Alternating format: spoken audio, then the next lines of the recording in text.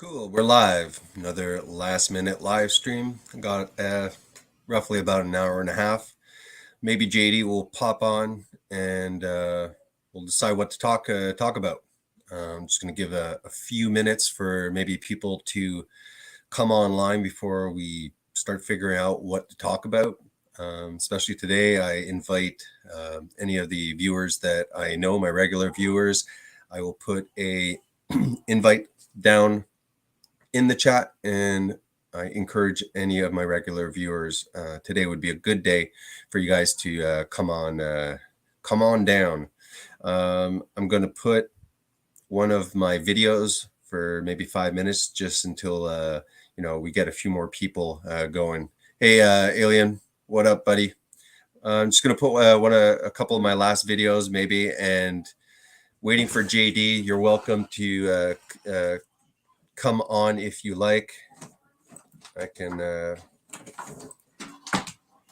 copy here. Just gonna play a brief video. Hey, Margaret. Hey, guys. I just put the link down below. I'll play like a little bit of my video for now, and I'll come back in about 5 minutes. Give some people time to come on board. Just getting over a cold. Damn thing lasted 2 weeks. Share screen. Let's see what I can do. I think we'll focus a little bit on veganism. Why not? Eating our way to destruction. Veganism. Put my latest one, the short one.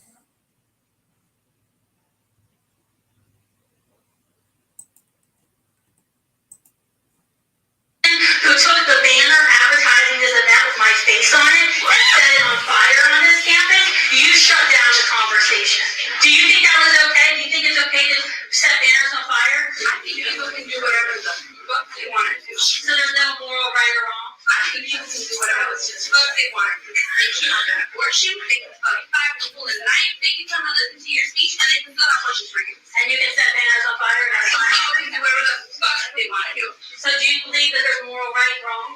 I can say it would be one more time for the people outside. Whatever the fuck they want to do.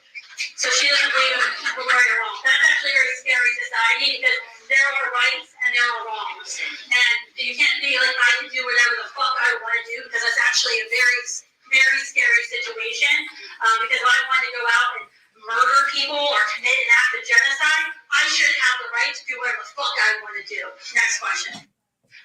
I'm a practicing pagan. Yep. I believe that I can do whatever I want. Yep. And I have the right to an abortion in my religion, and it's completely So in many free. states that have restrictive laws against abortion, the Temple of Satan is officially suing because they believe a woman should be able to sacrifice a child to abortion as part of the religious practice. So do you agree with the Church of Satan? Yeah, Church of Satan should be able to do whatever they want. It's Hail religion, Satan. religious freedom. I mean, I believe we're in a free country. I believe in religious freedom. Yeah. We're in America. God Yeah. bless America. We're in a free country. We should Wait, all be God bless made. me. I think you're pagan.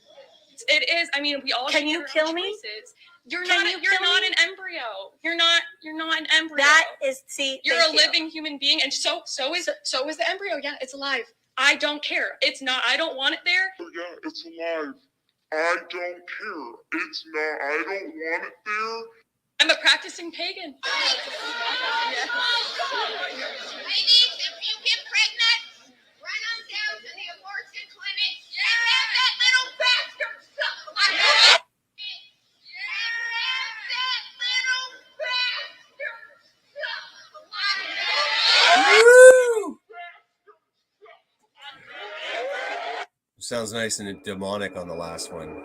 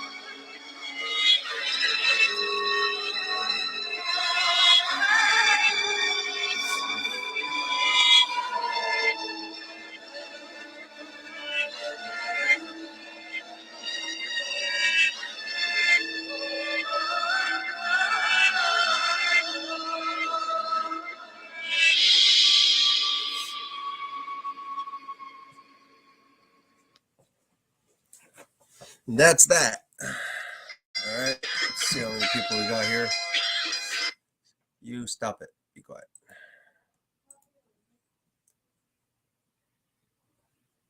Cancel. Screen sharing was canceled. Did that even screen share? What up, guys? So, any takers? Anybody want to come on and have a chat with me? Did I share screen, or was that whole thing like just a blank friggin' screen? I thought I shared it. Give me a sec.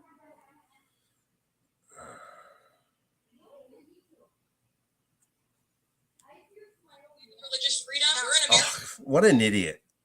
Literally played like 4 minutes where you're staring at me while I'm watching my own video. Typical. Very, very. Well, I'm glad you guys listened to the video. I mean, stupid. Yeah, so I think JD will show up soon. This is a little bit more Planned Parenthood. Let's just look at some video short here. Okay, please let it share this time. I think I did share it, but the damn thing, sometimes it doesn't share. Am I having the same problem as I usually do? Oh, that's why. Sometimes the StreamYard panel, I don't know, it just glitches. Yeah, it says can't share at the moment. Oh well. C'est la vie. All right, who do we got here? We got Alien, we got Margaret, we got Star Hunter. Hey man, nice to see you.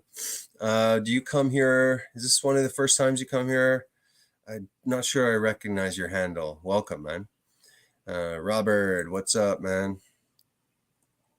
Robert, the subject. Not too sure about it. My wife has about an hour and a half of stuff to do, and that's usually when I just last minute really. Oh, I'm gonna go do a live stream. I have a article from Forbes on transhumanism. Can go over that.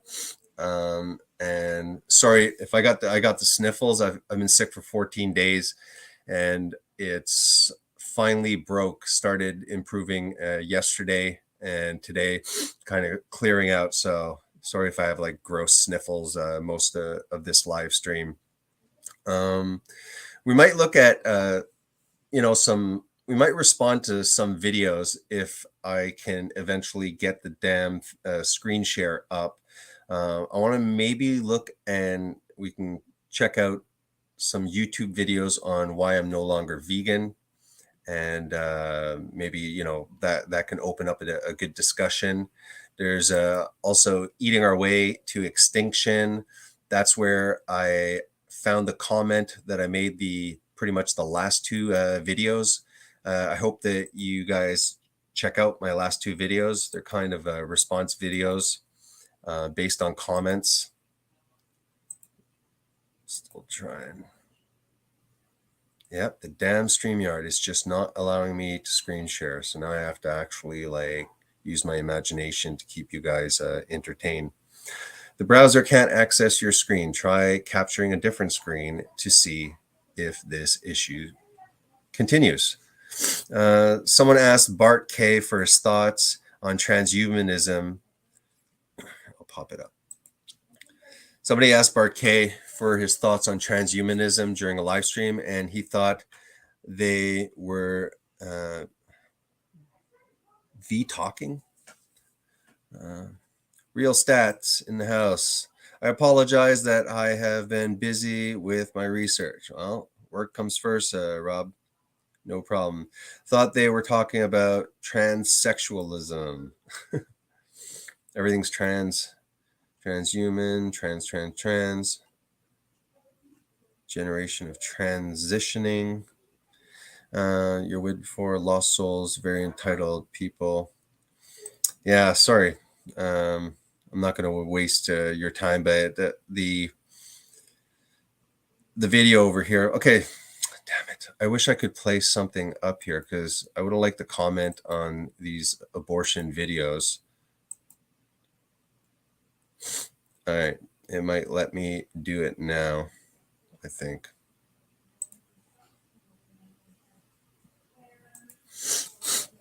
Yeah, it's disgusting. Sniffing the whole time I'm going to be here. Let's replay this 4-minute video, but we can stop in between. Just want to see. Who took the banner advertising this? You guys see it this time? Let me check on my phone.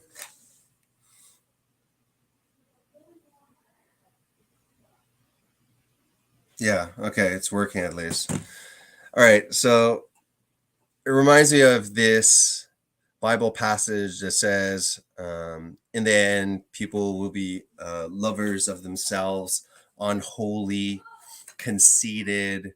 Just, I want you to see this lady is doing a lecture. She's a pro-lifer. I guess these are in universities.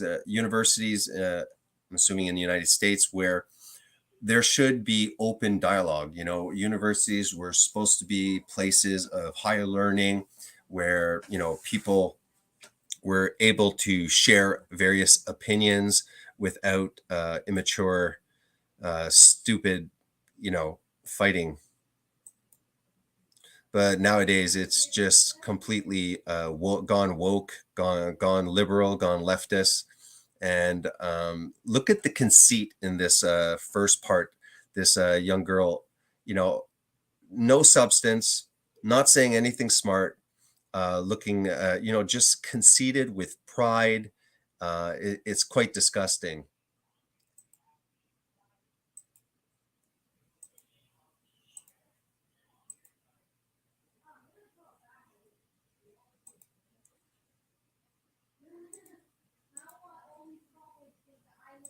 All right.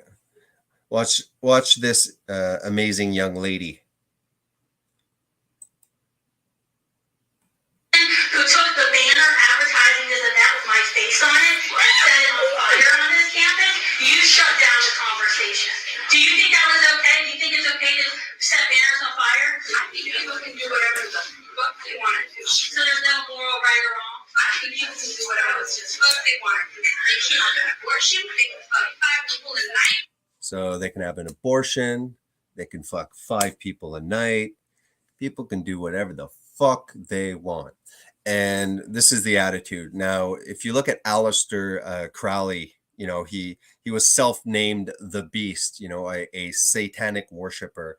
And, his phrase, and I think that's pretty much the golden rule of Satanism, is do what thy wilt.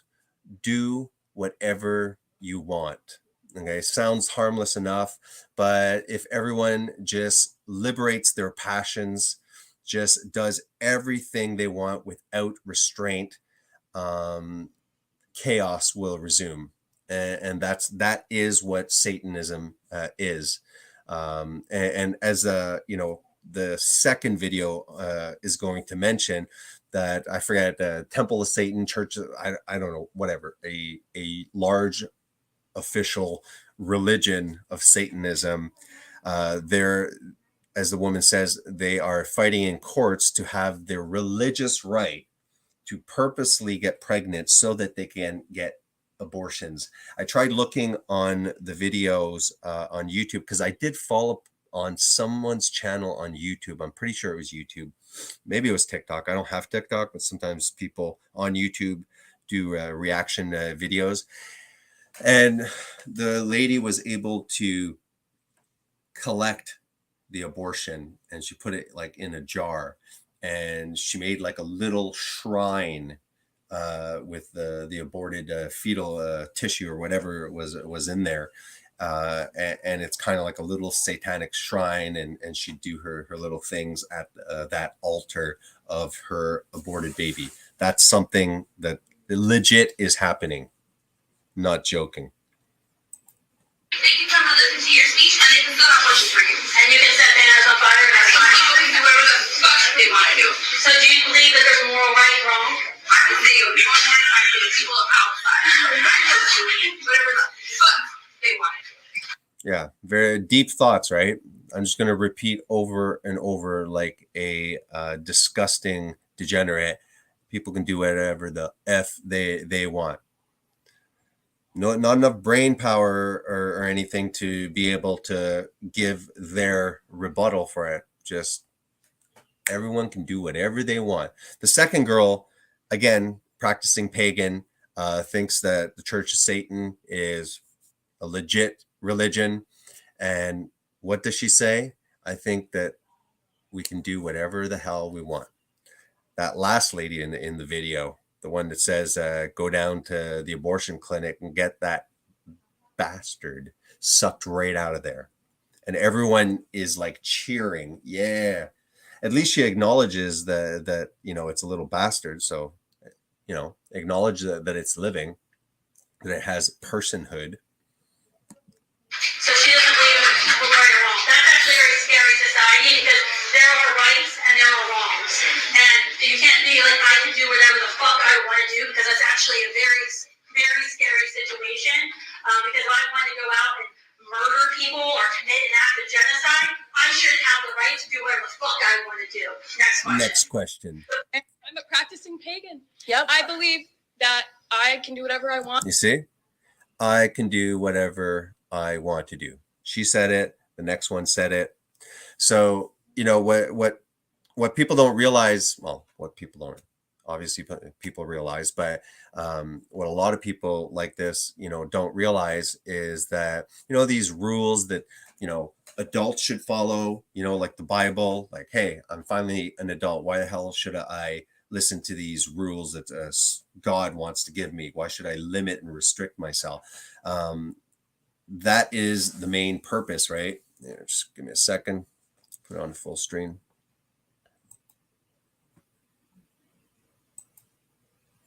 So when I was young, right, I always kind of believed in God, you know, like, I think there's a God out there. I wasn't Christian. And you know, I wanted to believe in God, and I also wanted to go out and party and have fun. So, you know, I was a really good kid, never got in trouble, you know, was never rude to my mom, really good at school. I was a good boy. And then when I, you know, hit my teens and stuff like that, I wanted to party, man. You know, like I just wanted to party every weekend.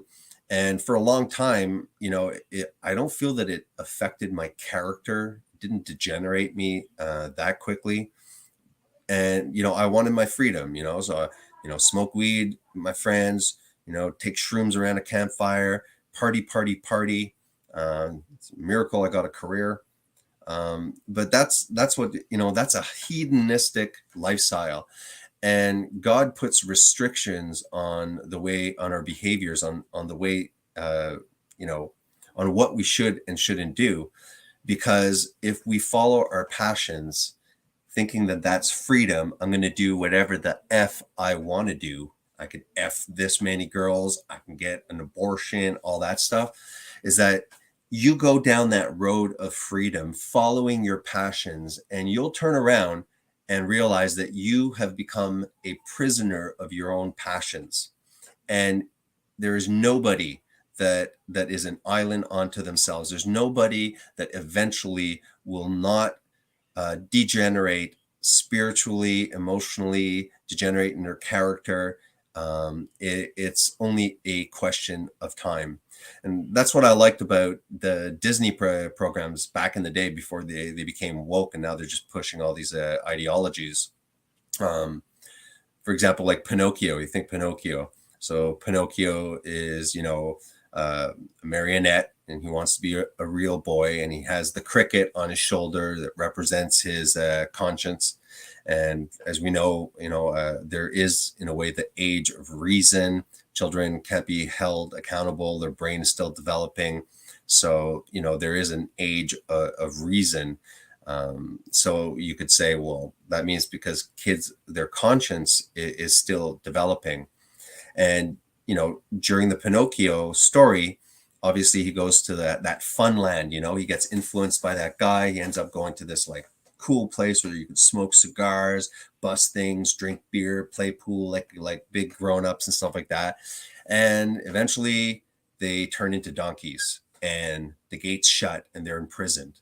And, you know, that was a great symbolic lesson. That was a Pinocchio is true. It was, you know, it spoke to a very profound truth.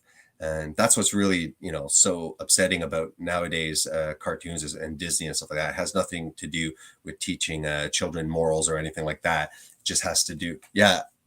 Thank you, Star. Island of Lost Boys. That's it. You know, so I experienced that. You know, the demons, and when you get caught into the hedonistic lifestyles and the addictions, it wears you down. You know, and I could honestly, you know,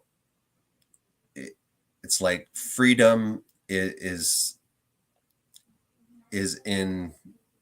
not in following your passions. It's not leading a hedonistic lifestyle. It'll be left empty.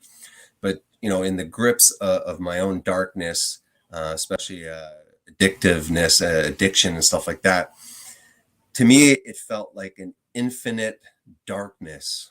And it was kind of a spirit, you know, the spirit of addiction that just like wipes over you. And that spirit of addiction, for me, it just seemed like hell, an inner hell. But I said to myself, well, you know, if this vibe exists, if this state of inner being exists, and it seems like it's infinitely dark and tormenting, well, there has to be an opposite state of mind to be reached, you know. So, you know, it's kind of like if ever the devil shows himself, well, it just means that God exists. All right, guys. So JD's here. I'll let him on. Hey, JD, what's up, man? Hey, Jason, how are you? How are you tonight? Good. I'm happy you came on. I just like decided last minute. I got about an hour and a half, maybe 2 hours if I'm lucky. My wife's busy, so I was like, "Oh, I'm going to jump on and do a live stream," but I had no idea what the heck I was going to talk about. So,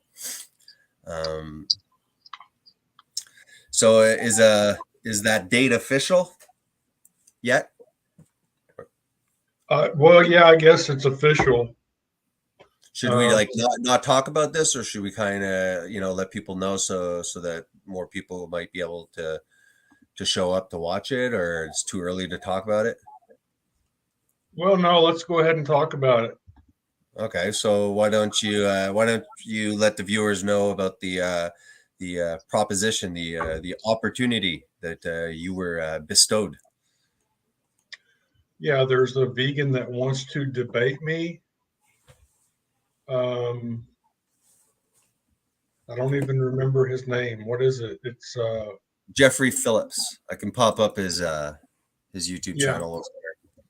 So continue while I pop it up. You can pretty much say how this went down. Well, Patrick over at what'd you call it? News. OTW News. Yeah.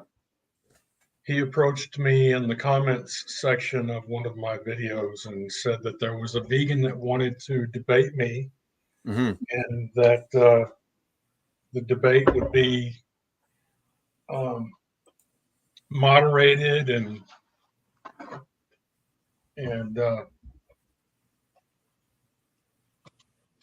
Z Warrior is going to apparently moderate it and host it. So it'll be on Z Warrior's channel. I think he's a great guy. I think that it'll be pretty fair. He has good character, so I think that you'll be in good hands. Yeah, I think. I'm trying to find this. Very well. Here you go. Let me share. Hey, Paul. There we go. Am I sharing? I'll share a screen. So this and this is kind of official now for Sunday. Yeah. Is there a time? There's no set time. There's not a time set yet. All right. You see this screen, guys? So that's him with the upside down American flag. Yeah. Here's some of this guy's content. Ready when you are. I'll just put video up here. Here's some of his videos. Michaela Peterson gets destroyed by a vegan. Yeah, okay. Oh, there's Freedom Growers up here. So it's kind of like I guess, part of the Awakened community gang. I mean, there's Freedom here. Is Freedom Grower a vegan? I don't know. Probably. He definitely doesn't look like raw food vegan. He looks more like junk food, maybe vegan. I don't know, though. He might not be vegan at all. I know that videos, and here's some lives. So this is the guy. He's not moderating. So it'll be Zetetic Warrior will be, to your knowledge, the moderator, and Jeffrey Phillips will be the person that will be debating you. Correct. All right. See, because I looked at here, vegan debates. So I was kind of like, because I wanted to see, like, okay, well, has this guy, had a lot of experience with debates and stuff like that. But I think, does he actually debate here? Because here, I think he in Vegan Destroys Bart. Some of the most. I think he's just commenting. I think this guy did a talk or something, and then Bart K kind of responded to what he was saying, refuting him, and then he watched both this, and then he makes additional comments on it. Yeah, I didn't. I did look at a little bit of that one, but I didn't get to watch the whole thing. Yeah, just the beginning of it. Ridiculous vegan ideologue, and I don't see that he's done very many debates. Then I don't think he has. You want to? No. He debated that kid. What is his name? The young kid that seems to be actually a carnivore, or Yo. Yes. I don't know. Wait a second. Yeah. Not this one.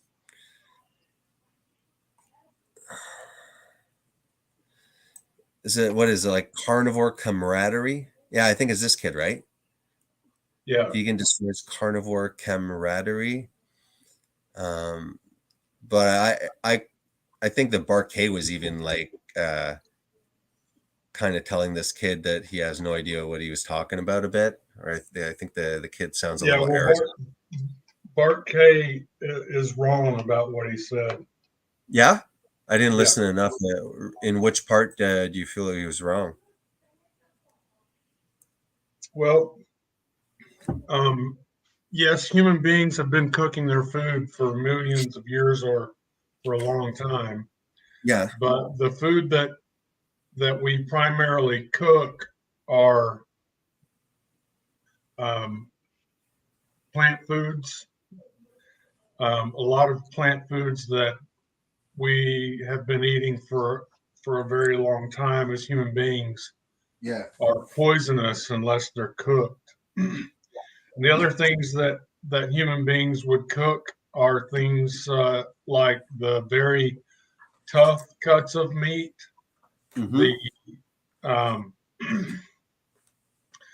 joints, like if you cook a bone, for instance, you can extract nutrients from it that you can't get otherwise. Now, Bart,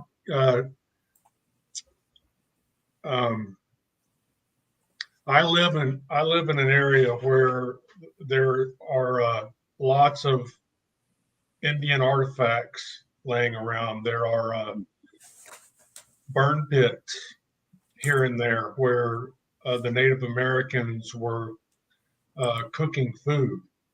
Mhm. And there's a science and a study of Native Americans or Paleolithic, Mhm. prehistoric man, hunter-gatherer human beings, and we do know something. We know a lot about their lifestyle. Mhm.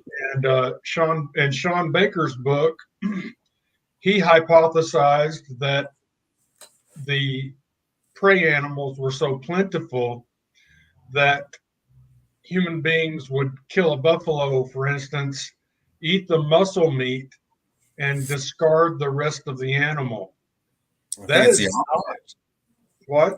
I would think it's the opposite. They would concentrate the humans on the organ meats and throw the muscle meat to the dogs or something, you know? I mean, Yeah, his version is not, it's not accurate. It doesn't match with the data that's been gathered.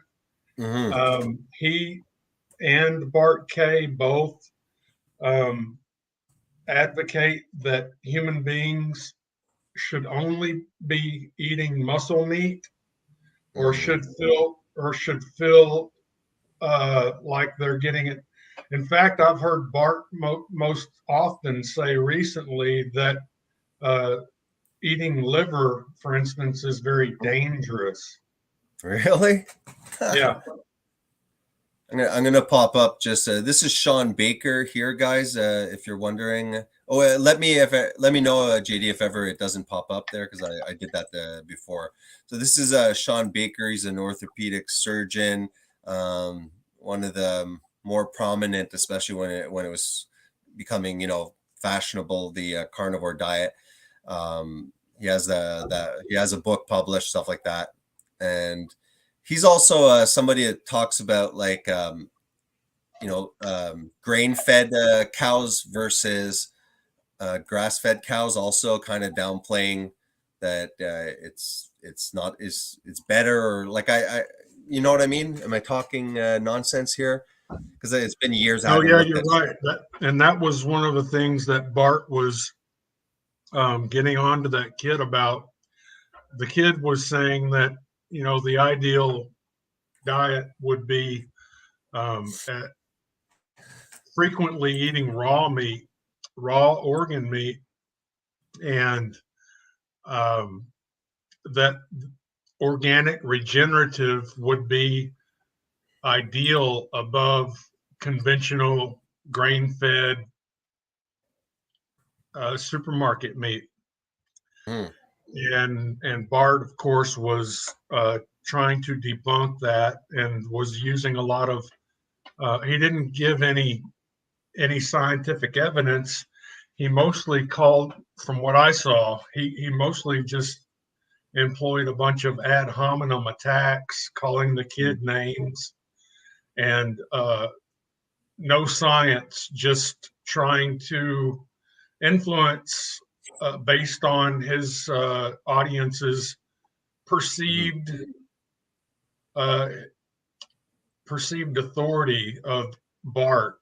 Of course, Yeah. I've read some of the studies that Bart was party to, and they certainly do not look very impressive to me. Mhm. Um, he spent his time, I know he bills himself as a professor, but he was actually a lecturist, and that's not the same thing as a professor. Mm. A Yeah, so like, professor. because he gives me the impression. I to be honest, I don't watch him much. I think like I know he puts on a show, like he does his little thing, and but yeah, he gave me the impression that he's peer reviewed, that he actually does nutrition science and stuff like that. That's the impression I got from him. So has he published in nutritional journals, or? Yeah, he's got some like I read the last one I can remember reading. It was a questionnaire, so this was self-reporting. You know, I don't really consider that. I consider that the least reliable of all scientific data. Yeah. For You sure. know, when it comes to, if there's one thing that people aren't very honest about with questionnaires, it's their eating habits. And so, Yeah, of course. there's a, you know, I actually, there was the National Cattlemen's Beef Association is controlled by corporations like McDonald's and JBS and Cargill and Tyson Foods and all of these meat companies that are positioning to abandon meat. Yeah. And they're spearheading the plant-based mock meat market. Yep. But meanwhile, they're controlling the National Cattlemen's Beef Association. So ironically, the National Cattlemen's Beef Association is working against the interest of American cattlemen. Nice. And this is a very well documented fact. Well, one of the things that the National Cattlemen's Beef Association has bought into is this idea that dietary cholesterol causes heart disease. And so they've actually funded studies to show that conventional grain-fed concentrated animal feedlot beef has lower cholesterol, and so therefore it would be better in that regard. And I did catch Sean Baker going around telling people that there was no evidence that grain-fed was any worse than grass-fed, or that grass-fed was any better than grain-fed. And then he would refer to these National Cattlemen's Beef Association studies, and he would always use this same script. And he would say, in fact, there were these studies a few years ago, and according to these studies, in some regards, the grain-fed was a little bit better than the grass. And I tracked down the studies that he was referring to, realized that they were funded by the National Cattlemen's Beef Association. And then I went through his videos and pulled out the clips where he was going through his script, and he would pretend like he was thinking back of, I think there were some studies. Yeah, there were some studies that compared grain-fed and grass-fed, and turned out the grain-fed turned out a little bit better. And he kept using the same script with different audiences. And it was always like, it seems like there was some studies. Yeah, it seems like I recall there were studies that compared grain-fed and grass-fed. And if I remember correctly, the grain-fed turned out a little bit better. Then you hear it again and again. Yeah, and then he'd do it again and again and again. So I put these clips, and there were like 12 of them together, and put a video. You know, and ever since that, Bart and I have not been on good terms, because Bart had him on, and they talked about me and how I had brought up the fact that he was quoting these studies. In fact, I went on Bart's channel, and he and I went together through those studies and debunked the studies. He was at least honest enough to debunk those studies with me, but he would not agree with me that Sean Baker was basically following a script. You know, it looks to me like Sean Baker is following a script that's been written by the National Cattlemen's Beef Association. Because he has a lot of influence. We know the vegans, some of them are approached by anonymous donors, you know, especially the vegan activists channels and stuff like that. And who knows the amount of money that they're being, given I think even Joey Carbstrong's probably getting, you know, funded and stuff like that. I mean, I don't see how any of these activists can spend so much time doing activist stuff and then just when do they work? I mean, obviously these are their full-time jobs, you know. They're getting Well, yeah, funded. I mean, it's funny because I think here in the United States there was a poll, and they asked teenagers, you know, what do you want to be when you grow up? And something like 87% of the respondent teenagers answered that they wanted to grow up to be social media influencers, professional social media influencers. And it's funny because if you insinuate that someone is a professional social media influencer, which is a well-documented profession, people will call you a conspiracy theorist. You know, just because you're referring to a profession that actually is proven to exist. You can even get online and find, you know, there's websites that rank social media influencers so that corporations can decide who they want to hire, you know, and they have something called stealth marketing, stealth advertising, where, you know, they do it with television as well. I mean, I've even pulled out clips from Little House on the Prairie where this was back in the, you know, late 1700s, early 1800s. And back in those days, I think a family, your average family of four was going through like 1.5 pounds of sugar annually, every year. Let's watch out and be alive. Oh, looks good. I just got started. Sorry, man. The kid just cut his hair. Yeah, for the first time in 4 years. Now you look like your brother. Yeah. Now you look like Josiah. Now Josiah looks like you. Eh? Yeah, sure. Josiah cut his hair like me. So I stole now his you cut his hair. Yeah, too many people were calling him a girl with his long hair. And I couldn't handle them misgendering me. Don't get me in trouble. No, come and tell you a story. There was this Tom Oh yeah, boy so it's girl, like yeah. a pretty girl. She's Oh, like get a in bit here. more. She's more like my mom, where she's not like all into herself, and she was pretty. And like my buddy tried to introduce me to her, and she's like, "Is that a girl?" I was like, "No." That was enough motivation for him to be like, Screw "All right, it. I'm cutting my long hair." Yeah. Yeah. And the lady at Deafnar said, "Oh, your daughter's beautiful." Your daughter's beautiful. I was like, No, one of them thought you were my wife. I was drive to the general store, you know, and like, you know, it was like you know, totally out like mouth open. So I went in to get something, and a woman comes in to go and basically said like in French, like, "Wow, your wife's really knocked out," and I'm like, "It's my son," you know. But he wasn't fazed by that. But when a girl that he was like, "Oh, she's cute," you know, and she's like, "You want to be my best friend, my best?" Like, yeah. So, anyways, your hair looks good. You look older.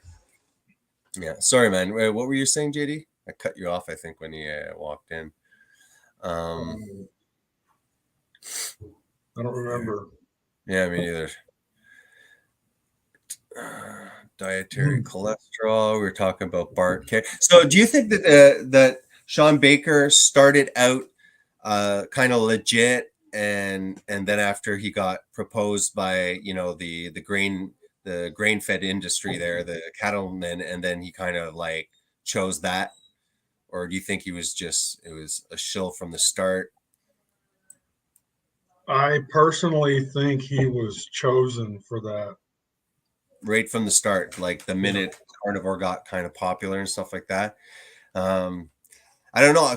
I haven't followed this for I think when the whole COVID thing happened. So that's like almost 3 years now. So I haven't looked at any of these guys in 3 years, but I'm seeing people banging Paul Saladino. So it's like it's kind of like the vegan community. They all just started like eating each other. They all just started getting probably like religious about it and starting to form, fractions and stuff like that. Like, what's up with Saladino? Is now that he's not talking with Sean or something, or you're not following this either? I haven't followed it in a while, but I think what's going on is that Paul Saladino is actually, I don't know that he's controlled, but I suspect that he might be. But he is, I believe, probably the last time I checked, because they can change. Yeah. Last time I checked, he was the one that was telling the closest to the truth. I know when he went on that show, The Doctors, did you see that one? Yeah, well, I do have a faint memory of seeing him go on there. Yeah. Those kind of shows are horrible. You can't go on that because these things they might do the show and videotape like 2 hours of it. But they only host, let's say, 30 minutes, and they can decide what to chop up and stuff like that. But I mean, he went in there like, the black sheep for sure. Like the whole panel, everyone was against him on that. Then I heard he started adding honey, and then like all of the carnivore Nazis were like, "Oh my God, that's like sacrilegious." I think one guy that I think is good and in it for the right reasons, at least initially, was Ken Berry. Do you remember him? The doctor. Yeah. I think he's still going strong with just the diet videos. I know he lost a lot of weight when he started it. Yeah, my opinion of him is that he's working for the same people that Sean Baker is working for, and I think that we've probably all been. I think that Sean and Barry and Kay are all three working for the same entity. Mm-hmm. That's my opinion. There's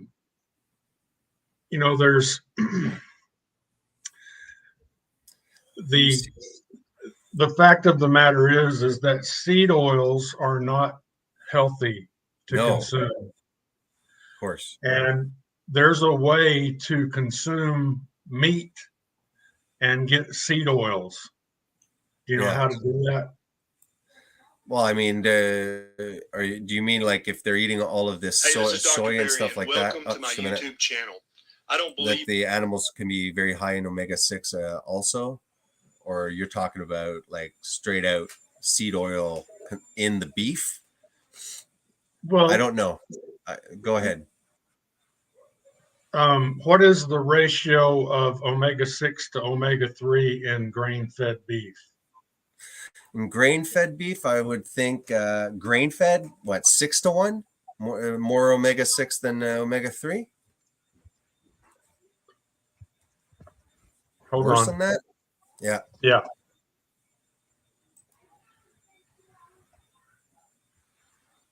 Wouldn't like grass-fed be 4-to-1 or no? It's even It's 2-to-1 in grass-fed. Oh, nice. Okay. In fact, in some it's 1-to-1. It's 1-to-2-to-1, which is right there in the sweet spot. Okay. The grain-fed beef has a ratio of 9-to-1. 9 omega-6s for every 1 3. Mm-hmm. Yeah. So those 6s are coming from the grains that they eat. Yeah. And that is a hidden source of seed oil. Yeah. And we know that once you move above a 4-to-1 ratio, then you start getting excess inflammation. Yeah. The Western diets are on average 20-to-1. Mm-hmm. And so when your ideal target is 4-to-1 or less, and you're consuming grain-fed beef, which is 9-to-1, then that's actually going to be moving you in the wrong direction. I think the statistic, and this is a while back, I'm sure it's more now, but literally 10% of the calories consumed is 10% of our food. Typical in the West is, maybe even other places, is soybean. That's like, 1/10 of what you're consuming is just oil, and it might be even higher, but at this point. And also, when you're talking about ratios like 20 and stuff like that, probably even at 10-1, and I'm sure it gets worse and worse, is not only it's that the omega-3 also that's present is getting antagonized. So it's like it's a competitive antagonist, meaning that if there's way too much omega-6, even the omega-3 that's trying to enter into the cells because, there's too much 6. So even the 3 that you are eating might not even get absorbed because of the amount of the omega-6 that can happen. There's that study about the LDL, that has omega-6 in its structure, will oxidize and become easily pathological compared to an LDL that has omega-3 inside, of its components, is more resistant to oxidation. So now you probably know this. I'm guessing here, but when they're talking about essential fat, essential fats, the 6s and the 3s, are they essential because they're not used primarily for energy? They're used for structures in the body. Is that, like when we're consuming the 6, you would think like people, well, what if I'm keto, or let's say, I'm keto, so I'm burning fat. I'm using the fat that I'm eating. The 6 and 3 are not going to be used very much for fuel, right? It would, because they're being used as structures. I mean, all of these lipid membranes over things. This is why a 6 and 3. Is that correct? That's, not just in structural uses, but also processes, cellular processes that are going on. Wow. But there's 2 types of omega-3s. You've got there's 3 types of omega-3s. You've got the ALA, and the ALA does not have any function in human biology. The plant. Right. That's the plant-based omega-3. It can only be used as fuel. There's no other purpose for it. It can be converted at a rate of about 3% or less. Yeah. So very, very, very, very little of it can be converted into what we call essential omega-3s. I'm going to pop up the study. EPAs. I'll pop up the study. Tell me if you're about to see this study. You see it? Can adults adequately convert alpha linolenic acid? So if you look, I'm going to highlight here for the viewers, especially this section here. I'll read it out. More specifically, most studies in humans have shown that whereas a certain, though restricted, conversion of high doses of ALA to EPA occurs, conversion to DHA is severely restricted. The use of ALA labeled with radioisotopes suggested that with a background diet high in saturated fats. Okay, so the percentages that I'm about to say coming up, these are the percentages if you consume this with a diet high in saturated fat.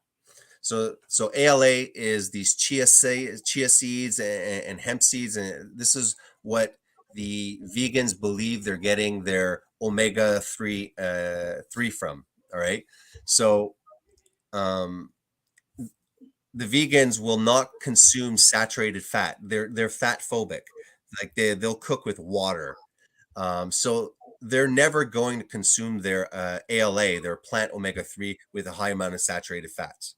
So the percentages will be further reduced, as you'll see. So ALA labeled with radioisotopes suggested that with a background diet high in saturated fat, conversion to long chain metabolites is approximately 6% for EPA and 3.8% for DHA. Now, when you're consuming animal food, the omega-3 is directly, it's EPA or DHA. You don't need to convert your omega-3s found in animal food. They're in that form. This conversion only occurs with the plant form. And as you can see, whatever amount of ALA that you're consuming those chia seeds, thinking that you're getting all those, omega-3s, it's only 6%. All right. And then 3.8% with DHA. With a diet rich in polyunsaturated omega-6 fatty acids. So the only fats that the vegans are going to get, maybe besides avocado, maybe coconut oil, the majority of it will be seed oils, especially the fact that they're eating a lot of imitation and processed, a lot of breads, a lot of crackers and things like that. These are all high amounts of omega-6. So we know that a vegan will have one. There won't be a lot of saturated fats in their diet. They will definitely always have a very high ratio of omega-6 to omega-3. So with a diet rich in omega-6, conversions further reduced about 40 to 50%. So the EPA there, that's 6% now, is about 3%. And the 3.8% is 1.7 or 1.8 or something. Yeah, so restricted conversion to DHA may be critical since evidence has been increasing that these long chain metabolites, they have immune functions, etc., in the brain, retina, and anyways, we get sperm. So here's another reason why, a multifaceted reason why our testosterone's dropping, our sperm counts, fertility rates are dropping. They can all have an issue. Anyways, I just wanted to show this because this is the kind of stuff. This is the thing with the debate. If you don't have this capacity, this kind of debate would be so much better because you pretty much know what you're going to go through. I mean, there's only certain amount of things that can be talked about. You're quite capable. You've been around the town long enough for you to have everything that you're about to cite, which you end up doing in your videos. You pop them up to have like all of these opened up. So as you're talking, you're able to talk about the issue of alpha linoleic acid. I would go from the premise of if we were able to get every nutrient that is essential at adequate levels to truly thrive, to optimize nutritionally, then I would say yeah, okay, I can buy that, if you can get it this way, why would you, harm an animal? Why would an animal have to die? But it's just like that. The fact is there's tons of stuff missing. There's literally no D3, it's D2, as you know. Vitamin K1 is only available in plants unless you get like that natto fermented soybean, which is probably created by the bacteria, not the plant itself. All of these nutrients. If you go from that premise, it's like, well, is it fair for us to be malnourished, to not have optimized nutrition in the mother, in the previous generation? I mean, older cultures and stuff like that, Wise Traditions talks about it and stuff like that. The tribes had very specific diets. It's like they almost knew, science wasn't there, but they knew to space out pregnancies. They just instinctually knew what was most nutritious and most important. And the most important, it's anti-human in my opinion. And it makes a weak generation, right? Nutritional deficiencies, multi-generational now. We're going easily 2 generations of very malnourished populations.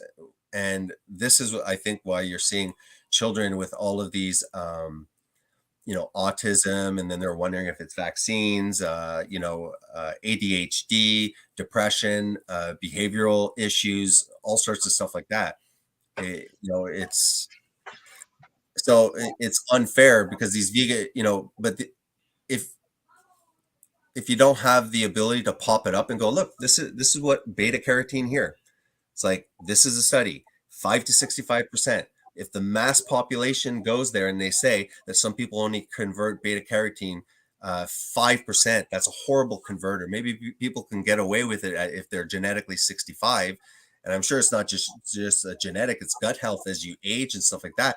Like that will cause mass vitamin A deficiencies.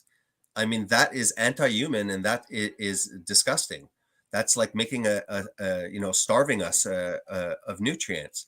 And vegans never talk. You always hear this B12 thing, but it's like, okay, like, look, if you want to be an honest vegan, you better let vegans know that you're doing it for the animals, and that maybe there should be things for vegans being tested at how well they convert vitamin A. Because if they're going to take a vitamin A supplement, it's still beta carotene in there.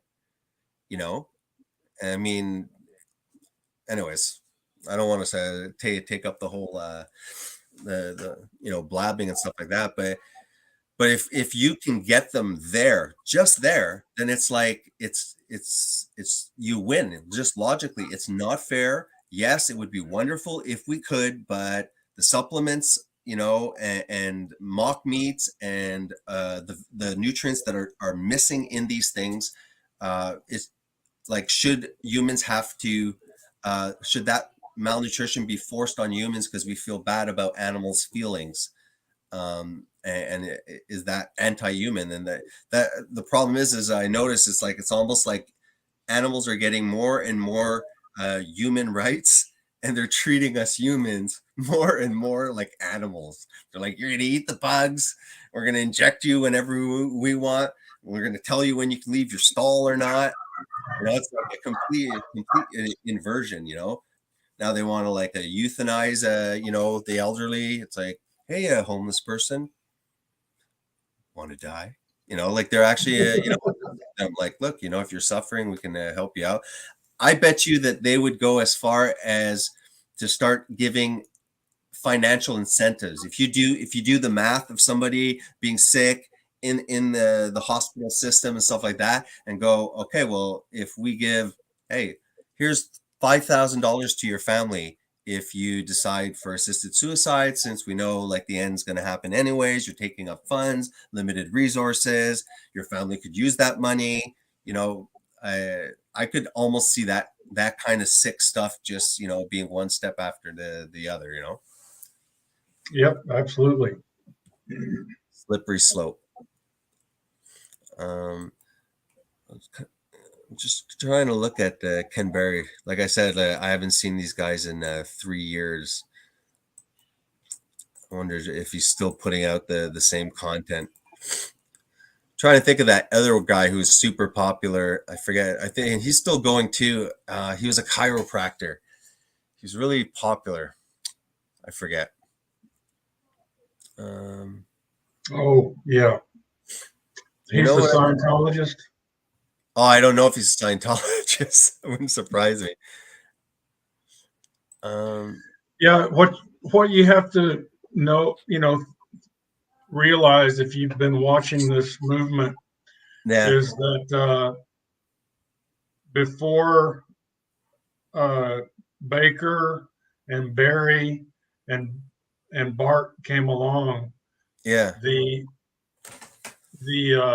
carnivore community was very much focused on regenerative agriculture, grass-fed, grass-finished beef, nose to tail, eating liver and other organ meats. And once those three individuals moved into the picture, they steered everyone back to conventional beef and kind of poo-pooed the idea of eating beef liver. You know, the thing, here's what I'll say about beef liver real quick, is that the vitamin A toxicity has not been proven at all. That is in my opinion, that is a that is misinformation. It's disinformation. Yeah. They try to blame it on, or they'll try to refer to some Arctic explorers from 120 years ago. Mhm. And I've looked at that, and no one that has hypothesized that that was from eating polar bear liver Mhm. and was the result of a vitamin A toxicity. None of those individuals were able to actually inspect the human remains. No one knows the whole story. They're just guessing. And in my mind, this is actually a manufactured BS story that's meant to scare people away from eating beef liver. Because why would you want to, if you were the pharmaceutical industry, for example, why would you want to prevent people from consuming beef liver? Well, for one, it's got gargantuan amounts of vitamin B12, and it's got the human bioactive methylcobalamin. So it's wonderful when it comes to a vitamin B12 source. Another thing is that, how much we know, and I'll agree with Bart on this, that on a low carb diet or a keto diet, the amount of vitamin C necessary is going to be reduced. But if you're eating a zero vitamin C diet, then that's not a good thing. You need some vitamin C, and ground beef, for instance, has per 100 grams 0 milligrams of vitamin C. Beef liver, on the other hand, has 23.6 milligrams of vitamin C. And so you've got a bunch of these mainstream carnivores that are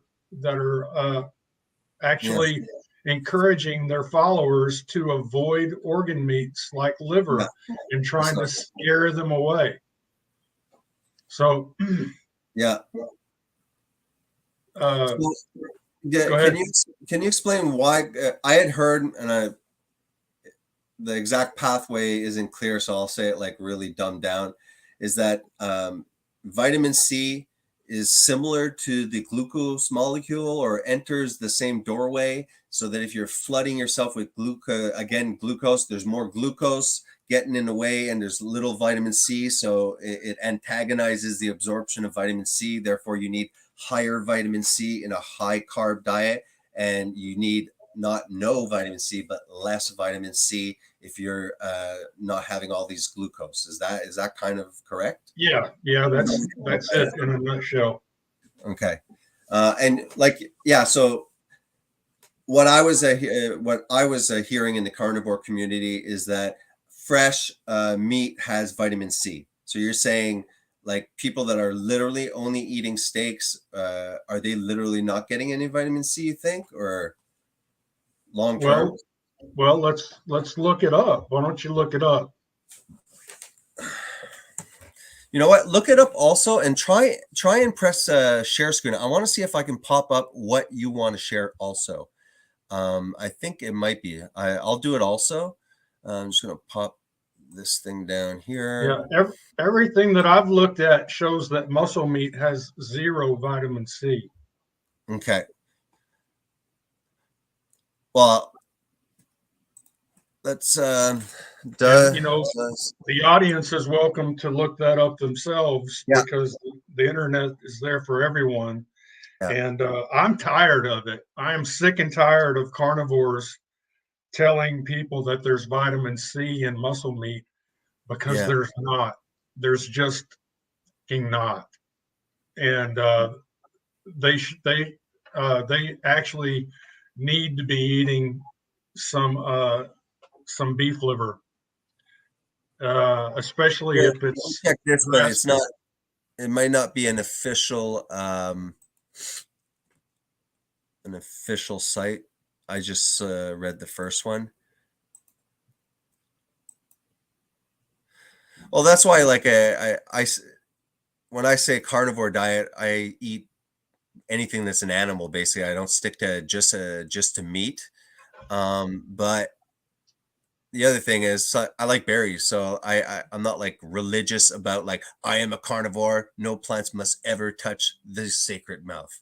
It's not like that. It's just like, you know, once in a while my wife makes Caesar salad. I'll eat Caesar salad, and I like berries here and there. So I definitely like. I'm not obsessed about like staying keto. I have lost a 10 pounds now in a month because I went back now to eating consistently. So I'm gonna shave my beard soon. I told my Well, wife, you she's know- like, when are you shaving your damn beard? I'm like, when I get my jawline back.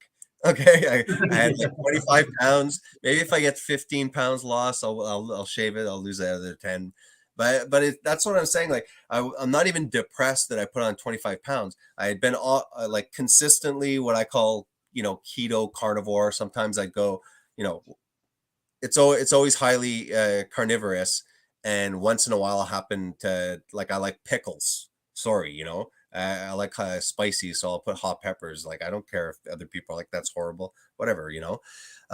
So I don't say I'm carnivore. I kind of say like keto carnivore, but um, I do pop out of ketosis. I mean, you know, I eat berries here. I'm not like, oh, I have to be at 20 grams. I eat ketogenically, I could say, kind of thing. I'm not obsessed with like you must stay in ketosis. But when I let off for 8 months, then 6 months ago I got serious and I went completely carnivore. But I was kind of hacking it because I said to myself, if I constrict completely the carbs, but I'm eating lean steaks, then now I'm not supplying much fat either. So that's going to like turbocharge the weight loss. But it's obviously you're not getting the nutrients that you need. It's just kind of like, you know, playing with the biochemistry of it, going like, oh, I know I could do that short term and just kind of get a few more extra pounds in the next week off just because I'm skimping on the fat too, you know. But like that's not a healthy way. You can't just consume high amounts of like lean protein and be skimping on carbs. What do they call that usually? Like rabbit fever or something like that? When people rabbit starvation. Fever. Yeah, sorry. I'm the one getting over fever. Yeah, starvation. I guess it's like when people couldn't get fat animals, like they were just eating lean stuff. I don't know what happens with that. Like I've heard of it, but I don't even know the symptoms that people would get if they're just consuming protein and eventually maybe I could pop it up. I was supposed to pop something else. Oh, here.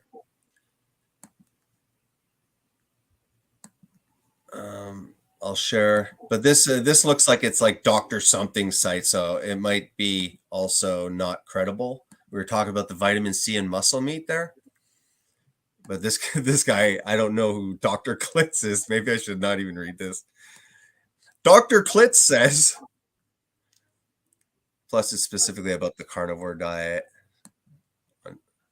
Getting enough vitamin C. You can see this screen, or am I just talking to myself again? I can see it. Okay, good. Getting enough vitamin C on a carnivore diet is one of the most persistent concerns of people interested in this all meat way of life. However, this concern is based on a mainstream dietary fallacy. I want some citations on what they're saying, though. A mainstream dietary fallacy that meat contains no vitamin C. In fact, when eating a carnivore diet of at least 2.5 pounds or 1,000 grams of fresh muscle meat alone, you will exceed the amount of vitamin C you need to prevent scurvy, vitamin C deficiency. I wonder if they're going to have citations for it, though. You can also increase your vitamin C intake on a carnivore diet with addition of organ meats and seafood. Let's take a closer look, blah, blah, blah. It explains the role of vitamin C. Why do people go carnivore in the first place? If you're new to carnivore, you might be asking why people practice an all meat carnivore diet in the first place. Here's a brief rundown of the benefits. Eating only meat virtually eliminates carbohydrates, which puts your body into ketosis.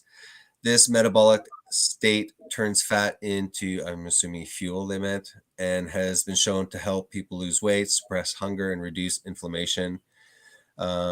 protects the glycocalyx, I don't know how to pronounce that, a delicate membrane that surrounds all of the cells in your body and is damaged by excessive carbohydrate consumption. At least they have citations here, so that would be cool stuff. We could at least these. If you click this, it'll go to the PubMed. Consuming more fat and reducing fiber can increase testosterone and reduce estrogen. Studies on healthy men showed that consuming more fat and less fiber increased testosterone by 13%, decreased estrogen 12 to 28%, elevated testosterone levels in turn help your body shed fat and increase muscle. Okay, how long is this stuff?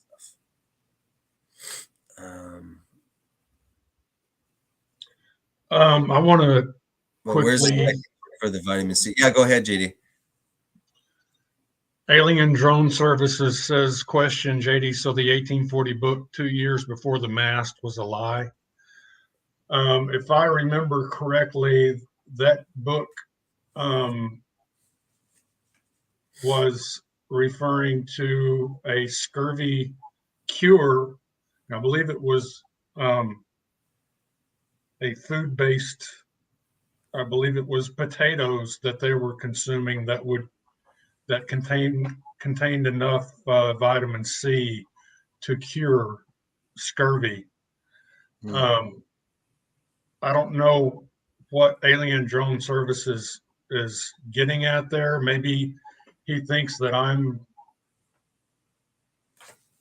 against plant-sourced vitamin C. I'm not against plant-sourced vitamin C. Where's the comment? I'm just gonna pop it up. How about the book Sacred Cow? Is that comment after? It's at 8:22 p.m., I believe. Oh, Jesus. Okay. 8:22. Oh, it might be 9:22 for me. Okay, yeah. Yeah. I'm like, man, that's really far back. There's a lot of stuff we have to come back and answer too. There's a lot of people actually ask some questions, so we can go back. I just want to, is this the one here? How about the book? And then there's another one. Well, no, I'll speak to that. I'll speak to that one real quick. And that is that everyone, all of those influencers out there who are saying that there's no nutritional difference between grass-fed and grain-fed beef, that's absolutely false. We know for a fact that grass-fed beef has got an omega-6 to 3 ratio of 1-to-1 or 2-to-1. And grain-fed beef is up there somewhere between 9-1, 12-1. And we know that omega-6s are inflammatory. So omega-6s don't stop being inflammatory just because you put it in beef. And to suggest that omega-6s are not inflammatory because they're in meat, there's no scientific evidence of that whatsoever. And so in this case, Rob Wolf is mistaken at best, a paid influencer at worst, along with some other carnivore influencers who are encouraging people to pass up grass-fed beef and opt for grain-fed beef when the evidence is not there that grain-fed beef is just as good. Well, these studies haven't been done that proves that grain-fed beef is worse than, who's going to fund that? Who's going to fund that? What about vitamin-wise? The grain industry, the pharmaceutical industry is going to fund that. The National Cattlemen's Beef Association that's in bed with the corn industry, they're going to fund that. No, the fact of the matter is that no one that's got any power is going to be funding a plethora of studies that will reveal the fact that grass-fed beef is head and shoulders above grain-fed beef. I'm tired. I'm sick and tired of people pushing the grain-fed beef lie. That is a lie, and it's hurting people. It's harming people, and I know it's what some people want to hear, because they want to take that extra money and spend it on other luxuries that they want to spend it on. McDonald's or some kind of fast food, or maybe they've got a new TV that they want to buy, or maybe they want to go get a new polo shirt, or they, whatever luxury item that they're passing up grass-fed beef so that they can spend this extra money on, these luxury items that they think that they've got to have. It's total BS. And the people that are pushing this lie that grain-fed beef is just as good or better than grass-fed beef, these people are at best mistaken. But I don't expect that most of them are mistaken. I think they're straight up lying. That's my opinion. They're liars, and they're being paid to lie. That's my opinion. Well, I mean, it just makes sense. Like the cow that's grass-fed is literally eating what it is made and supposed to eat. Cows are not supposed to eat all of these whatever grain and stuff like that they're being fed. So it just makes sense that feeding them that, because I guess it makes them fatter and stuff like that. But like in Canada, I think the issue is I know that they're grass-fed somewhat if they're down in Alberta, but we definitely have the winter seasons too. Is there some that are just fattened up? Because I think that happens in Canada, that there's like a before they go to slaughter, there's a period where they're getting that kind of stuff. Is there a difference between, let's say, what Canada does, or some are just fed from the very start? Like that's the whole damn diet? Because like I don't know about the quality of the Canadian beef. I've been like looking up a little bit. What's hard here is that we can go to a local places here that are farmers that have the grass fed, and like you have to buy the whole cow or you split it with the family and stuff like that, and then where you're getting it from. So we have some spots, but let's say if you don't have that connection, you're not doing that. None of the beef is labeled really where it comes from. I don't know if it's like it doesn't even say where it's coming from. There's no proof on the label that it's Canadian beef either for a large part. And I think that they're allowed to do that and get meat from everywhere and anywhere. Who knows? I have no clue. Yeah, I'm not an expert on Canadian beef, but yeah, I've been looking into it there. Like I don't know. I'll have to look deeper into it or try and talk, but definitely there's no label like grass fed like anywhere unless you're going directly and like, oh, that farmer, he'll slaughter the cow for you and sell you all like already cut up, like all the different slices and stuff like that. But it can be I just need to tell Alien Drone Services that go ahead. That you need to go back and read that book again. They were eating meat and potatoes. People they probably heard that from Sean Baker, and then they it's a cult of personality. So their cult leader told them this, and the cult leader was either didn't know what they were talking about or was paid to mislead. Who knows? But the fact of the matter is go back and read 2 years before the mast, and you'll see that they were eating potatoes. Mm.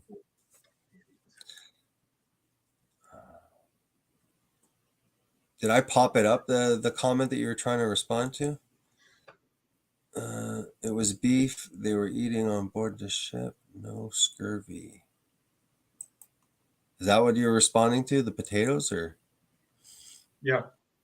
Let me go up. Margaret, first, initially, when we were talking about, the cattle association that are like in bed against the grass-fed farmers.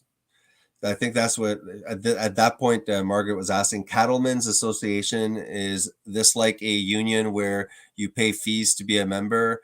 If so, then that's false pretenses to undermine the farmers, or explain the whole issue, how they're screwing the beef industry. Because I guess the farmers raise the beef, they bring them to these middlemen, and obviously the farmer wants to make a profit somewhat, and then they'll sell it to the stores and make another profit. But they're kind of screwing you guys where it's not even worth doing the beef because there's no profit. Like they're giving you the money that it's costing you to bring it to market. Is that kind of it? Yeah, it's similar to people who aren't in the industry, like what the hell's happening, really, like what's Well, Yeah, go it's similar to what's happening with the egg industry right now.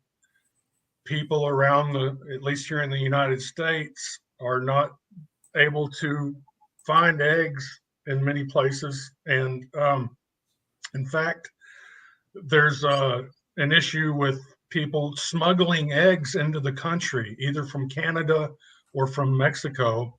Mhm. And if you get caught smuggling eggs in from Canada, you'll get at the very least, you get a $10,000 fine. And what's happening there is a couple of things. One is they're screaming bird flu, right? And instead of finding the chicken that's got the bird flu, because it's usually like one chicken out of a million that's got the bird flu or tests positive for the bird Cull flu. them all, right? Yeah, instead of taking that chicken and removing it, then what they're doing is they're saying, okay, let's kill the whole million. And then let's go find another chicken and let's kill the million that it's associated with. And then let's go, because it's better that we engineer a famine than if we let a chicken get the flu, right? It's better to engineer a human famine than it is to let some birds die from the flu. And go through the process of finding which ones of these. In fact, why don't you just apply some chlorine dioxide and then watch the flu disappear? So they don't want to do anything that traditionally it's not like all of a sudden they want to destroy all industry and all that. Viruses are not brand new. These viruses have been around forever. And so now all of a sudden they're acting like, oh my God, we found out that there's this thing called a virus. Yeah. We've got to shut the world down and shut down all food production. That will save us. The only thing to save us is starvation. That'll save us. And so, the eggs are not making it to the market because I saw a video on that. Everything that's going on, you've got the feed costs for chicken have gone way up. And so the people that are growing eggs are the ones that are paying this extra money for the chicken feed. And then they go and try to sell that to the distributor or the retail distributor. And the retail distributor is going to pay them what they've been paying them. Yeah. They don't want to pay the farmer enough money so that they can do a little bit better than breaking even. How is that even legal? But then they're going to turn around and sell the eggs at a historical high, so that the people who are going to the grocery store either don't have eggs on the shelf or are paying a all-time high for eggs that the distributor paid the farmer exactly what they've been paying them for the last 50 years. How's that legal? It's not. We've marketing laws, we've been trying to break up these monopolies forever, and of course the egg issue is brand new, but the beef industry we've been attacked for the last 50 years. They've been destroying the local cattlemen by doing that same thing, by consolidating the JBS, all the meat packers, JBS, Carlisle or Cargill, Tyson Foods, McDonald's. They collaborate, which is illegal. They collaborate and they decide what they're going to pay because they don't want competition. They don't want one company coming in and say, hey, I'll pay you more than McDonald's does for your beef. So they all decide on a ceiling of how much they'll pay. And then all the cattlemen are sitting there. Why can't I at least break even? I'm losing money on my beef. Because what they want to do is they want to put the beef industry out of business. Yeah. And the National Cattlemen's Beef Association, which is supposed to be like a union that represents the American cattlemen, what they do is they tax us $1 on every head of cattle sold, so that they end up getting like $50 million a year from $1 at a time. If I sell a head of cattle, then $1 of that goes to the National Cattlemen's Beef Association. they take that money and they campaign against regenerative agriculture. They campaign against American cattlemen. We've got this issue where they're putting made in the USA stickers on beef that was imported from Australia or Brazil or Nicaragua. You've got all this foreign beef coming in and they're slapping a made in the USA sticker on it. And that's the National Cattlemen's Beef Association that's making that happen. They're intentionally screwing the American cattlemen, trying to put us out of business because they're positioning themselves to be just in the plant-based mock meat business. They don't want to be in the meat business anymore. And that's the problem. Like even with the video I did yesterday, you know, and it's like that it got me triggered. I responded to one of the comments and I said, if you go back in my video, you'll see when I said triggered, I said, what triggers me is not that there's vegans. What do I care? They'll do that.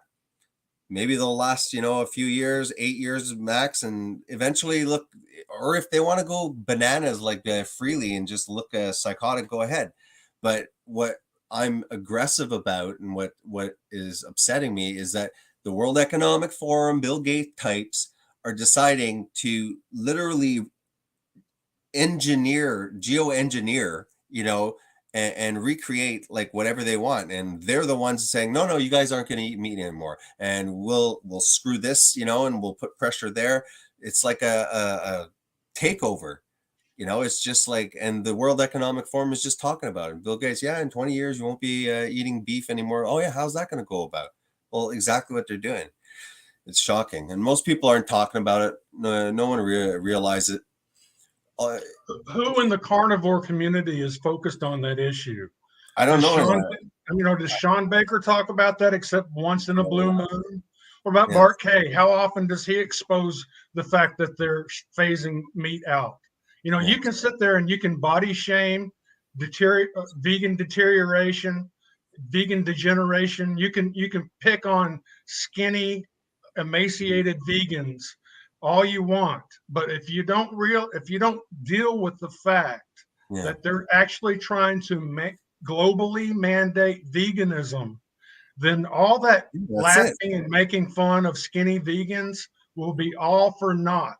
Because we'll all be there for naught, because it's useless. Yeah, it's the only world that it's useful for is in a world where we have free choice. Where we have a choice. That's why I'm pissed. I wouldn't care. I wouldn't be talking about veganism. It's because, yeah, exactly. I'm talking about it, and I'm not being kind to it. I'm being harsh on it and straight and blunt, because it's like, no, you guys don't just want to go eat your plants in a corner. You want us to eat plants, and you're demonizing it, and it's a lie. The environmental effects is a damn lie. You know, saying that the corn, you know, if it wasn't feeding the cows, then, you know, look at all the food we'd have. Well, first of all, like beef, okay, is not, you can't just survive. You can't compare a beef to some corn either. That's just the first thing, you know, that like you can't even compare it. But like, as you know, like if it was regenerative farming, we wouldn't be feeding them this, you know, and I think I've even seen information about, if you look at the land, Matt, you know, the amount of water, and this is the amount of land, and you look at the different terrains, there's some areas you will not be able to grow crops, but they're ideal, let's say, for ruminant animals and vice versa. So there's room for everything, and you know, they know bloody well. They won't eradicate the cow. What they'll do is, you know, the elite will be eating their Wagyu beef and stuff on their little Jeffrey Epstein islands, and we won't have access to that. And, you know, they'll keep the cow breed going. And then when, you know, the population reaches 500 million like they want, then they can just like start eating beef, because they always knew that it was you know, the good stuff anyways. You know, that's pretty much what they're going to do. They're just going to starve the population, make us malnourished. I mean, that's what cults do. That's, you know, why all cults are vegan. You know, you start feeling like, woo, loopy. I don't know. I wouldn't be surprised. Like I heard something, they wanted to microdose the water with lithium Did you hear that? It's just Yeah. popped back into my head. I've been hearing about that for a couple of decades now. Who knows what they already like have like in the water? Well, you know that fluoride has already been proven to Yeah. lower the IQ considerably. Yeah, I knew fluoride. There was something bad about it. I mean, it might sound gross and stuff like that, but like I used to always have like tartar buildup in the back. Ever since I eat mostly like I don't eat carbs anymore, right? I have no plaque buildup at all. Like my mouth never takes coated or anything like that. It's like if you look at the nutrition and physical degeneration, there weren't dentists on all of these early cultures that were isolated from modern times. There was no dentist there. They didn't have their toothbrush and their floss and their they had very good dentition. They were the ones that have cavities everywhere, going to the doctors, like biting on fluoride, getting it. It's like, no, it's like I think like the carbohydrates and whatever else crap that does the sugar and the seed oils and rots the teeth out. It's I don't believe in that. Like fluoride's supposed to harden the teeth or something like. It's like, well, why was Weston A. Price studying all these people that didn't have dentist or toothpaste and they have like amazing teeth? Here we are with our toothbrush like this, like with like full of teeth falling out. Yeah, I think it has to do a lot with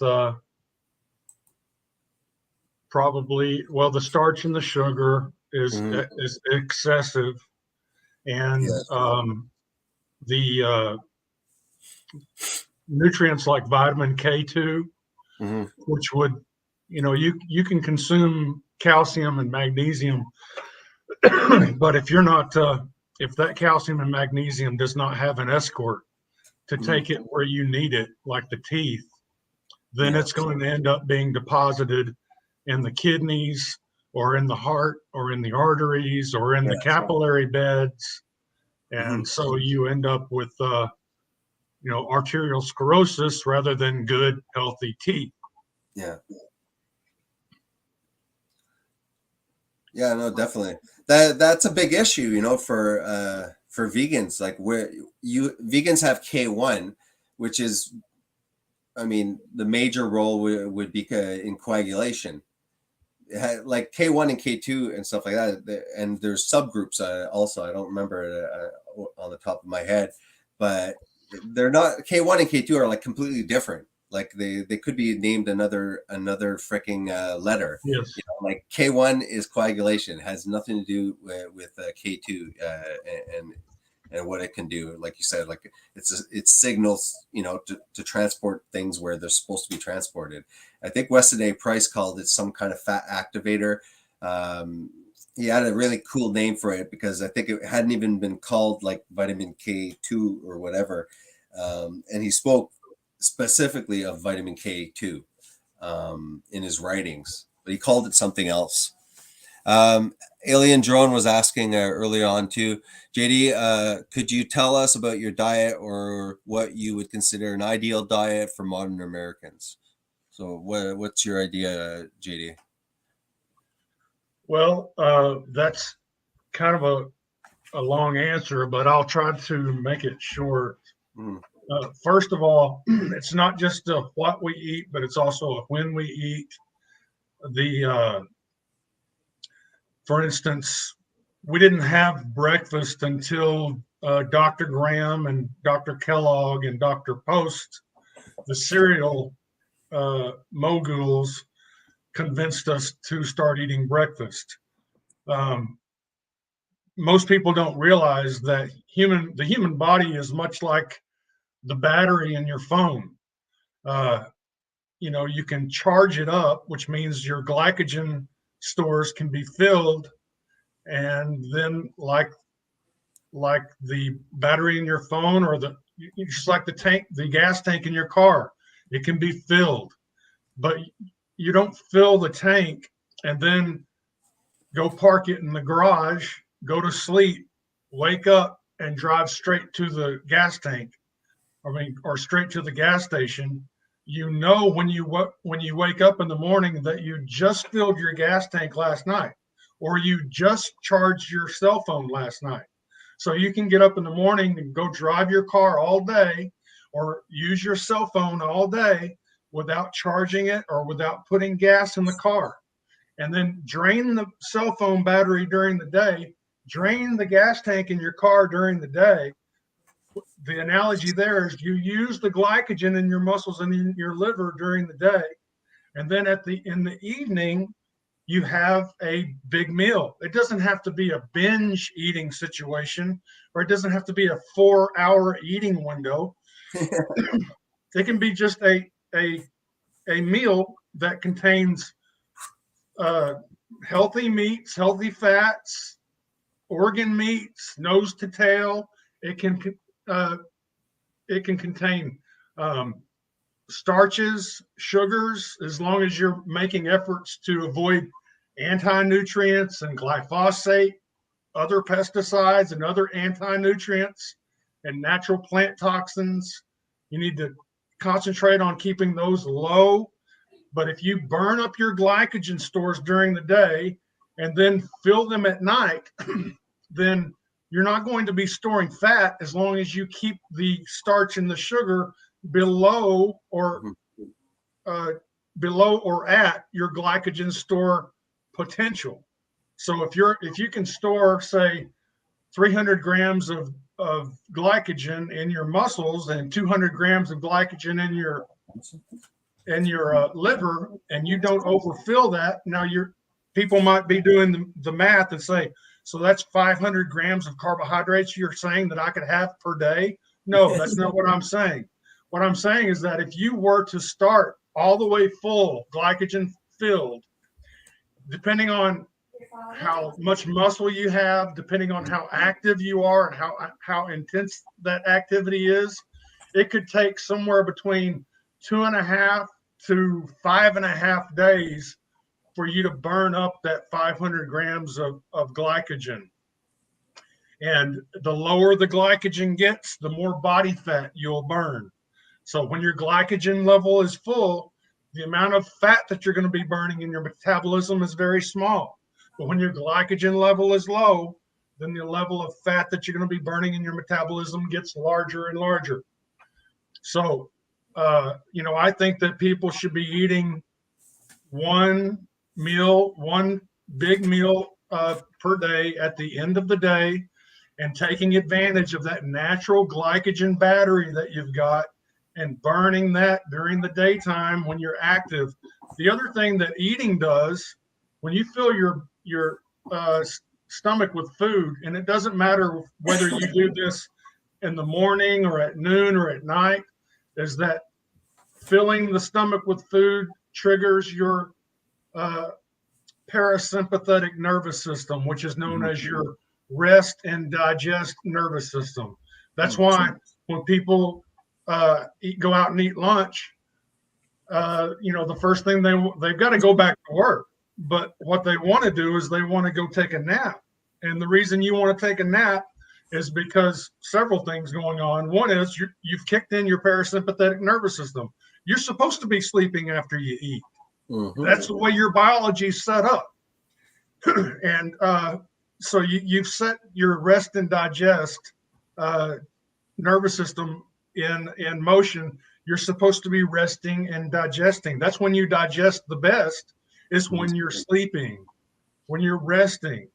And so the other thing that happens is your body can control blood flow. Like when you get embarrassed, you feel your face turn red, you feel that blood flush to the face. Well, that's because your body can actually make those capillaries expand. It's called vasodilation.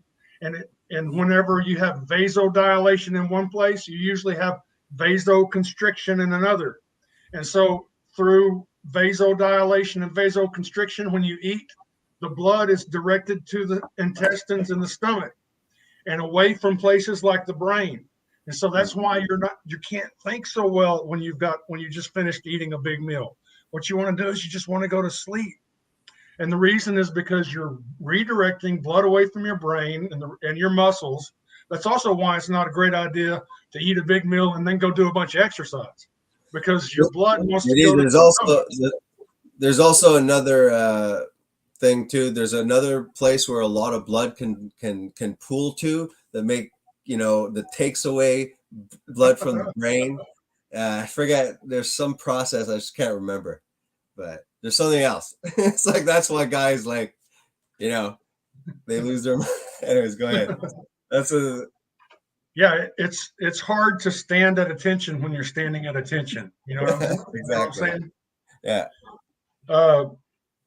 Yeah. Goes. Go ahead. Sorry for disturbing. Yeah, the normal this eating frequently throughout the day. This is why people end up with eating disorders, because it's a prescription for an eating disorder, because you got the people abusing food. If you're eating 6 meals a day, even 3 meals a day is too much for a healthy human being. You're eating way too frequently, and that's how you get into that's when starch and sugar becomes bad for you, because if you're eating starch and sugar 3 times a day, then your glycogen stores are always full. You're never actually able to exhale or spend that glycogen, and if you can't do that, then you're going to be storing body fat. You're going to end up overweight or obese, and then you're also going to you'll virtually remove autophagy from your biology. So you may go years never letting your glycogen stores be spent because you're constantly eating, and therefore the amount of autophagy that your body's able to take advantage of, which would look this up. If you the average healthy human being fasting for 72 hours, their immune system is completely reset and optimized through autophagy. And if you're eating 3 meals a day, 6 meals a day, and you've got that mentality of, well, I can't skip a meal because that's starvation. Yeah, I know. Then you've basically convinced yourself to have an eating disorder. You've removed autophagy from your biology. You can never spend your glycogen, and in most cases, you're going to be overweight or obese because you're not giving your body an opportunity to exhale that glycogen. I hope that answers the question. Yeah, like that's exactly what almost naturally happened when I started doing keto, right? So stop eating carbohydrates, and within 3 days you lose a lot of weight, like 5 pounds. That's just water. That's just the glycogen is basically sugar and water. So when sugar is stored right in your muscle, it's combined with water. So when you go through your glycogen, that's why like hockey players can like lose so much weight, and then like boom, they can switch like 20 pounds and stuff like that. So it's true, like the first 5 days you might lose like 5, 6, 7, 8 pounds, but if you have a lot of muscle underneath your fat, you're gonna have a big like switch in water.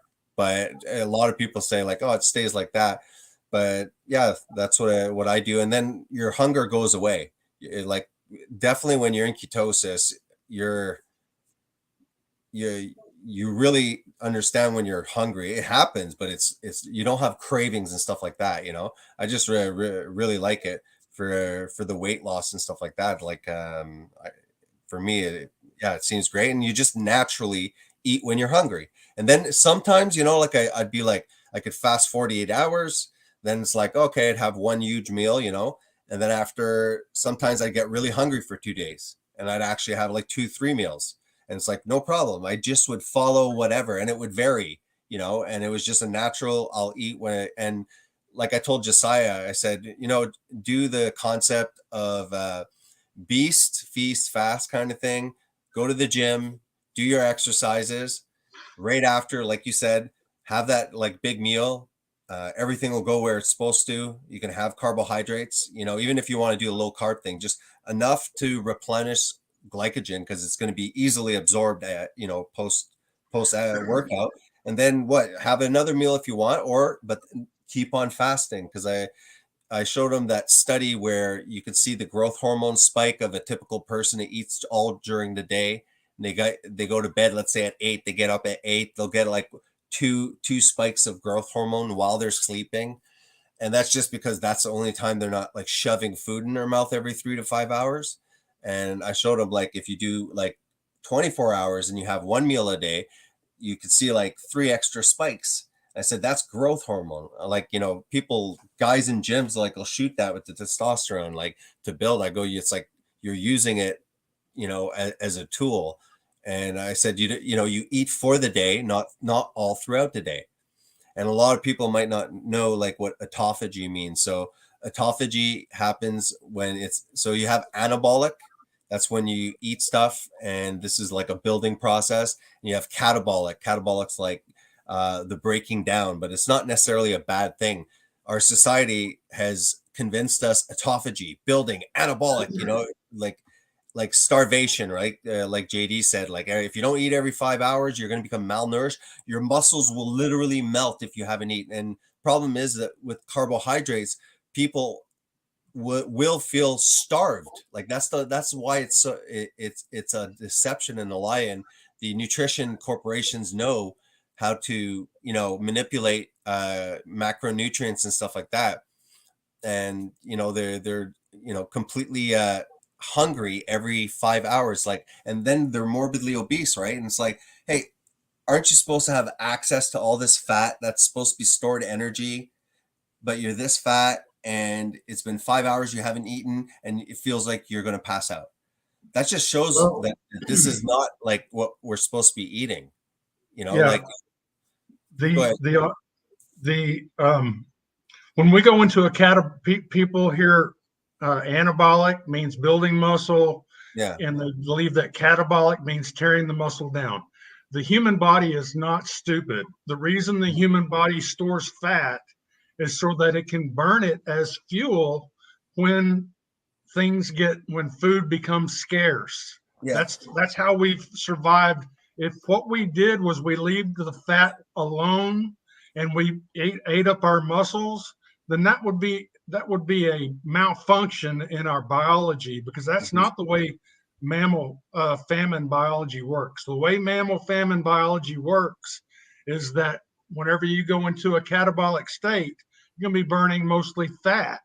And you can maybe a little bit of muscle, but you can actually pretty much remove the muscle from the catabolic picture by engaging in some resistance exercise, like weight training or some kind of resistance exercise. The growth hormone spikes that I was talking to you about for the fasting. So they had the picture of the typical, 8 in the morning, 8 p.m. kind of, that's where they sleep. They only get 2 little spikes. You see the person that fasts at least 24 hours gets a few extra ones. Then they showed, I think it was 3 or 5 day fast. They saw that there was a constant presence of growth hormone, because if you're not just like restricting the amount of food that you're eating, but you're still introducing food, that's not a fasted state. So that's why people could starve if they're actually like drastically reducing their food, but they're still presenting it 3 times a day kind of thing.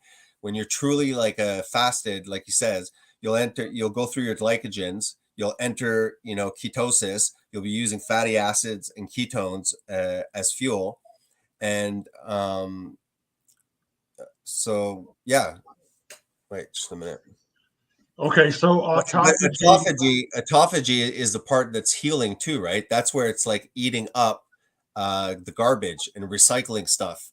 But people don't know that there's that automatic mechanism that's a cleaning, and we never touch that, like you said, because we're told to eat 3 meals a day, and we're always like spilling over. We're full with our glycogen, right, with the first meal. Then we're bombarded with bread and juice and all sorts of carbohydrates that we don't even consider sugar. The majority of the time people go like, oh no, this ain't sugar. It's like, no, this is like a bowl of pasta. Of course that's sugar. but there's some people really don't know nutrition to the point that they don't even understand when you're saying carbohydrate. Like I was shocked at, like, I was like, it's not complicated. Like, just, you can eat whatever you want, just don't eat carbs. And they're like, can I eat some bread? No, that's carbs. Can I eat some pasta? And they just go through it all. And I was like, no, it's just all longer chains of glucose. Your body still has to deal with that many grams.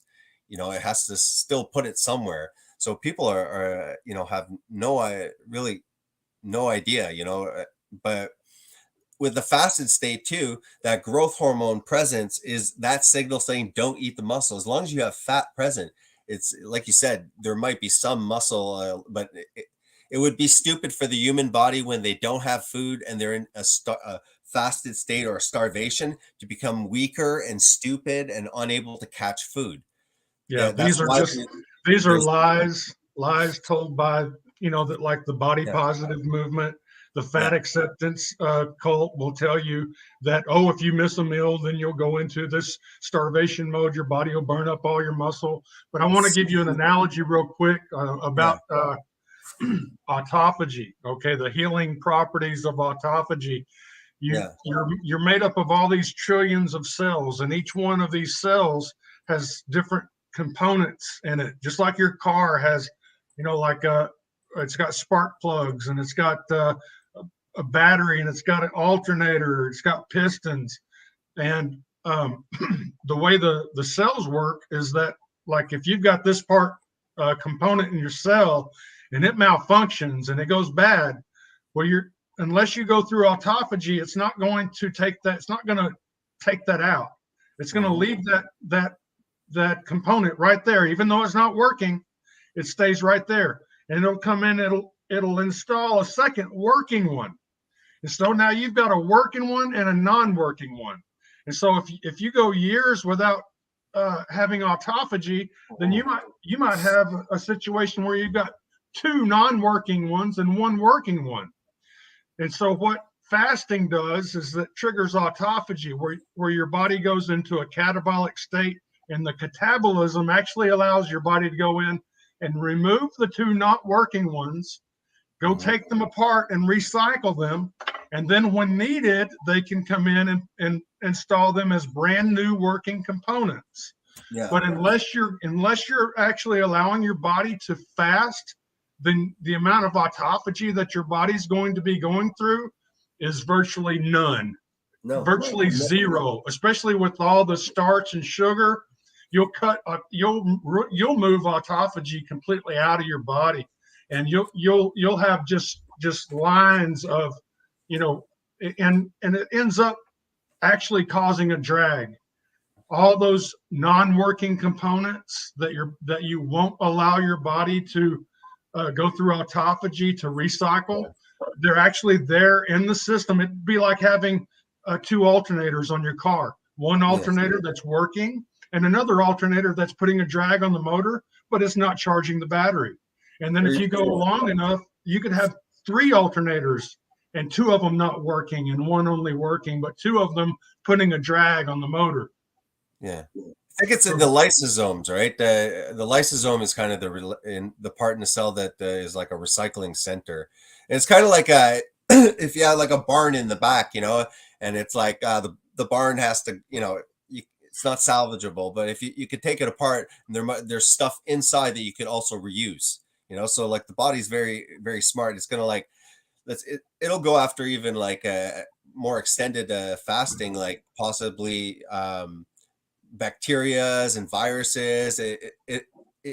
Let's say, I always thought, you know, Alzheimer's, one aspect, it's glycated beta amyloids. It's these proteins that are actually glycated. In my opinion, why are they glycated? It's a high carbohydrate meal. But I would actually think that if I had Alzheimer's, I would fast.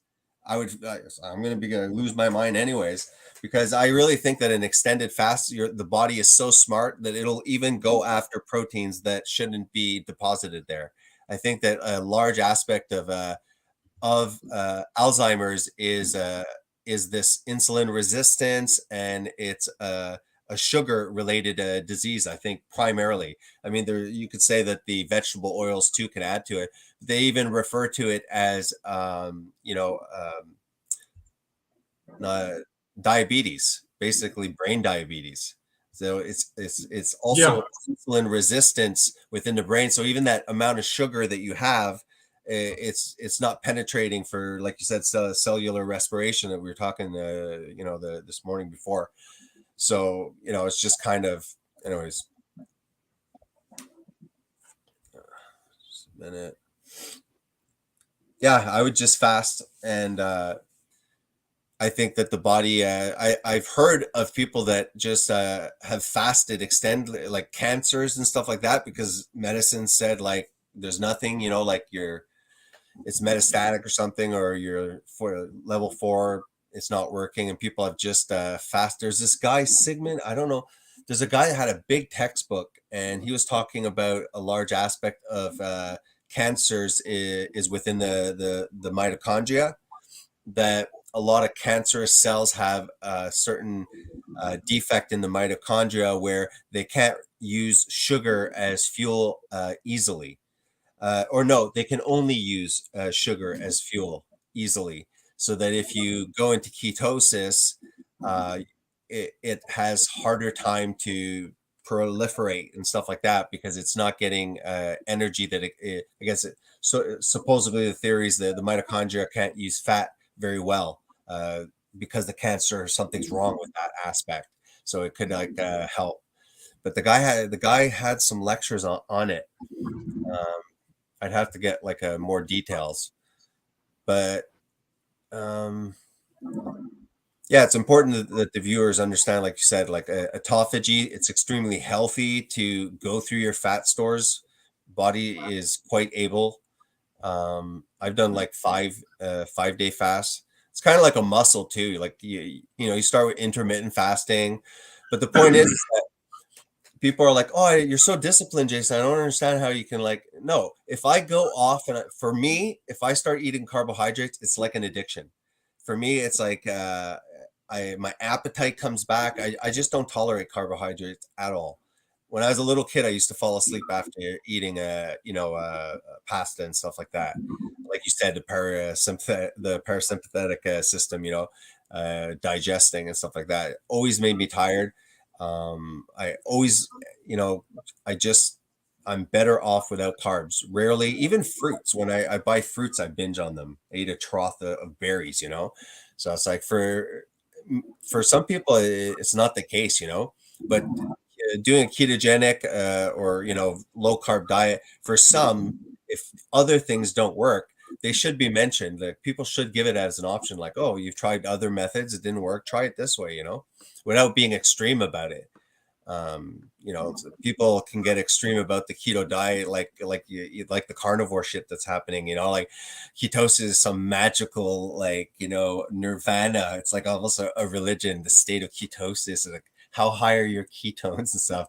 It's funny though, but when you first start the ketogenic diet, a lot of people get it and start measuring their ketones.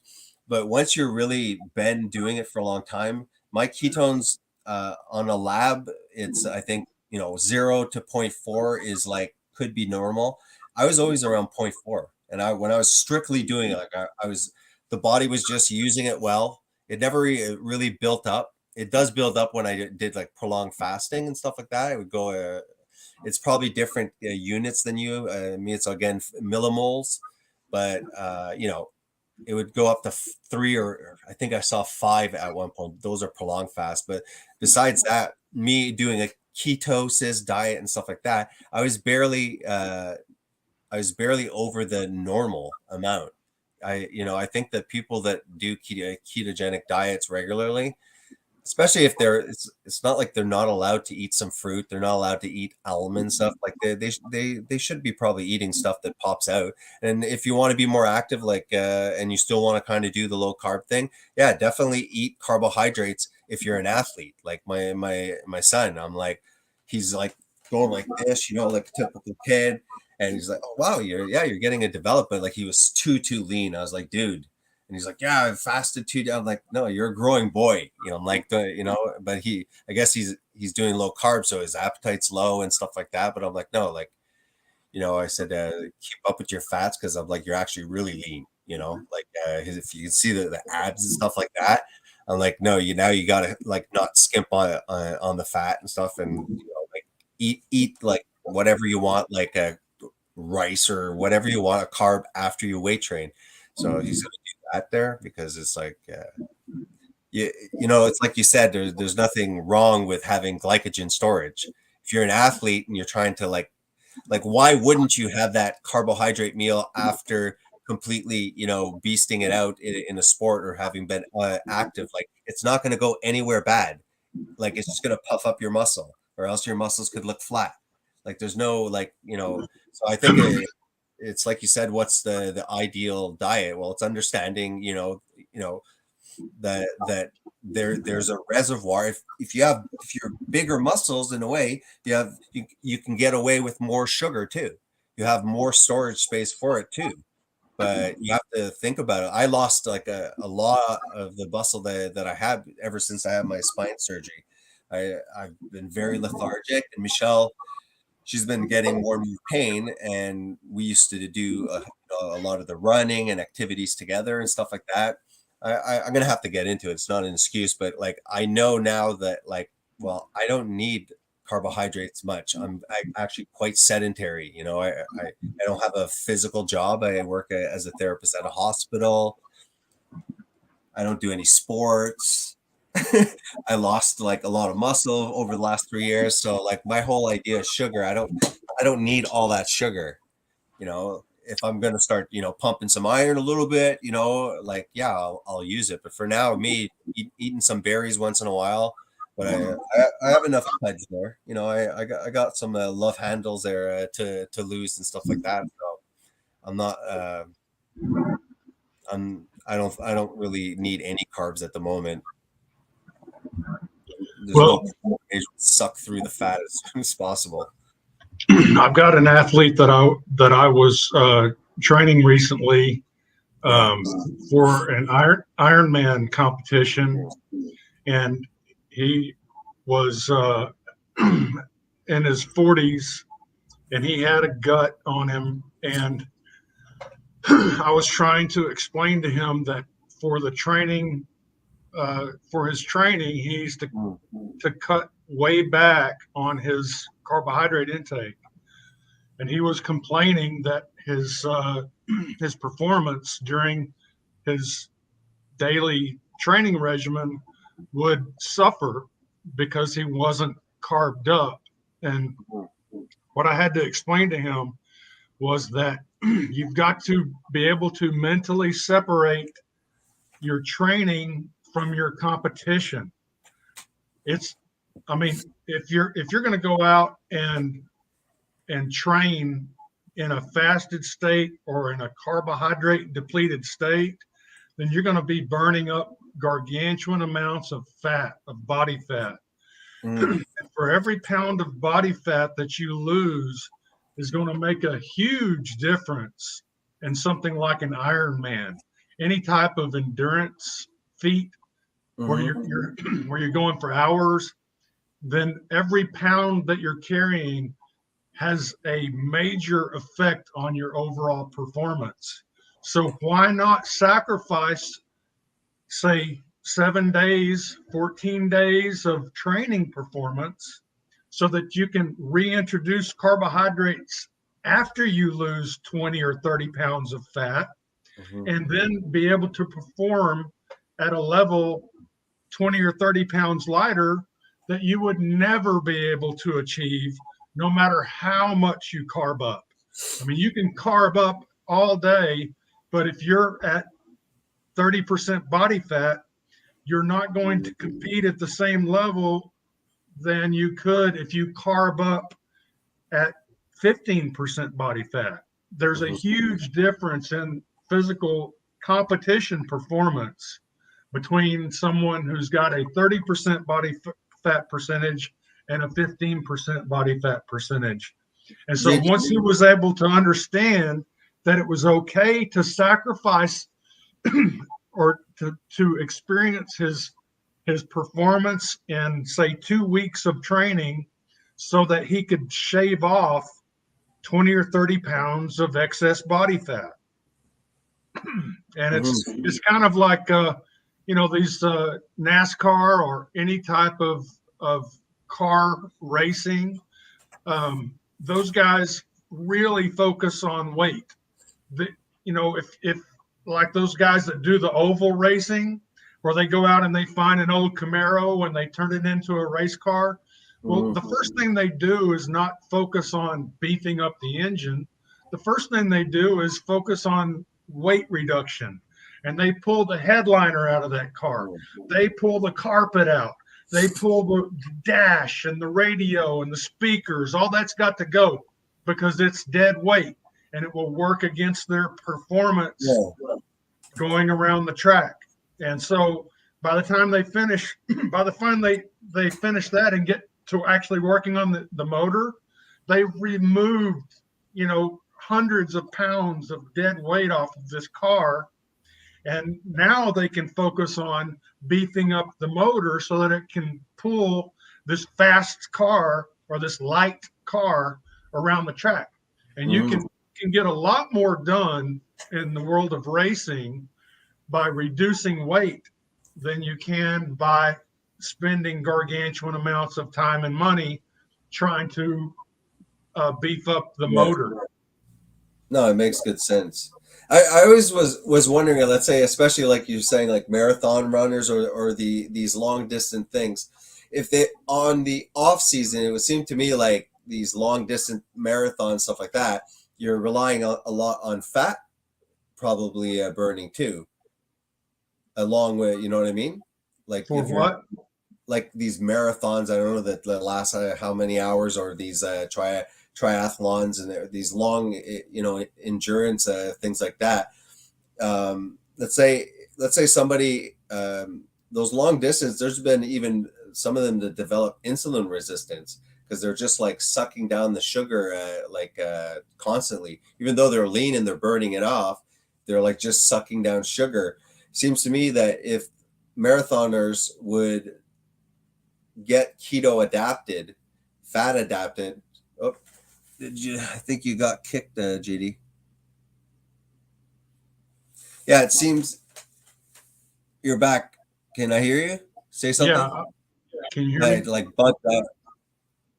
Yeah, what I was saying for marathoners and stuff like that, if they would get into ketosis, train in the off season, let's say, and get adapted to be very efficient at the mitochondrial level to burn fat, and then after, when they're in the season, they could still carb up like they used to, but wouldn't their ability, they'd be like a dual adapted, because obviously they could still always switch to sugar. That's a survival mechanism. You always have to have quick access to that pathway. But somebody who's constantly for a prolonged period of time, even training in that state, let's say ketogenically in the off season, that must be a benefit for somebody who would try and do that on the off season, get a keto adapted, fat adapted, and then not continued it during the competing times. Now they're full of glycogen, which, I don't think that when you're in ketosis that you always replenish like completely, right? There's I think when I was into the keto channel, there was something about that, but I'm not sure. Okay, well, here's part of the deal is that there's something biochemically unchangeable, no matter how fat adapted. I think you're freezing again. You're frozen, dude.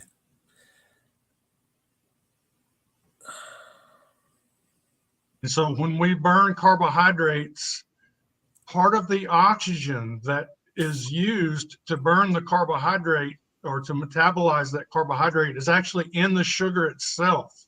There's an oxygen atom there in the sugar. Okay. And so it doesn't require as much oxygen as fat. And that is a biochemical thing that cannot be changed, regardless to how much you adapt yourself to burning fat. You're not going to be able to put an oxygen atom in the fat, because fats do the formula for fats do not contain an oxygen atom. And so all of the oxygen that's required to burn fats has to come from your pulmonary respiration. And so that's why, as even in fat adapted individuals, when we test them in athletics, that as the intensity of the activity goes up, the performance goes down, because these people are fat adapted. They're burning fat as a primary metabolic substrate, but fat does not contain an oxygen. And so it requires more oxygen. And it's not the fuel that's the limiting factor. It's the oxygen that's a limiting factor. And when it comes to intense exercise, oxygen is the most limiting factor. So there isn't, to a certain capacity, somebody who's like been in ketosis for a prolonged period of time for the mitochondria, maybe not on such a large scale, like you said, because it's down to the oxygen molecules that things depend on, but that the person who has been in ketosis doing the ketogenic diet, that they're not becoming somehow a little bit more efficient. The body's more used to switching and to burning that. Because like I found that yes. Let me answer. Yeah, go ahead. Yeah, go ahead. The answer is, again, that yes, you're more efficient at switching over to fat. Yeah. But fat as a fuel does not contain an oxygen atom. Carbohydrates do contain an oxygen atom. Yeah. And so when you burn fat, all of the oxygen has to come from your respiration. When you burn carbohydrates, not all of the oxygen is coming from the oxygen that you're breathing in. Yeah. Part of the oxygen is inherent in the formula of the sugar itself. It's there in the molecule. Octane, it's like So there's no science that shows that you're able to deliver more oxygen to the metabolism simply because you're fat adapted. All the fat adaptation does is it makes it more efficient for you to switch from sugar to fat. But when you do change to fat, you're going to require a hell of a lot more oxygen to get the same thing done that you were doing with sugar. Does the body, let's say somebody in strict ketosis, the body obviously has gluconeogenesis that can produce, a certain amount of sugar, at least to keep, your sugar balance. I'm assuming that the gluconeogenesis would be also able to supply the 20%. I think there's 20% of the brain that cannot work on ketones. It strictly needs glucose, but the body could, in a fasted state, produce enough glucose through gluconeogenesis. And I don't remember the whole process, whether it can convert fat or protein. The whole point is that there's a certain amount of sugar the body can use. And I think that slowly it can probably trickle and replenish to a certain extent a fasted person, but never to the extent of carbohydrates being obviously administered. That's like, an immediate, replenish. You cannot, you can replenish your glycogen stores to a degree on a ketogenic diet, but it's not going to do the same thing as if you went and had enough pasta or something like that to push your glycogen levels and top them off. You can't top off your glycogen with just meat and protein or just protein and fat.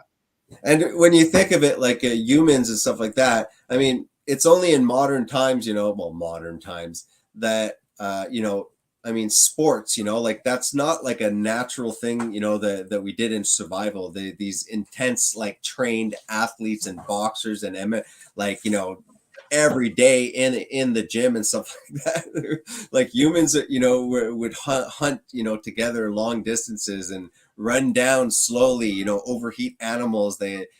I'm assuming, you know, it wasn't like, I mean, the amount, so especially when you're trying to compare like that person to, you know, in professional sport, no carb or carbing, training day after day, you know, it's like, no, of course not, you know, like that doesn't make any sense, you know. But humans to a certain extent didn't have like the luxury of having access. Sometimes it was seasonal too, so they could maybe wherever they were in the world have the ability to, you know, eat fruits and stuff like that. I think humans probably figured that there were some edible fruits, you know, pretty early on, and there were some vegetations they really got used to eating, perhaps. But the majority of the time, in certain places, they would fall into ketosis for prolonged periods of time. You know, it was just kind of like, you know, the human body's able to switch back and forth like that. But well, yeah, well, sure. I mean, the back in those days, we were kind of at the mercy of happenstance. We were at the mercy of the seasons.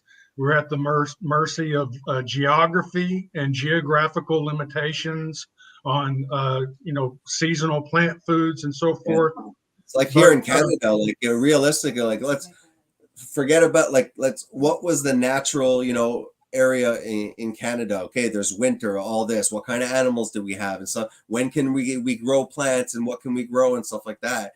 You know, and it's like, no, we would die if it was just like us trying to plant crops in the summer to last over the winter. Of course, like we're going to be going after, you know, caribou and deer and stuff like that, and we would, you know what I mean? It's just, well, when we think about areas in the world where like they have to have ruminant animals, like you can't grow anything, and it's like that's what's funny about the vegans. It's like you're not even living in the real world. Look geographically, there's certain areas that your ideology would completely like destroy people. There's some people like it's just the area that you can't. Well, anyways, no place you can live just on vegetation. But well, during the hunter gatherer days, yeah, there were not human beings living inland Canada. During those days, all of the human records, all of the human remains, all of the evidence of humankind has been found on the coastlines. So we were eating. Were we eating ruminant animals? Yes, we were eating some ruminant animals, but that wasn't all of our diet. We also were eating terrapins. We were eating land turtles. We were eating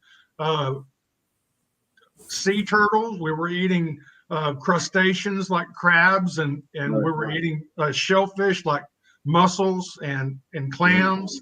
We were eating sand fleas. You know the Eskimos, like were they one of, because I never even finished the whole Weston A. Price book. The Inuits, right? They're in that book too. Like before we ruined, like they're really ruined. Like I mean, their diet is really poor. Like the Indians that live up north and stuff like that on the Canadian side. They're really having a lot of trouble in their, you know, up there, and the diet is horrible for them. They're really unhealthy. But when you look at Weston A. Price's book, I think that the Canadian Eskimos or Inuits, I forget what they called them there, their diet, whatever they were eating, was primarily, you know, like seal and seal blubber and some animals, but it was like almost no carbs. Like there's a couple, the Maasai too, were, I guess the Maasai weren't completely ketogenic because I'm sure they lived off the milk too, right? So, but I think they had they were almost completely carnivorous. Yes, but look at their lifestyle. I've got a documentary that cataloged their hunting It's a black Yeah. and white. It was filmed way back in the day, and Okay. it shows them actually hunting and procuring their food. Mhm. And so there's no such thing in that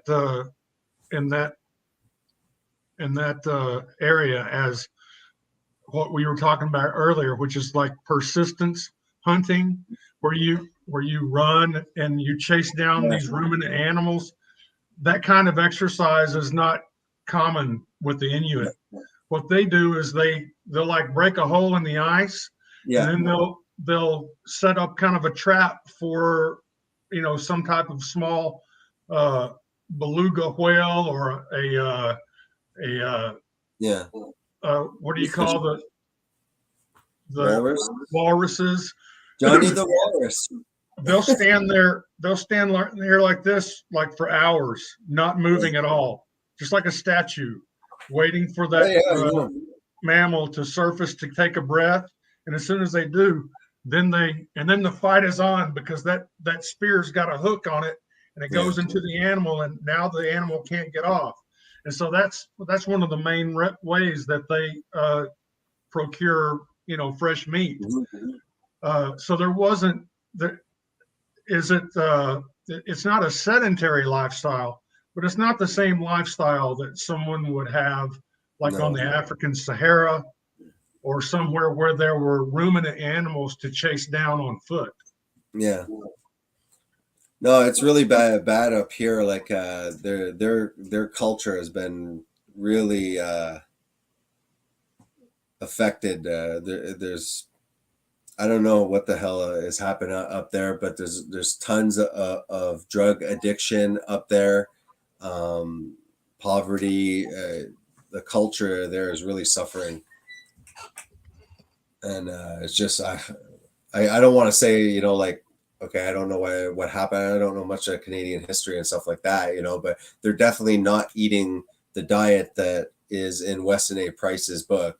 Now it's just, I'm assuming, like just junk food, just like middle of the market processed foods, unemployment, and lots of drug this community overdosing, depression, and stuff like that. I mean, when they live up there, like in the winter, I don't know exactly how, but there's certain months where it's only dark. I don't know the cycle of it, but when you're up in near the North Pole kind of thing, and I think there's a couple of months where like the sun, like it waves up and down, but it doesn't completely disappear. Do you know that? Yeah, that's 3 months, Alaska, right? Only a month, or I don't know the whole like cycle. I just know it happens like when you're really up in the north area. Or, obviously the earth is flat so when you're right in the middle. Yeah. I think that's in Alaska where the sun kind of goes up and down on the horizon. That must drive you crazy. Have like never like set, they must have like really big, like heavy curtains, like must be not good for you to be constant darkness, but it must be like kind of like the opposite, like anxiety provoking to always have that sun up there. Yeah, I just want to answer a few of the comments. These are really late there, but remember we were talking about like the keto people up there, and I was trying to say that one of them was a chiropractor. It's Eric Berg. That's what Alien Drone said. Yeah, that's true. Just want to go through a couple. Star Hunter said he eats liver 6 times a year. He likes it with onions. Then we had I think you responded to this one. That's the Sacred Cow about Alien Drone, right? JD, did you respond to this thing about the book 1840? Yes, right? Yeah. Okay. Looking for a few questions. I have to eat my leafy greens and fruits. Yeah, there's nothing. I have nothing against fruits and vegetables. Like I said, I like pickles and I like berries and I eat them. I don't care, but the majority, like at best you hear people like, well, I eat 30% meat and 70% vegetables. And it's like, whatever, like I'll eat mostly animal food, like whether it's like, beef, whatever, meat, fish, eggs, cheese, use butter, kind of rotate around that. Once in a while I'll have like a more intricate or elaborate meal. But look at most people on the run, you're busy. It's like you're always eating the same few things. Like even if you're eating crap, right? If you're in this cycle of eating crap, you still have your cycle of eating the typical crap. You have your little, rotation. You're not always making a feast at home, a 5-course meal or anything like that. So there is variety. And it's like I said, once in a while, like I'll eat fruits, stuff like that. Like it's just understanding. What upsets me is the majority of people just don't understand it. So they do this calorie restriction, but it's like, there's point system, but they are eating all throughout the day. And yeah, they're calorie, deficiting, but your body catches up to that. And there's still the benefit of eating certain foods that don't spike insulin, that just give faster access to fat. Like there's just an easier way to do it. Not like saying keto's the only way, but understanding glycogen, understanding, what macronutrients do, what insulin does, all of, no, I know that. She's like, they don't even understand the side of the box. That's my wife had to say. It's true. And people aren't taught that, So it's like you said, like, carb up for that young guy that wants to go at the gym, and he wants to get maximum gains and stuff like that. It's not about like stuffing your face with carbs, like the bulking, they sell you the bulk. You look at the side of these things and it's like 200 grams of sugar with your protein powder per scoop. It's for weight gain massers and stuff like that. It's like, geez, you do the math, and it's like you got this big Hulk on the front that's probably on steroids anyways, and like you got these like 18-year-old kids, they're just starting, they're scooping in 2 of them, they're looking at the magazine of this guy on roids. It's hilarious. It's like, whoa, man. You don't even have big guns yet. Like you don't need 200 grams after working out when you're just starting out, So yeah, I think there's a guy that made like he was pretty popular, so I kind of stole it. The Beast Feast Fast. I think he was a YouTube guy. He was using I think that's what was his little shtick, Beast Feast Fast, and he was trying to make money. You could probably buy his books and stuff like that, but it was a simple concept, right? Go to the gym, beast it out, eat or beast feast, feast, eat all that you need, and then fast so you get those growth hormone spikes to benefit, and make sure the calories are, similar to what you would have had by grazing all throughout the damn day, So it's like, it was, it's basically beast feast fast. It makes sense, like you said. So yeah, like telling an athlete, to be carb phobic is stupid. Like there's no it's just the facts, like of course you would tell somebody that wants to do athletic sports, like, yeah, you're gonna have to understand that you gotta carb up there, so, or else you're gonna go insanely hard day after day with no carbohydrates at all. That's stupid. Well, it depends on the intensity of the activity. If you've got someone who's carrying around excess body fat, they're overweight, they're over fat, until they get down to their optimal body fat percentage. And as long as the activity level intensity can be turned down enough to accommodate, the lower intensity that's required to burn fat as a primary exercise substrate, then that's okay. I mean, if all you're doing is practicing, all you're doing is training, then setting aside a window of decreased performance is okay, because remember, removing that excess body fat from the body sets you up for a performance potential that you can't reach with a higher body fat percentage.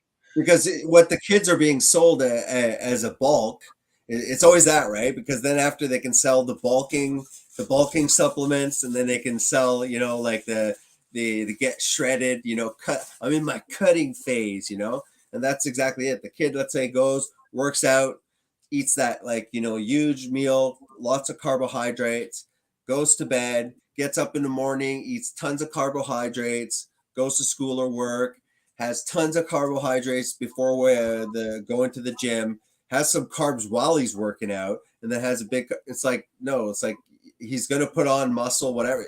Then after they have all that fat, that's why they have to call it the cutting phase. It's like, they don't understand, you know, they're being sold like, you know, all of these carbohydrates for your bulking phase, where, like you said, you can replenish your glycogen with actually probably one decent meal with a well thought out amount of carbohydrates. You can kind of almost figure it out, start increasing the carbohydrates post workout by 10 grams, keep track of your weight. You know, I mean, it's a waste of time there, but, you know, it's the whole point that, you know, kids are looking at the sides of these bulking things, and it's for huge, it's not even dependent on your size. You know, they just have this big hulk on there telling you to put 2 scoops in, and I don't know. It's like, well, like you said, insulin is an anabolic hormone, and it will build glycogen, it will build body fat, and it will build muscle. That's why you've got the bodybuilding world right now. One of the drugs that they're abusing is insulin. You know, they're actually injecting insulin, which is very dangerous, because the reason they're injecting insulin is because they don't want to eat the excess sugar to get the insulin, because that will lead to fat storage. So they have to be very careful about administering this insulin, because they can send themselves into an insulin-induced coma because of the insulin. But insulin does help people build muscle. But if you're consuming, and anytime you consume sugar, then you're going to have a much more dramatic insulin reaction than if you were to just eat protein or protein and fat. And so a little bit of sugar, as long as you stay within your glycogen store potential, is very good for building muscle. But whenever you're consuming so much sugar that you're considerably overfilling your glycogen stores, then you're gonna build muscle, but you're also going to build fat. And in most sports, like football, for instance, if you build a pound of muscle, but in order to build that pound of muscle, you had to consume so much extra sugar that you put on 10 pounds of fat. Well, now that 1 pound of muscle is having to carry around 10 extra pounds of fat, and whatever performance boost you were going to get as far as speed or explosive strength is going to be muted by that excess body fat that you're now having to turn around and carry with you. And in a sport like rugby or American football, soccer, basketball, these types of sports where the athlete is having to take off from a stop to start and get going up to a sprint, and then stop and change directions and reach a sprint again, and then stop and sprint and stop and sprint, and changing directions. Every time you're moving excess body fat in a sport like that, then it's like looking out and watching a NASCAR race and seeing one of the cars out there pulling a trailer behind him. Do you think he's going to be competitive? No, he's not. The cars that are going to be competitive are the ones that keep the weight down. Because you can beef the engine up all you want, but if you're pulling a trailer around the track, you know, a travel trailer, like you're going on vacation, you're not going to compete. Even if you've got the most powerful motor in your car out there, if you're pulling around a bunch of excess weight, then you're not going to be as competitive, near as competitive as you would be. And that's what I would see. I remember when I was a teen, like weight training and stuff, the whole idea there was like, definitely in the building phase. And it just doesn't make sense. Like I said, the guy, you go weight train, you have a carb meal, you know, or you have carbs, you know, with your meal to replenish the glycogen.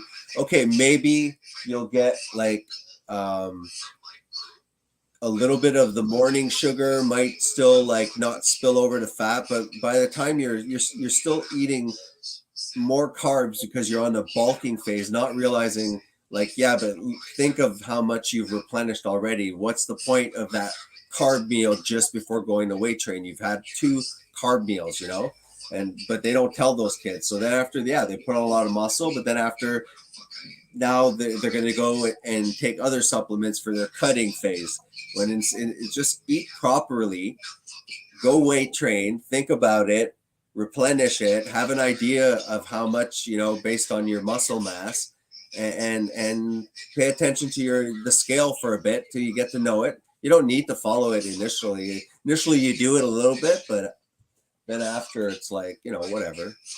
Well, not only that, those protein powders, they have sugar, but they also have this protein that's basically been atomized. And so you all of a sudden you've got this huge surplus of protein molecules, and you can't build muscle that fast. You can't grow hair that fast. You can't grow fingernails that fast. Yeah. So all of that excess protein is going to be turned into sugar via gluconeogenesis. Yeah. So you get a double whammy. You got the sugar that comes as sugar in the drink, and then you get most of that protein being turned into sugar as well. Yeah. No, that's it. I think I'm pretty happy at least that my 2 kids, there's 2 things I convinced them. It's about Jesus and about how to eat appropriately. Like, I think that's like one of the most important is for the, you know, families to pass on the knowledge of what is appropriate food, especially now. You know, that's the most important. Like, at least my kids know the truth that, like, no, actually the essential food is animal food. Like, you know, you can eat plants if you like, but don't think that you're getting some magical substance in there that you can't get with animal foods. You know what I mean? Well, yeah, if we're talking about micronutrients, then primarily organ meats. I mean, yeah, for sure. For sure. I mean, that all of our ancestors, I'll say broadly, they definitely favored, like, they were aware of the organs. Unfortunately, if you're not raised with it, sometimes it's just, you don't develop a palate for it and stuff like that because it's not part of your culture. But I'm sure, like, kids, if they were raised, that's just what they ate, part of, you know, the things they ate, there'd be no problem with it. Well, but, no, because I've tried. I just like I acknowledge, I'm like, damn it, I wish I could like be able to enjoy some kind of organ because I'm aware of its the nutrients. Like, talk about superfoods. It's just funny, the marketing, you know, because like you, before studying nutrition, you know, self-teaching myself and stuff, I had this idea, you know, like, oh yeah, you got, like, you know, protein there, but you need all of these colorful fruits and vegetables for vitamins. Like, there's all the micronutrients and there's, you know, the protein. That's kind of like, as a kid, what I had in my brain and stuff like that. Like, I remember before really knowing what I was doing, I just knew that if I restricted the carbs, but then I said to myself, yeah, but fat turns right away into fat, because I hadn't really studied into it. So I would just go on a protein diet. You know what I mean? Like, I'd even buy like the fat-free cheese. It's like rubber. It's just protein. And I didn't know what I was doing, but I knew that I'd lose a crap ton of weight, like, really fast. But you do need fat, you know, like, that's just not sustainable at all. Like, but not knowing anything without anything about keto, I just knew, like, at one point I did a couple of times, man, I lost a lot of weight. But I just did that like without even knowing what the hell I was doing. But it's funny because before insulin from like bovine insulin was isolated, that was in Toronto, actually. University of Toronto, I was the first to isolate bovine insulin. That became the treatment, right, for insulin resistance, for diabetes. Just inject insulin, it lowers the sugar. But before medicine was able to prescribe this now, which is, to me, it kills patients, the doctor would say restrict carbohydrates. You could see these old manuals. It was just simple. It's like, oh, your sugar's high. Yeah, you're fat. You're eating too many sweets. Stop it. Your sugar's too high. You're eating so much sugar, it's building up in your blood. Stop eating it. Oh, okay. Like fat people back then were rare. Like it was like a big thing. Like all of a sudden, like, oh my God, there's a fat person. Like it was, very rare. And nowadays it's become normalized. And it's like that ties into what you've been talking about, this body positivity movement, that you're bold, you're beautiful. I mean, these people are morbidly obese, and it has nothing to do with oh, they're fat, and stuff like that. I think that there's so many people that are lied to, because like if you do follow the recommendations for weight loss, you're not going to lose weight. Like my mom just lost 40 pounds because she's doing pretty much ketogenic, very highly animal, almost pretty much carnivore. And she lost 40 pounds and it hasn't even, been a year. I remember when I was a kid, she was on that, the Weight Watchers, like all of the things, like remember back then, the Weight Watchers, I mean, everybody, that's a global thing, following, you got points. And then she tried Herbal Magic, that was basically they offered her just a calorie restricted diet. And here, take chromium, take all of these charlatan, and it was like, it cost tons. And it's like, I just told her like, no, stop eating this, eat as much as you want, but don't eat carbohydrates. You're fat. You're on glucophage, I don't know how to convert it, but it's, instead of being 5, you're hovering around 8. Maybe that's 200, the unit of what's the normal unit in the United States for blood sugar? 100? I But don't. what's the unit? Because me, it's millimole, so it's 5. But I think it has, because I think when you were talking about your father, remember you said his blood glucose was 400 or something, and well over 470. Yeah, so that's it. Your units are completely different than mine, and I remember I had looked it up, and for me it was milligrams. Like It's milligrams per deciliter. Okay, yeah, the American standard, right? Because the Canadian one is millimoles per liter. So I remember like when it was like the amount you said your dad was, I think it was like 32 for the Canadian unit, which is 5. So like 8 for my mom wasn't very high, but she was on that pill, and she does have low thyroid. So I mean, that does play a little bit with your ability to lose weight. I guess it slows your metabolism a little bit. You got that against her, but and it's frustrating because it's like you said, it's nothing against fat people, because my mom was very disciplined. Like my mom followed many diets. She wasn't a glutton or anything like that, kind of thing. And, she could lose weight temporarily, but it was always like, they didn't teach her like what's happening when you're eating food, like you're talking about, the glycogen. Well, there's sugar there. Then if you can like stay within that reservoir, this is what insulin. None of these things where you're paying big amounts of cash and stuff like that, Weight Watchers, and they're telling you, which section you can eat. They never teach them like the truth of it. I basically told my mom, like, look, stop eating carbohydrates. Boom. Her blood sugar is perfectly normal now. My dad always follows along. He lost, I think, 56 pounds. This hasn't even been a year off the last time they had lost all the weight when I had made them do this, it was he went off his high blood pressure medication. He was on tons of like sleep aids. His doctor just drugged him up. He had restless leg, so he gave him gabapentin, very high dose.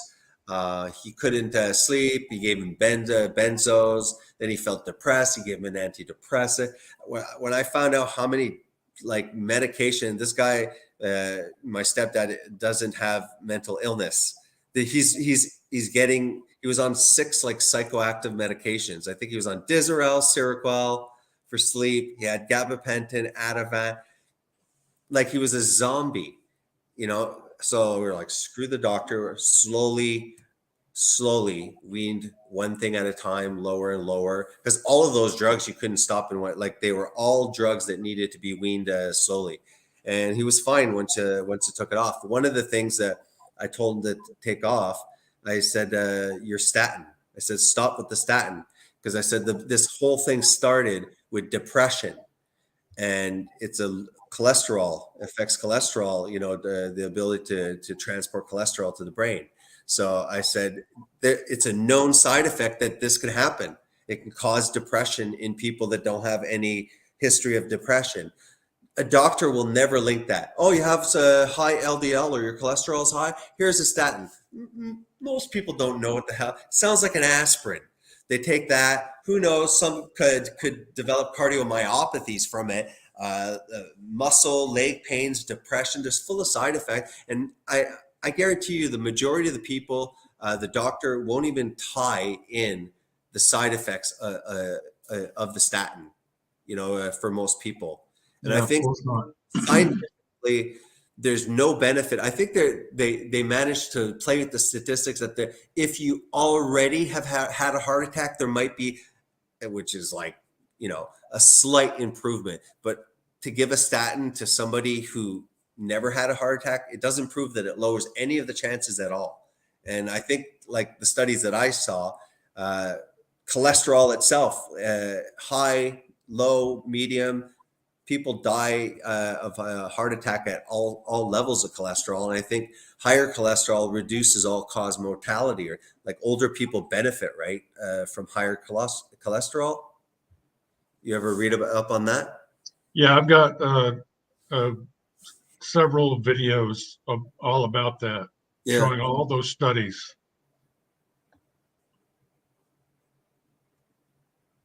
You there? Yeah. No, I was listening to you. Yeah.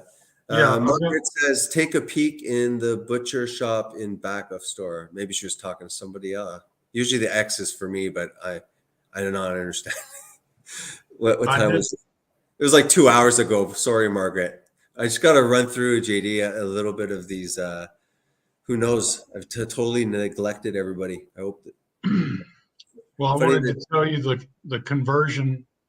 Yeah, go ahead. The conversion for my dad's blood sugar was 470 milligrams per deciliter, which is 102 millimoles per liter.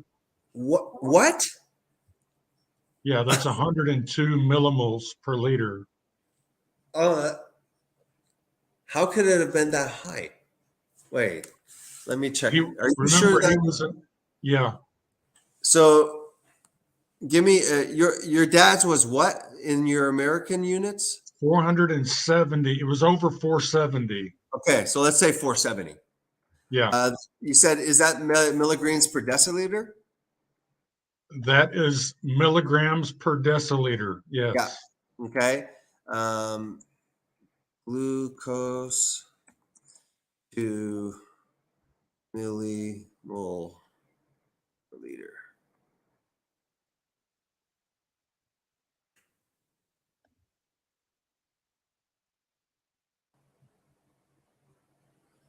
Okay, so milligrams, let's say 470 here. Calculate. No, so the 470 milligrams per deciliter. Here, I'll share here. This is my, like I went on the calculator. Tell me if you see the page, JD. No. Which is still very high. You see this? Oh. Yeah. Yeah. Yeah. See, yours is the milligram per deciliter. So that's it. Let's put 500 even there, and I press calculate because that's on the bottom is the Canadian one. But 27 is crazy high there. Like the patient would be unconscious. So it's not the 100 that you said, because I was like, oh, I've never seen that in the hospital ever. But like a 27 is like the patient's going to be pretty much unresponsive in a typical person. Where because here we usually hover around the normal in the English unit, English in the Canadian is that right? That's probably normal for you guys, 90ish. Well, that's what they say is normal, but I think that's actually A little high. I think it's high because, you know, we've got a population of sick people, and so they've settled on what they think is normal based on a population of people who are insulin resistant, and I think that the numbers are inflated for blood sugar. I think the real normal is probably around 65, something like 65 to 75. I should check mine. I think I remember like when I was seriously doing the ketogenic diet, and I was also intermittent fasting. So I think I hover around 4.5 millimoles per. I remember because I was like really into it. My older videos, I even like pop up like those readings and stuff like that. One thing I did notice though is when you first start doing the ketogenic diet, a lot of people are all like, they want to measure their ketones. It's like a cult thing. Once you do the keto, now you got to know your ketone levels. Okay. So it's like, even me, I had bought like the thing. When you're first starting the diet, they do creep up like to 1.9, sometimes up to 2 millimoles per liter. On a Canadian blood test, it would be 0 to 0.4 millimoles per liter. So if you have 0.2, 0.3, 0.4, that could be somebody, you know, if they took the blood test in the morning, you know, they had fasted maybe 24, like you can have traces at certain points, especially probably when you're waking up and you skip breakfast. Let's say people will have trace amounts.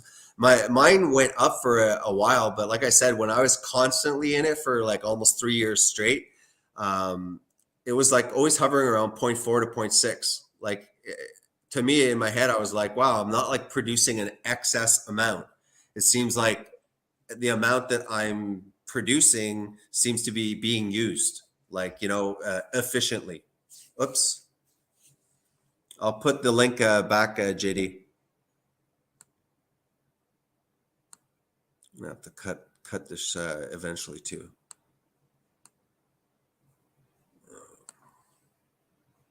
There you are. All right, there you are. I was gonna post the link again. I can hear you. Yeah, go. No, go ahead. I just okay. I forgot what I was talking about. Are we gonna stay on a little bit longer? If so, I've got to go tell my girls good night, and then I'll be back. No, you know what? Michelle is upstairs too. I was kind of doing probably I was doing the live stream because she was busy. She had to cut Noah's hair, and I think she had to make a phone call and stuff. So that's why I was like, okay, I got an hour and a half to chill out, and you know, I'm glad you came because I was trying to figure out what the hell to talk about. We may as well cut it. You know, spend a little time with your daughters there, read them a story, and I'll go watch something on Netflix with my wife in bed. So okay. All right. Hey, just before you go though, we'll just look through some of the comments there to at least acknowledge in case there's something that maybe somebody was wanting to share. Americans are lucky here. We get winter, a lot of snow, can't arrange feed year round. So our meat is expensive. Yeah, she's with me in Canada. Go said maybe that's why they were so aggressive. They had all those teeth and no toothbrushes. All right, Let me see. Margaret was saying she tried fasting. Doctor told me when fasting, if you took cough med or whatever is now in fat tissue. So when fasting, it resurfaces. If a lot of meds in the tissue, body can go into shock. I don't think so. I think the doctors just thought that fasting you would kill you, and he was going to say something to scare you. The body's like, I'm not saying there's no toxins that are not being released, but I don't think you'll die from losing weight. Yeah. That was a load of crap. If you were consuming enough drugs to create the kind of concentration in your fat cells that would kill you when you burned fat, Yeah.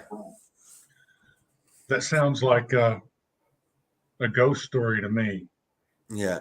Hey, look at this, JD. Alien drone, props for this. This is the guy that I was talking about.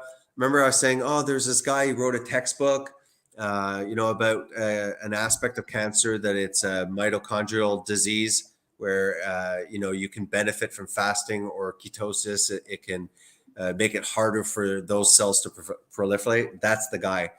He must be on YouTube too, but I think he speaks on YouTube. And yeah, he's done, treatments, but for some reason he's not being acknowledged by the scientific community. I wonder why. Why. Exactly. It's like chemotherapy, radiation, oncology, all of like oncology, and then it's like, actually you'll probably get the same benefit by doing prolonged fasting and letting your body, fight through autophagy. It's like, you know what I mean? Because like, what are you doing? You're bombarding all of the body, killing a lot of good stuff to try and eradicate the bad stuff. That's what you're doing, basically. So Yeah. it's like, what do you think fasting is? It's your body's natural way of like going like a Pac-Man and doing its thing. I would do it. Last ditch. If I got cancer and crap, I would be fasting my butt off. Well, there's the other thing that's autophagy related, and that's apoptosis, which is programmed cell death. And that's one of the characteristics of cancer, is that it doesn't go through apoptosis. In other words, your cells are supposed to live a certain period of time, and then they're supposed to be programmed to die and then recycle and be replaced by apoptosis. That's what it's called. Right? Apoptosis. And so the two things that people are lacking these days are autophagy, which is paired with apoptosis. Yeah. But apoptosis requires iodine to trigger it. And so people have changed from iodized salt, and they're not consuming any crustaceans or clams or anything. Yeah. They don't have any iodine. They're low on iodine, and so they're not going through autophagy. They're not triggering apoptosis, and all that does is increase their risk of cancer. Yeah, I'm switching to the iodized salt there, back to the white salt. It makes good sense, Star Hunter asked, I use liquid oxygen supplements. Am I wasting my time? My answer is yes. Star Hunter, I guess, had cancer or something, because Star Hunter said, I started fasting after I finished chemo. So I guess Star Hunter had some form of cancer, got chemo for it, but is asking, I guess this is a supplement, liquid oxygen. It sounds like a load of poop.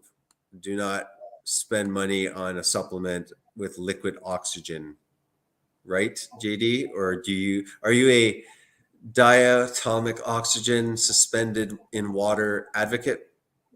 Are you? I can't I can't comment on it because I don't know anything about it. But I don't think there's any miracle suspended oxygen water in supplements. Nothing beats a good diet, and the fasting, if you're anything related to cancer, is very beneficial.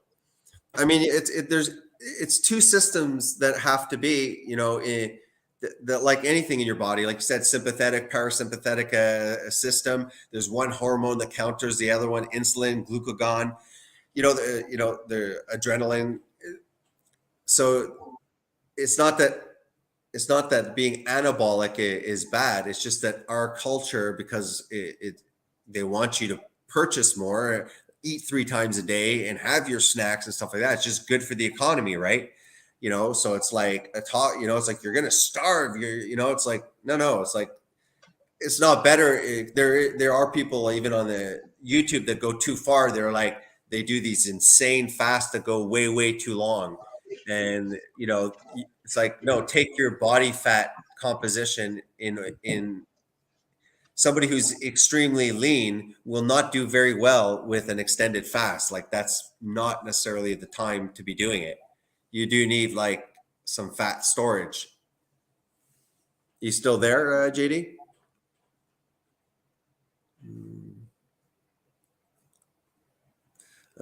Star the Inuit.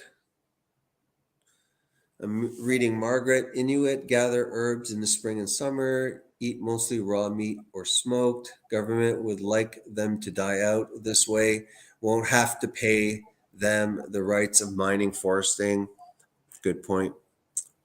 The Arctic Circle is a threshold for at least one 24-hour day of the solstice. I think you had said something that was cool, but I might have missed it. Anyway, sorry. Just reading the comments before we go, guys.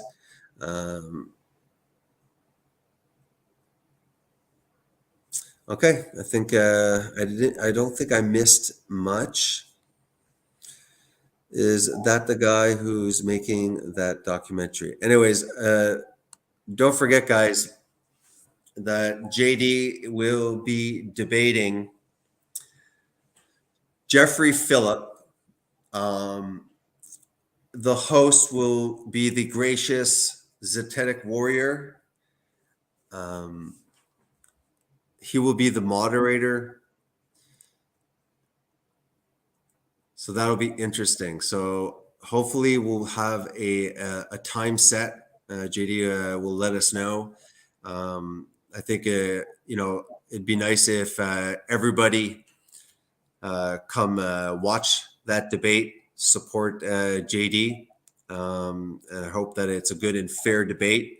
So if you can get like some of the people at Bruce Sees All, maybe tell them that there's going to be a good debate. I'll post it in my community, and maybe you guys can share it around when there's the official YouTube channel, the official time and date. And I'll post it. Maybe you guys can share it around so we can have a big crew also in the live chat to watch it. So it'll be a debate on veganism. It'll be Jeffrey Phillip debating JD from Garland Farms with Zetetic Warrior, my good friend, as moderator. JD, are you there? You still alive? I can hear you. Maybe JD took off for his daughter to put her to bed, maybe. Should I kick him?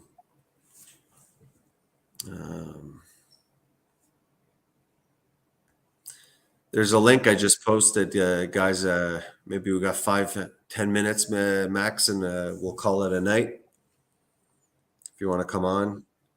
Thanks a lot, Hunter.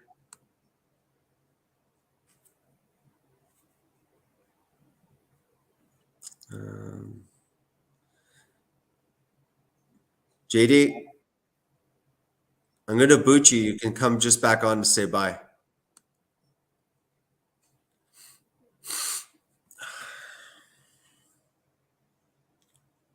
I'm tired.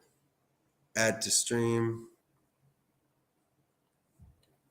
I'm just hanging on, guys, until JD comes online. I just don't want to stop the stream hanging up on him. Seems rude. Let me go through some of these things that I had opened up.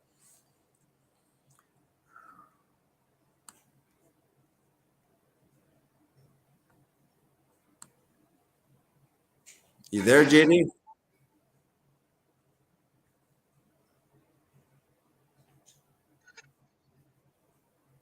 Oh, that's nice. Star Hunters, also from my brother's channel. Well, it's very kind that you came and joined the channel. We talk about a wide variety of things, everything and anything. And you're Star Hunter, you're welcome to join anytime on the panel chat if you like. JD, you still there? Yep. Okay. I didn't want to quit just until you came back there. Yeah, Star Hunter's from Bruce's channel, so he's a newbie.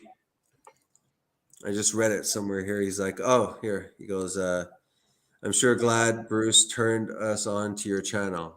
Well, I was very lucky to be able to have Bruce give me a little bit of help, a little bit of boost. When's that pyramid presentation, JD? Well, it's coming up. It seems like what could be so involved, but yeah, it's going to be a slam dunk. I don't want anyone doubting me because I'm going to blow the lid off of what the real purpose of the pyramids was. I can't wait. Undeniable. Yeah? Yeah. Oh, yeah. Man, I can't wait. And we're doing that on your channel, right? Or are you doing it? Or are you doing we can it do it on either. If we do it on yours, then I want you to leave it up so that I can. Well, it's that's it. But yeah, either way. Well, that's it. We should do some stuff on your channel too, there, because that's what I was kind of scratching my head because I don't know how to send large files. It's always been an issue. At one point, somebody was using Dropbox. I downloaded it. I don't even understand how it works because all of the StreamYard ones, at least, they're all kind of archived. And it'd be cool if I could send them to you. And, whenever you do pop up in the live stream, it's like you're welcome to, edit, your section or do whatever takes or cuts for your own viewers because you're spending less time on, you're doing very brief videos there. And then you're spending great conversations over here, but it's like, your viewers might not necessarily come over and even, you could make full of quick videos because the stuff that you're talking is basically the stuff that's the theme also of your show. So we got to find a way because eventually I delete them because it does store, and once I publish it, then there's no need for me to keep it. But when you do pop up, it just seems a waste that you wouldn't edit sections like there. So we got to figure out a way. If anybody has a suggestion. I want to turn everyone on to a good hunter-gatherer film from way back in the day. It's called Nanak of the North. And I put a link to it in the private chat. If you want to pull that up and peruse it. The last one there? It's yeah, they're in the private chat. Yeah. Forgot my mouse, so I'm doing it with this little pad here. Let me see. No, I was used to it. That should be it.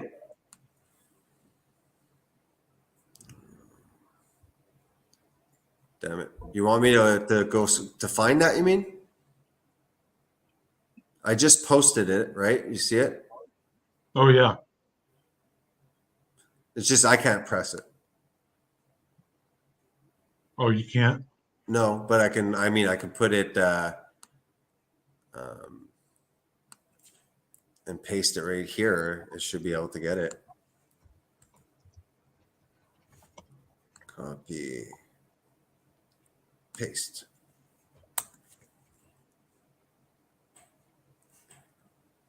Okay. Oh, that didn't work. It went to my live stream, I think. Yeah, it's mine. Paste. It's really weird. Now I'm on stream and I'm watching myself. Okay. Now I don't know what the hell did I do. Oh, that didn't work. It went trippy. Well, I'll just tell you that. Okay, I cut it out. What is it? Damn it! It I was- should be able to. Just a minute, JD. It was filmed in 1922. Okay. Copy link.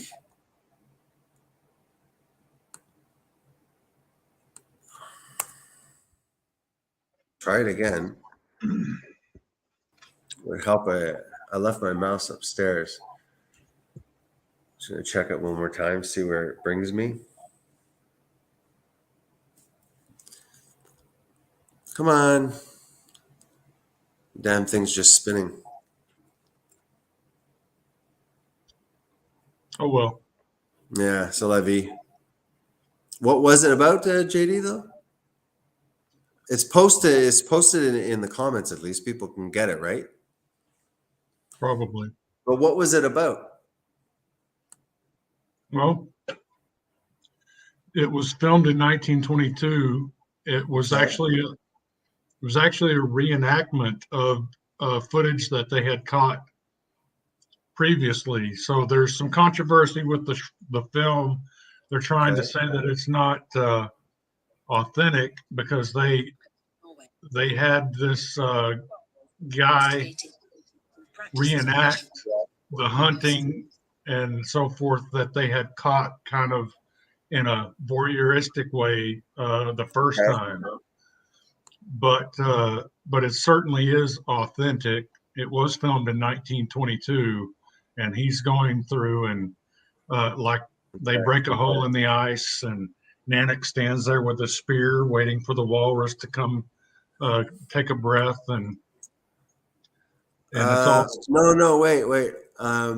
Is it the Nanook of the North one? No. Yeah. Is it? Okay. I think I might have been pressing the wrong one.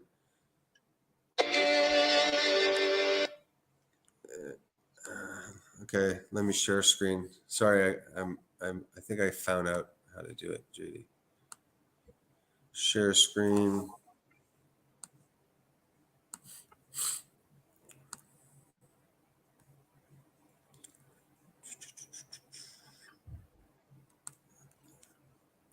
Do you see it like this? Yeah. All right. So, do you want me to play it, or did you want me to play a part, or what? So what? Say it again. What this is? Well, it's an Eskimo family, and it catalogs the way that their lifestyle, their hunting methods, what they eat, what their accommodations are like. But in the 1920s. Yeah, this was filmed in 1922. Which they were probably, I bet you, they still had their culture, traditions, and the customs, right? Probably 1920s. Well, yeah, this was actually. So the problem is now they lost all this.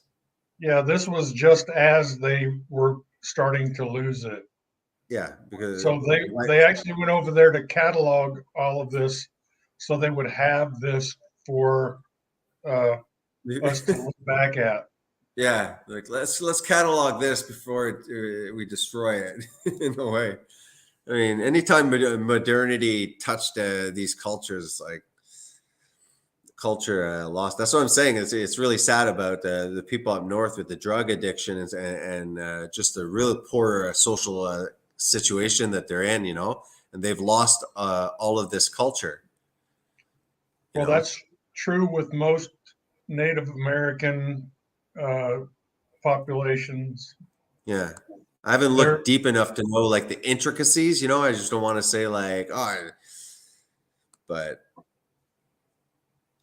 yeah. Well, I can't say that our culture isn't in a crisis at the moment either. Whereas, oh man, they're really bad up there. It's like, meanwhile, there's like fentanyl, like people walking around in certain cities and stuff like that. So, I mean, yeah, I don't think it applies anymore. It's like, yeah, up there, they really don't got. There's just our neighbors are walking around with calamari in their calamari in their arteries and so forth. Yeah, I know. Like, did you see that documentary about that? What was the title of it? A lot of people have seen it now. Have you The looked calamari. into the chitin connection? The what? Chitin. No, but what was this like documentary? I had even passed it around. It's some catchy title, and basically, it's about these people at funeral homes that embalm the bodies. They were showing that like the blood, they weren't able to drain the blood properly, and these fibrous tissues. And then they started showing like they pull the stuff out, of it, and it was like they literally looked like calamari kind of thing. But I forget what the damn documentary was. Free. It was being passed around. You don't know what I'm talking about? Maybe I'll go back to the comments if there's anybody still alive. Anybody know about that documentary? It was passed about, looking at like this rise in bodies that embalmers are saying are not draining when they're trying to embalm them, put the formaldehyde or whatever embalming fluid at the funeral parlors, that it's clogging up and stuff like that, implying why. Thank you, Star Hunter. Died suddenly. That documentary died suddenly. I like the demonic aspect of this video. Here, I'll just share this one. I'll just watch it because we missed it last time, just until JD gets back. So demonic, this man. JD, did you see this one? Not there. Everyone has to endure it now. Look at the disgusting arrogance and self-contentment and just plain like disrespect for life or for order or for civility. Are you there, JD? Yeah. Did you see this video that I made? Yeah. Yes, I believe I did. The one with this girl there that said, do whatever the F, I want and stuff. I mean, this is just like, it's so disgusting. It's like, the complete disrespect, for life, for morality, for civility, for, intellectual discourse on a subject. Like, this is in a university. This is supposed to be a place of higher learning where in certain forums, topics, social and cultural topics can be discussed, academically. And this is where the universities are at. Like this girl is just, I had played it at start when I was waiting for people to come, but I didn't share screen.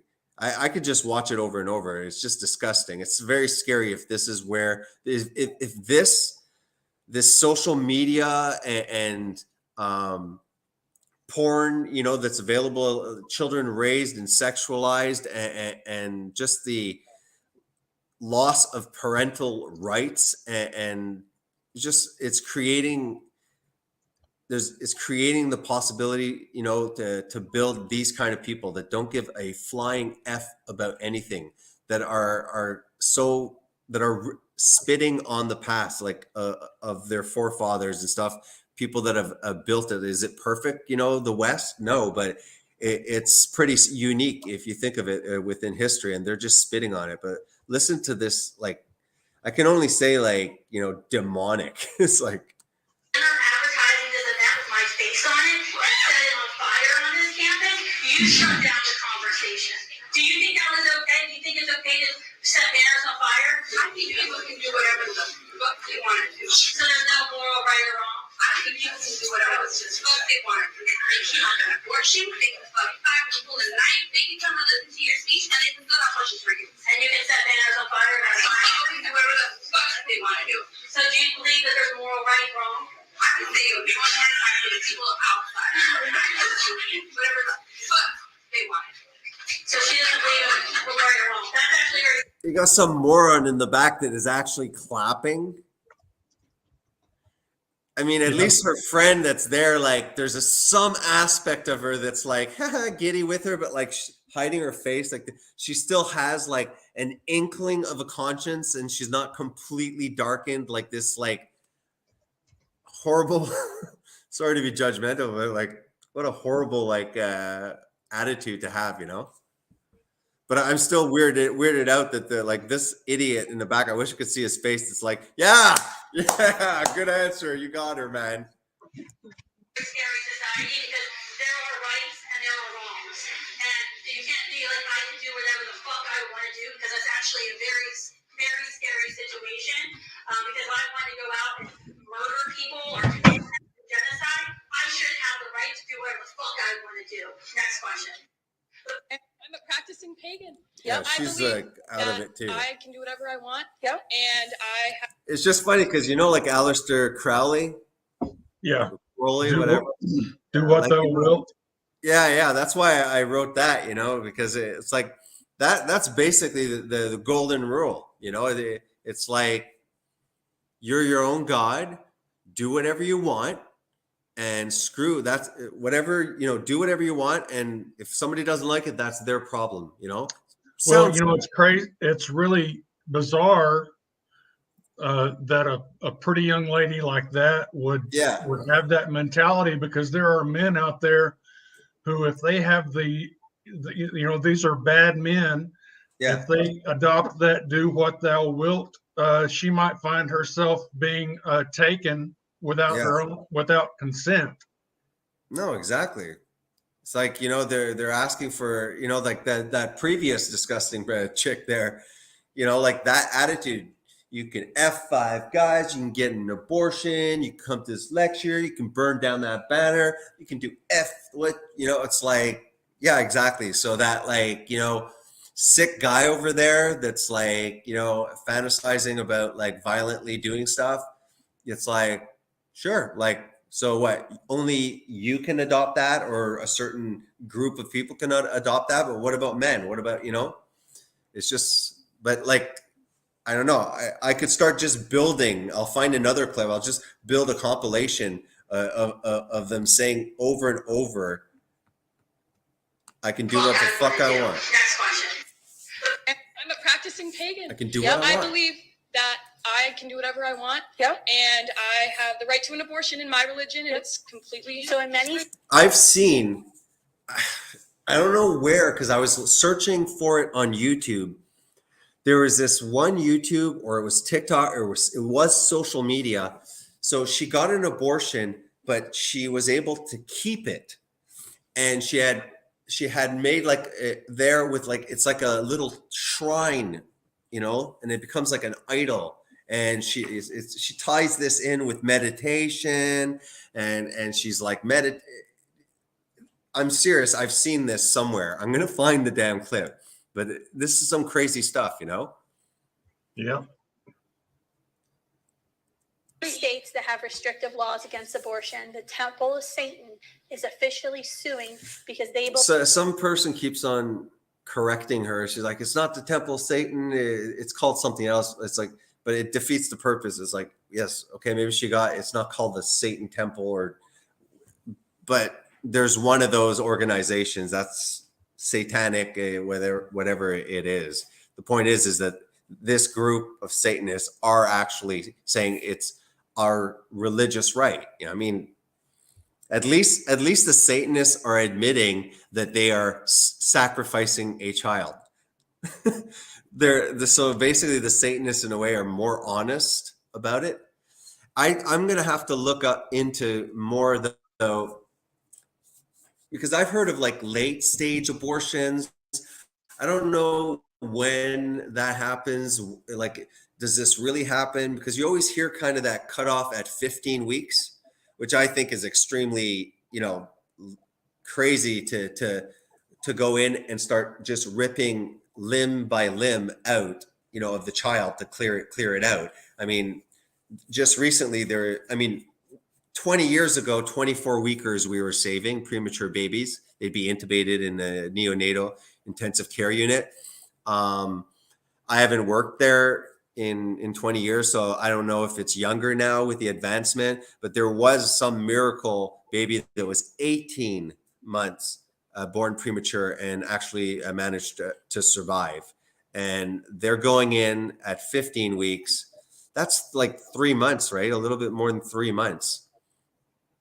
Yeah. That's not an embryo. Like that's not like, and I never thought of it that way. I kind of was like, oh, an abortion, you know, the baby, like I'm not thinking about like what date are they doing this, and you know, what's the stages of development? Where okay, when's the heartbeat? But what about the nervous system? When is the nervous system? Does it, you know, like all of these questions, stuff like that. So I just encourage people that look. I'm not trying to say don't have sex kind of thing, but even when I was, you know, doing that before being married, I did understand that it's a sacred act. Anyways, this is supposed to be for marriage. It's supposed to be for monogamy. It's a special connection that you shouldn't share with 5 people in one night. You know, it's supposed to be intimate. You know, I knew that, and if I knew that, you know, to be careful, to use condoms, make sure someone's on the pill. So but if it would have happened, I don't, even young, and it would have been extremely inconvenient, I would have never thought of doing that. But I'm okay also with the plan B, you know, like, oh crap, it just happened. Run to the pharmacy. At that point, I'm kind of like, I don't think that's an abortion. I don't know what your thoughts are on that. We'll just finish the video, but I'll let you, I'm curious to pick your mind about that. Like, I'm not an extremist. Like some people are like, oh yeah, those right wingers, they're even against birth control. It's like, well, then they're idiots, you know. But I want to know, how does it go beyond 15 weeks, or is the talk that I'm hearing just bullshit? I'm not sure about that. But I've heard some horrible stuff that like there's either they're trying to extend abortion dates further and further, like more, you know, towards you know, higher gestational ages and stuff like that. But I don't want to comment on that because I'd have to fact check that. But that's disgusting. If you're talking about 20 weeks abortions and stuff like that, if that's happening, that's freaking crazy. And I saw another clip that I'm not going to find tonight, and it was I don't know if it was a congressional thing talking to maybe the head of Planned Parenthood, these abortion clinics, and they said something about, what would you do if the baby that you're aborting comes out of the mother but is still alive? Is that considered like, okay, well, that baby, this is a failed abortion, the baby is now out of the mother, and now this is a human being that has been born that we plan to abort. Do we just off it, or should we call 911, and should we perform stuff? That's a very weird little conundrum. And it wasn't very clear what her answer was. It was almost basically like, no, we would abort it, you know, like we would kill it. I'm going to find that video for another time. It was shocking. Believe a woman should be able to sacrifice a child to abortion as part of the religious practice. So do you agree with the Church of Satan? Yeah, the Church of Satan should be able to do whatever they want. It's a religion, religious freedom. I mean, I believe we're in a free country. I believe in religious freedom. We're in America. God bless America. We're in a free country. We should all be. I think you're pagan. It is. I mean, we all can you kill me? You're not an embryo. You're not an embryo. You're a living human being, and so is the embryo. Yeah, it's alive. I don't care. It's not. I don't want it there. Yeah, it's alive. I don't care. It's not. I don't want it there. So the Satanists admit that it's a child sacrifice. At least she admits these people are highly satanic. But at least they're being honest that no, it's alive. So I want it out of here. Yes, government, can I have the right to purposely get pregnant so I can go to an abortionist and sacrifice that embryo to Satan? Sure, no problem. Practicing pagan. Now, this is the most disgusting thing I've ever seen. This is horrible. What a disgusting.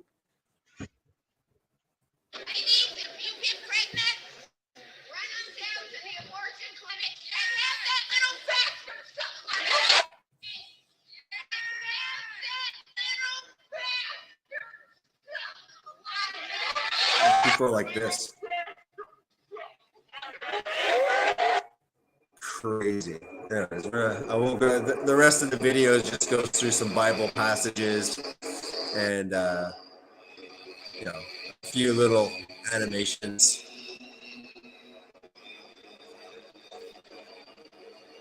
That's it. I don't have to waste time. Go watch the video. It's my latest video, but yeah, that's a little bit beyond pro-choice. That's a total disrespect, you know? So it's like, yeah, even as a younger, I was like, I understand, you know, like, I didn't believe in marriage or anything. I wasn't Christian or anything like that. I was like, whatever, you know, like, teenager, and you know, I'm going to have sex and stuff like that. But I never thought about it deeply at that time because I wasn't a woman, right? But I don't know. The more people, if you look into the process, what exactly is abortion? What's the actual? And there are some videos of people that used to do abortions that just at one point could not or something. There's some doctors that have spoken out. I think if you watch them and you search for a wide variety, especially if they're having late-term abortions and stuff like that, that's horrible. It'd be interesting also to look at the adoption rate of newborns, because I don't know that statistic, but I've heard that newborns, people are waiting for those newborns. Now, I might be wrong on that. I'd like to look that up, but it's more older kids, you know, if you have a 3-year-old, even 4-year-old, somebody who decides, you know, like we want to adopt, they're gonna go towards the youngest possible, the newborn baby, the baby under a year old and stuff like that. If they want to start a family, there's not a lot of people who say we can't have kids, we want to adopt. Let's adopt a 4-year-old. Who knows if the kid's been traumatized in the system? You know, like those older kids get kind of stuck in foster systems. But I don't know. I have a feeling that a lot of people are waiting for newborns for adoption. What do you think about that? I don't know the statistics, so I might be blowing smoke out my butt. But it seems to me like just spiritually, like my conscience, if I was a lady, I can identify as a lady, so back off everyone. If I really, it's like, this is not convenient. I'm too young. I'm not willing to do this for some reason. You know, the guy didn't use a condom, or I didn't use the pill right. Now I'm pregnant. Hell, I would run to the pharmacy for the plan B. But if this thing has prolonged itself, you know, I think that, you know, it's like I would have the child and my plan would be to put the for adoption because I'm too young, or, you know, like I'm not ready and I had sex, you know, and this happened. That, I'm just saying me. I'm like, who am I? I'm a guy. I get it, you know, but I'd like to look into the adoption rate because, you know, telling people, you know, it's like sex is still an act that can create life. And people in this society, I think, you know, people criticize that religious, you know, no sex before marriage and stuff, but it's like, in a way, it made sense back then, right? Imagine if everyone was just having the wild sex that we're having, the pill didn't exist. You know, imagine if girls were just like TikToking and Tinder saucing, you know, on these dating apps and just free sex. And I'm on the pill. I use the condom. Like, they didn't have those abilities. So if a girl was spreading her legs like that, she'd be constantly pregnant. If she was allowing guys just to, like, you know, kind of bang her and off they'd go, as the sailor would take off. It's like she's the one having all these problems and stuff like that, you know? So it just made sense religiously to say like, how can we minimize this? Well, we're going to have to tell people to control their passions. And if they're going to be popping out these babies, they better have a partner to help out, you know, and it made sense, didn't it? And we've moved away from that because of the pill. And I'm not saying that's a bad thing, you know, the pill, but it's created with the pornography now. And like, I mean, now they're sexualizing children at this point. It's insane. You know, we're born into this culture. We almost think it's normal, but it's really not.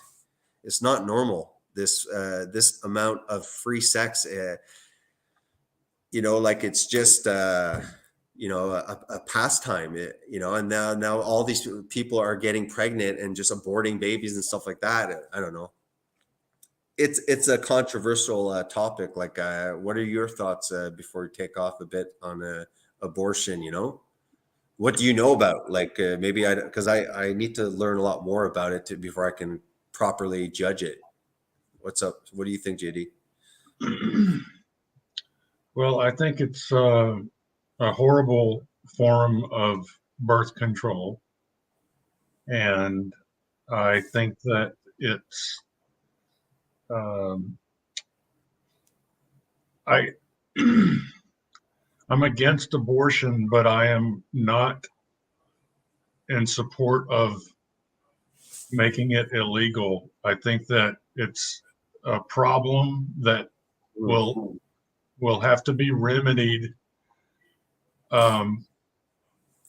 through informal law.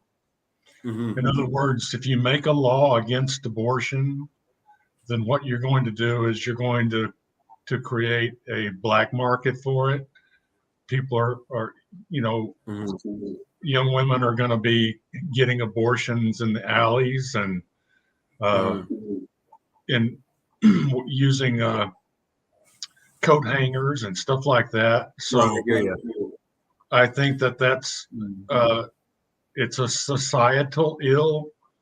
It's destructive to the family unit. Yeah. It degrades humanity. It destroys the moral fabric of society, but it's not something that we can strong arm away. We're going to have to start valuing children again. Children are looked at as liabilities today, and a lot of people do not realize what a precious gift and how absolutely miraculous a child is until they have their own children. And there's a lot of these young college-aged kids that have been conditioned to think of children as liabilities. Many of them themselves were treated as liabilities, and so they don't value themselves. And so people that don't value themselves have a hard time valuing others, especially others that can't really be felt as tangible. And their mindset is that this is an embryo, which is not tangible to them as a human being. Mm-hmm. So it's kind of right now we're in a weird place where it is one of the major weapons that's being used against the morals of society, against our families, against the family unit itself, and against marriage, because, you know, like you said before, sex was before the 60s was something that everyone believed should be reserved for marriage. And then all of a sudden we had all of this birth control available, and that went straight into you know, this big sex party where everyone thought that everyone thought they could just have sex, you know, free sex for everyone. And Yeah. then, of course, the STD epidemic started, and HIV, and Mhm. so then I mean, it go ahead. Sorry. became Go ahead. became more complicated, and then people were, you know, people started using abortion as a form of birth control, which is, I mean, this is one of those things where a prevention is worth a ton of cure, because Is it true? Because I'm a Canadian, so I'm getting influenced by what I'm saying. But there seems like there's a common theme about this Planned Parenthood, which I mean, they seem to be saying like, oh, Planned Parenthood is basically just abortion centers. That Planned Parenthood seems to target black areas more than white areas, or is that just a conspiracy theory? That's what I always like. I often hear online stuff like that, criticisms about Planned Parenthood, how it's actually encouraged in poor black areas in the United States and stuff like that. I don't know if it's true or not. There, there is. Sorry, choked on spit. There is a country I know that has banned for several years all abortions. I was just seeing it, whether it was today or yesterday. So it'd be interesting to check society, like the social situation, like you said. Did that create more black market abortions, or not? But I mean, in the States, again, I'm a Canadian, so I'm just watching it through media. It seems like I don't understand what the big hoo-ha was about this Roe versus Wade, the abortion decision. Am I correct to say that all that it was saying was the federal government was saying we're not getting involved in that. We're not saying it's legal or illegal. We'll let each governor and state vote or decide if they want that in their states. Is that pretty much what it was? It wasn't that's a ban what on I abortion. understand. So it's kind of like me here. If Quebec, in the province of Quebec, they happen to ban abortion, but I can go to Ontario or Manitoba, I can go to another province and I'm allowed. Then I heard there's some extreme thing that they'd say like, well, no, if you're a resident of the state and you're going there, threats that like that'll be illegal because it's where you live. Who knows? I don't know. But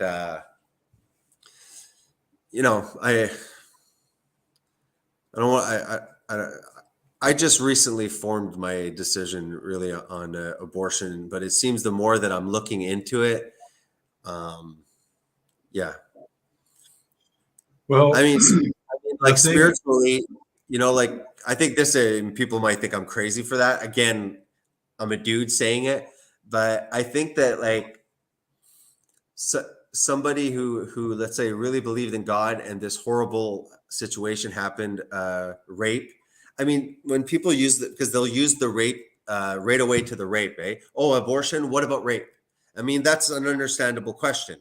It's like you just got raped by this guy, and now what? You're gonna have, that baby. So they often use basically, straight to the rape thing. But I could see somebody say, well, the sins of the father is not the sin, of the child. And if somebody really believes that this is life and feel they're conscious that it would be to murder it, I don't think it would be anything wrong to say, well, I don't want to raise the child because it's going to be a constant reminder of this horrible event that happened, but it's not the child's fault. I feel that I would probably have the baby and plan on bringing it to adoption. But probably a lot of people that would go through that route, it would save the baby. And sometimes they would, I'm not talking about specific rape, but if you're raped, you should be going right to the hospital. You should be getting the Plan B. You should be getting DNA testing. But I understand that some women, they get raped. They're too even ashamed or something to say anything about it. There's a lot of women that get raped that don't really ever talk about it. But I find like if you talk to somebody who's pro-abortion, you say, okay, fine. If it's illegal, but it's not illegal for rape, would you agree? And none of them agree. They use the rape case, but they just want abortion on demand, you know, and some people have a lot of abortions and stuff like that. I just have to look into how late are these abortions occurring, study up a little bit more about, you know, the processes, at what level, you know, what stages things develop. Because I know there's one form of abortion, it must be much earlier on, where they used to inject through the belly, you know, like almost like an amniocentesis, and they would I think they would inject directly into the child digoxin, and I think that would stop the heart of the fetus. So I think there's also various measures, but I know there's the archaic, you know, literally go in, dilate the cervix, crunch out the limbs, make sure you place them on the plate to make sure that you're not missing any of the parts. And then you go to cure it and you scrape all around and you suction out the material. And it's like the abortionist, usually a gynecologist, obstetrician, the irony of they're the ones that give birth, like they literally have to like, okay, because, you know, you don't want to leave something stuck in there, right? They got to make sure that they see, you know, the baby arms, the baby legs, the trunk, the brain. You know, it's if you actually see it, and if these things are happening later and later, people are being more extreme, and laws are being stretched, because it seems like every law is being stretched to the limit. Age of consent. Before we leave, I want you to see, this is disgusting. This guy back in the day should have got popped in the face. Tell me if you see it, because you know how sometimes it doesn't share. We'll have to stop and comment, not to get a strike, because it's not my video. Is it going to give me trouble? Share screen. There you go. It's giving me the browser can't access. Damn it! I'm gonna have to remember this one. It's a YouTube channel called Odin's Men. Mm-hmm. You know him? He's like an older gent that comments on TikToks. You know, he's just an old school regular Joe, you know, kind of thing. I think he was in the military and stuff like that. He has, you know, a baseball cap, down to earth, Gray beard. Yeah, sensible guy. I like him. He's just entertaining. He's got some great. He wastes all his day to find the greatest TikToks of the day, and I just have to sit back and watch this 10-minute thing. And he swipes through, and it's like a therapy, because he's sane. He's not insane. So like, it's just relaxing to hear him going, okay, I'm not the only one. I agree. Okay. It's like, there's somebody else out there that's not completely insane, you know? It's like a form of therapy. Let me try one more time. Please work. Nah, frick.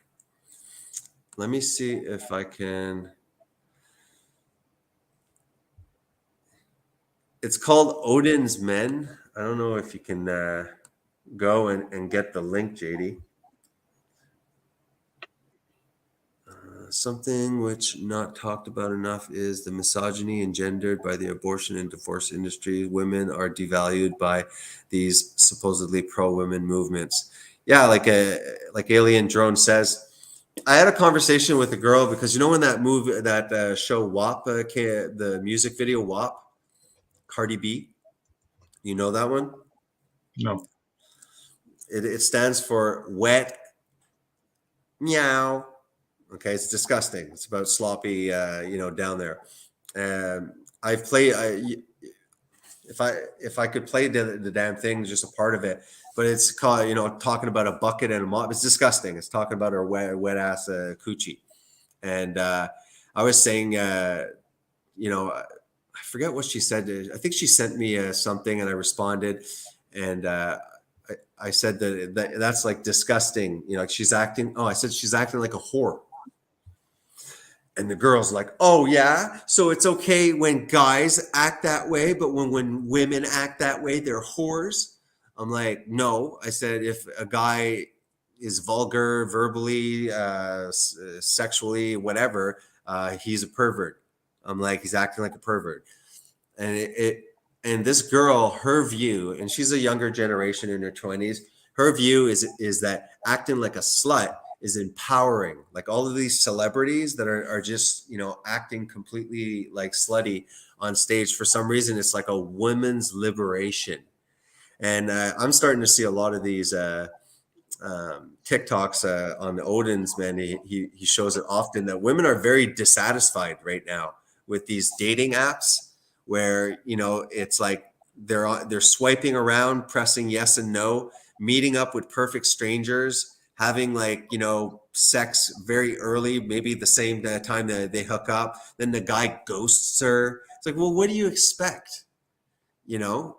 And it's like, so the women are really paying the price, you know, in the end. It's Well, they're teaching men and women to treat each other like paper towels. yeah. You know, it's you're with this one right now, but you've got your phone right here, and you're looking for the next one. You know? Okay. Do you see this, JD? Yeah. Okay. Watch this disgusting person talking about the age of consent for children should be 12 because some children are more mature than others. We're going to have to stop and comment because I don't want to get a strike. I'm not trying to steal his content. Look at it as a human. Say you're like questioning again. It was like 12. Like, do I think 12-year-olds having is it a good idea? Wait a second. This guy's out in the corner promoting this, right? Consent at any age. I've been saying that. They want it. They give it for this now. You can get a kid whacked at 12. You can go to California, get trans at 12. No parental consent. Washington, they give your kids psych meds. They can medicate them without parental consent. This is the next step, my friends. That's not what I said. Do you think a 12-year-old can consent to an adult? Yes. So. Okay. Can you imagine the YouTube or whichever social media that this guy is commenting on? This isn't getting banned. It's a guy literally with a poster talking about, hey, what about the idea of, you know, children as young as 12 having consent to have sex with adults? Back in the day, this guy would have no teeth. Like, it'd be impossible to stand on the corner with that kind of sign in a sane world. That's where a guy deserves to get his face punched in. So, well, how about we first talk about a 17-year-old? And this isn't an oddity here. There's been plenty of videos, including on this channel, about professors pushing the MAPS lifestyle, right? Then maybe work our way down. So, you guys know what MAPS, you know, JD, MAPS, what it stands for? Minor attracted person. Yeah, exactly. So they're saying that pedophilia, it holds too much of a stigma, you know, because Lord knows you wouldn't want to stigmatize the guy that wants to rape your little baby. Like, yeah, exactly. There's supposed to be a social shame. Just well, they're doing that with everything. Yeah, they're doing that with every sin because, you know, here we've got pedophilia, but then you look over there and you got obesity, which is caused by gluttony, which is considered one of the 7 deadly sins. And what are they telling you? That nothing's wrong with obesity. What's killing the obese in such high numbers is the negative stigma associated with obesity. So if we stop painting obesity as unhealthy and let that stigma disappear, then the obese will be just fine. And no one can buy this. Like, how could, I mean, these are just fat people that are saying that to each other to just feed a delusion. Like, sane people will be like, okay, well, if there's one thing that I know, it's that, you know, obesity, we weren't fat, you know, in the 1900s. In the 1850s, this was a rare thing. So why are you saying it's climate change causing this? Why are you saying it's the thoughts of people? Oh my God, I'm really obese in the middle of a grocery store. You know what's keeping me fat is what they're probably thinking. I have no idea what they're thinking, but it's making me fat. Is that what you're saying? Doesn't make sense. Well, that, and they also want to make it, a punishable offense if a physician approaches a patient with the idea that obesity is not healthy. Yeah, I told a story exactly that. I was when I was in the archives at the hospital, there was a OBGYN, gynecologist, obstetrician, a lady, and that's recently I talked about, and she was like, yeah, she goes, you can't. She goes, I'm more worried about the words that I'm going to use than even like thinking about treating the patient. I'm walking on eggshells with my patients. She goes, there's one patient, she's pregnant and she's very fat. So she goes, I don't say, you're fat or anything like that. She just explains, if you go by, she's using the body mass index. If you go by the height, your height and your weight and stuff like that, when you fall within, this range, that's the safest. And if you go to this range, there could be some increased complications, and you're in that range. So I encourage you, if you can, throughout the pregnancy, to lose a bit of weight to lower. She's trying to be very diplomatic, talking about the BMI. And the next day, the husband, all she got, instead of understanding like you're fat, that's going to complicate your pregnancy. If you can lose any weight, if you can, that would be great. Like that's how it would have been said before. Now she walked on eggshells to end up having the husband call up, yelling at her, saying, "You call my wife fat." I mean, give me a break. Here, I'll just play it. Twice I choked on my spit. Listen to this. I don't think you do that. I mean, you said you think a 12-year-old can kill. He's another anime guy, right? Anime sweatshirt or hoodie, whatever. I mean, it's never ending with these people. And my whole thing is like, why are we coupling age with consent? So, do you know what a child? We've determined that based on our society because that's where the maturity's gotten worse. So an 18-year-old used to be pretty mature, 40 years ago.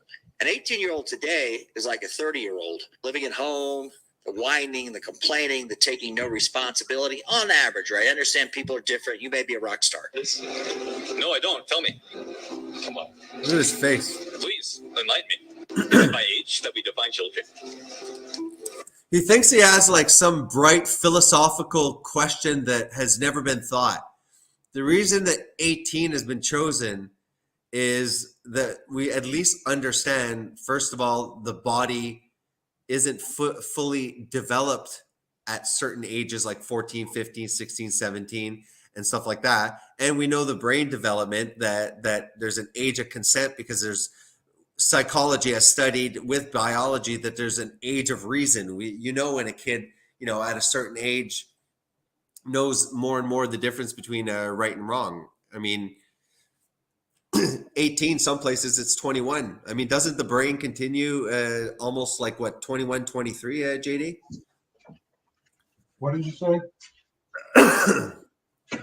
This guy has this philosophical, he thinks he has this huge philosophical question that why is the age of consent 18? Why can't it be 12 kind of thing? This is what this douchebag's asking.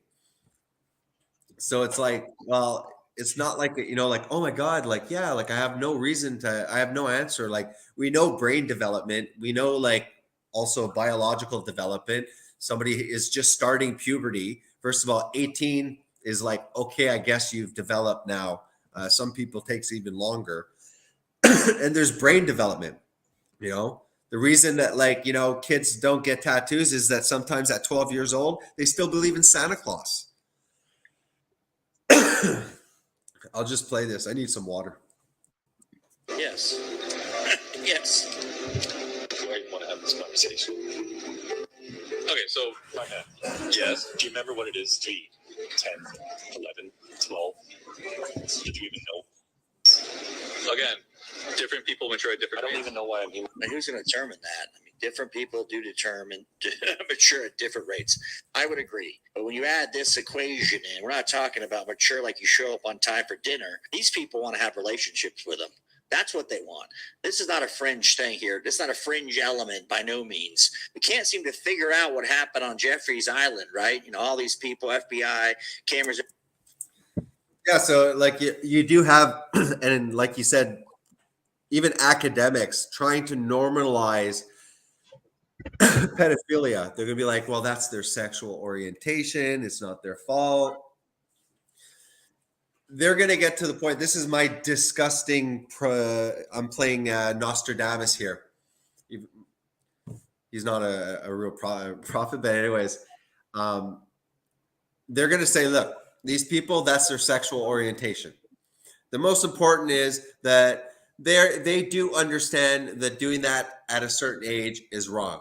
But, you know, we'll develop, you know, AI sex robots that look like children and they're not hurting anybody. That's the next thing, because I've seen robots that in China, these sex bots, they're starting to make them look younger and younger. And that's going to be a big thing for the pedophiles. And they're going to try and, again, destigmatize pedophilia. They already change it. Minor attracted persons, a new name. Let's rebrand it, relabel it. And you literally have this pedophile just that feels comfortable enough in society to be talking about this and to be posting it. I don't know what you think there, but... You have anything to say, or do I just continue? I think it's obviously, I mean, just like everything else that's going on, it's sick. Yeah. And like you said, that the academics are pushing this. You know, these academics have been involved in this whole operation for a long time. Yeah. You know, I remember going back to probably 1991, having a ecology professor tell us about the carbon cycle and how the carbon cycle was going to be used to take away our freedoms. Mm-hmm. And you know, back then we were like, what is this guy even talking about? Mm-hmm. But those academics are working in circles that. Oh yeah. Well, I mean, that's why Jordan Peterson's like left, like he criticized it, especially the social science and humanities and stuff like that. I mean, it's just riddled with all of this woke nonsense and really, you know, basically just how to manipulate society and just this just basic activism bullcrap and stuff like that. I mean, the abortion one that I showed you initially, like college campus and stuff like that, there's no more intellectual debates and stuff like that. It's just childhood, just stupidity. I'll just finish this video with the guy and then we'll get going there. I'm sure I want to spend time with the missus or something. Everywhere, all these things going on, but no one knows. TSA, right? I mean, customs, nobody knows anything. It's odd. No 12-year-old can possibly consent with an adult. And he even has like the bad teenager mustache. Like seriously, dude. Like you're not sharing. He has to have like the Predator hood on with the pedophile glasses and like the little fuzzy mustache. It's like the typical pedophile. You're not screen sharing, by the way. Damn it. Well, you heard it at least, though? Yep. All right. And I made note of all those physical descriptions you just went over already. Tell me if I made a proper physical description of this gentleman. If you were like a police sketcher, and I was like, listen, there was this pedophile and he had the Predator hood on his head with some pedophile glasses and a bad teenager mustache. I don't know if you see it fully there. If I go bigger, it doesn't make a difference, but it's like definitely a bad teenager mustache. Yeah. My And he's got this my- mischievous smile. yeah, real pedophile smile. This is nothing against Catholics, but I was at Mike's Submarine, well, 20 years ago. I was probably in my 20s, and it's a restaurant. I'm with my parents, and this guy, comes in, and I don't know, man. Like, I just like, oh, he had a pedophile vibe or something. I don't even remember what he looked like to describe, but he radiated to me immediately. There was like, oh, that guy looks like a pedophile. I said it to my mom, It stayed like that. I'm like, it's an accusation. I don't know for a fact anything. And just such a stereotype. 10 minutes later, a priest walks in and sits down right with the guy. And I was like, okay, just very stereotypical of, like, oh yeah, the Catholic priests, are pedophiles. And I was like, that was pretty eerie. And I found out like the younger guy, because this other one was older, that was actually like the new priest for the Valleyfield, anyways, this cathedral and stuff like that. But yeah, this guy definitely has like a pedophile smirk. I don't know. He's pretty brave, to be honest. I can't believe somebody just didn't pop him. Well, yeah, these days he fits fits a in. protected class. Yeah. That's called helium. I think there are exceptions. Exceptions. I think there's exceptions, like the 12-year-olds that I want to like have sex with, like I think that they're mature enough. Guy's face is all over Twitter. I mean, this is not some fringe thing. He's comfortable with it. He's not worried that this is a bad look for him. Let's call it that. Okay. Well, I think exceptional 12-year-olds understand what consent is. Oh my God. Society is supposed to punch him in the face. I'm sorry. It's sounds so unchristian, but no, I actually smack him. There's a big difference. The minute you're talking about children, there, all gloves are off, man. Friggin' stone you like Old Testament style. I think that's pure evil. I think consent is, how do you define consent? And I think you're probably... So if this moron asked you, how do you define consent? What would you say? Besides punching him in the face? Well, yeah. What do you say to that? I don't know. Well, I mean, to me, it just makes sense that over time we started to realize that there's a big freaking difference between a 12-year-old and an 18-year-old. Like the 12-year-old has not gone through puberty. The 18-year-old has gone through puberty. The 12-year-old can't have a period yet, probably, most of them. Some of them, nowadays, kids don't believe Santa Claus as late, but some kids in a more innocent society and stuff like that, when there wasn't all this social media and all the kids played, around, the parents were all lying to them about Santa Claus. Some could believe till they're 12, for sure. My kid, the minute he turned 15, he turned into a crazy person. He's like 17 and a half. He's starting to regain his bearings. I mean, kids cannot consent. A 15-year-old, my kid went on a 2-year rebellion and is finally waking up and starting to realize, oh boy, this is how life is. Imagine even 15. I know that teenagers have sex amongst themselves. So it's like, what do you want to do about that? Okay, sure. Good. But when you're talking about an adult stepping over the line to have a relationship, it's not a bunch of 15-year-olds that just happen to be sexually active. This is like, what? How old? 22, 24? What's the limit here? Yeah. And like I said, the brain develops.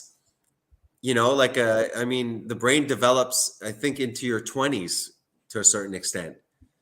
And you could tell my son when he was 15, all of a sudden he got this surge of testosterone, starting to go through puberty, became very aggressive, couldn't handle all these hormones, went off the rail and is finally like coming back. And you're saying that teenagers are all unstable to a certain extent like that. We're all crazy. I mean, some people it takes till their mid 30s to 40 to friggin' finally grow up. But a 15-year-old deciding that they want a mastectomy, even that's happening now, to affirm something, like, what are you doing? Like you don't know what your decisions are. Like, there was a reason in a sane society kids couldn't even get tattoos till they were 18. Imagine they didn't even want to like ink the skin with ink until you're 18. But you can make life-altering decisions before you're 18. That's being pushed. And now what? They're pushing consent. And consent is being pushed also with this assisted suicide. So you can see all of these new freaking things that are ripping down Western. And it's like you had asked me, Judeo-Christian and stuff like that. No, it's true if you think of it.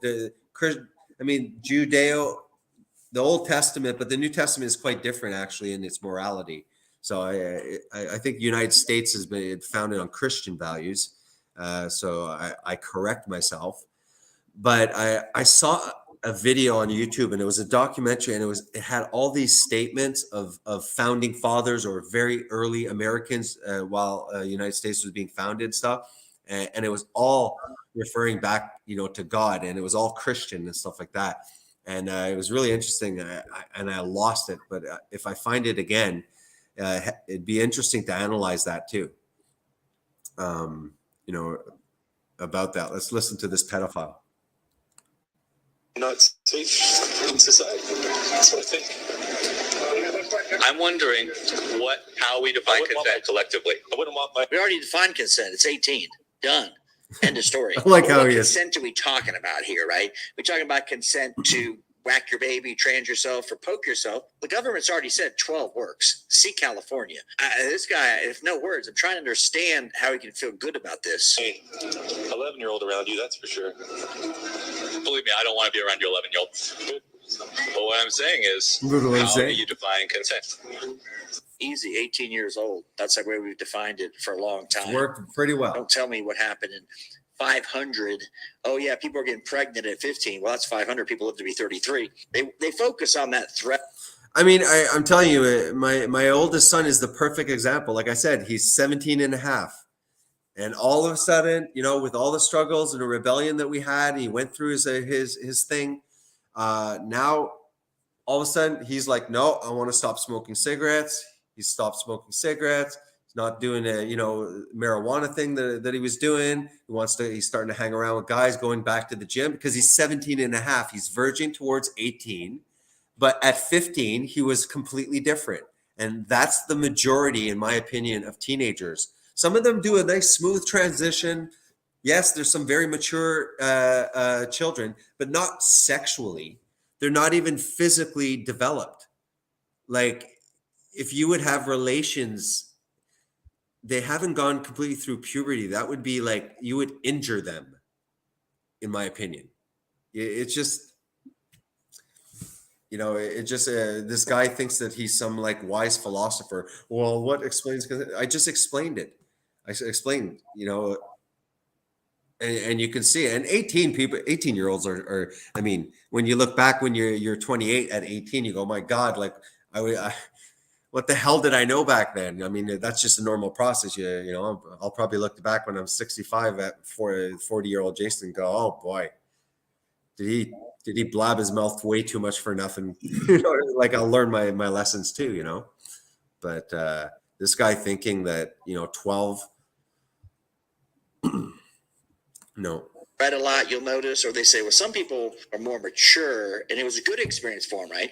Something happened to him at 12, but it was a positive experience. That's what they try to sell you. Have you ever listened to these lectures from the professors, the intellectual crowd? I have. Don't ever do it. And that's all I'm saying. How do you actually define it? Oh, it's that smile, eh? Yeah. It's a horrible smile. The respiratory therapist in me notices that this guy has one of those little chins. There's not a lot of space under his mandible, which gives him that ugly mug. But that person actually is harder to intubate, to put the airway in. We always pay attention to the jaw. If you don't have you're not able to put a decent amount of fingers under your neck to your chin, that makes it much more difficult to put a breathing tube in. And this is the kind of guy that you have to be careful when you, let's say for operation, or maybe for lethal injection when he gets caught. Once you administer the anesthetics to keep that airway open, this guy would be a difficult intubation. He'd be like one of those guys where you're trying to manually ventilate the guy, but you have to put anyways, I just noticed that. Sorry. Well, at least you've got an excuse if he doesn't make it. Yeah. I'm like, oops. Anyways, so, I mean, currently how we define it legally is 18 years old. So 18 times 365 rotations around the sun. That's what we define an adult as. Legally, that is how we define it right now. Right now. That's right. And so, Said consent. and so I'm saying this is the philosophical question of like, how many grains of sand? Yeah, you should not be. This reminds me of Antifa. Like, why? He's like trying to be academic. So this is the philosophical question. Oh, you think it's taboo, do you? It's like, dude, you're a pedophile on the side of the road trying to like convince people that you're a good guy and that love is love, right? We put up with this. We got these ridiculous people that are complete dorks, and people just put up with it. They expect the cops to do something. They don't. They release them on bail. And guy like this in the corner. When I was a young man, if you tried this in the corner, you'd be dealt with. I'm just with love, words, of course, YouTube, nothing mean, but you'd be dealt with. You'd be dealt. Nothing mean. You'd be dealt with. I agree. You know. Yeah. You should not be philosophizing about child adults. You should not be. I mean, rape is horrible, but it's so much more horrible when it's a child. You know what I mean? Like the idea of a woman, like just that idea of a man forcing himself, like it's such an invasion. It's such a horrible idea, you know? But then imagine that with a child. I mean, like we're just sitting here and there's child trafficking rings. Like I never really think about that. Isn't that crazy? And like I do kind of believe those conspiracies about like the Vatican with child trafficking and rich elites. I'm like, nah, man. I'm like I have no proof, but yeah, you know what? I believe that. It's highly plausible that you demonic perverts, I mean, Biden with like, what's up with Biden and always smelling the hair of a little girl? I think it's actually a psychological operation. They're trying to. That's kind of a way to normalize minor attracted persons. Yeah. It's sort of like the same thing with Clinton and his thing with Monica Lewinsky. Yeah. That's the social engineering psyop. Yeah. Yeah. It's all about influencing culture. Yeah. It's all about, it's just do what you want and just pure, release the passion, I mean, look, I know somebody that had addiction problems, okay, and went to jail. Actually managed to maintain sobriety in jail, but then came out and then got all messed up in drugs. It seemed like every time he would go to jail, the guy was actually safer.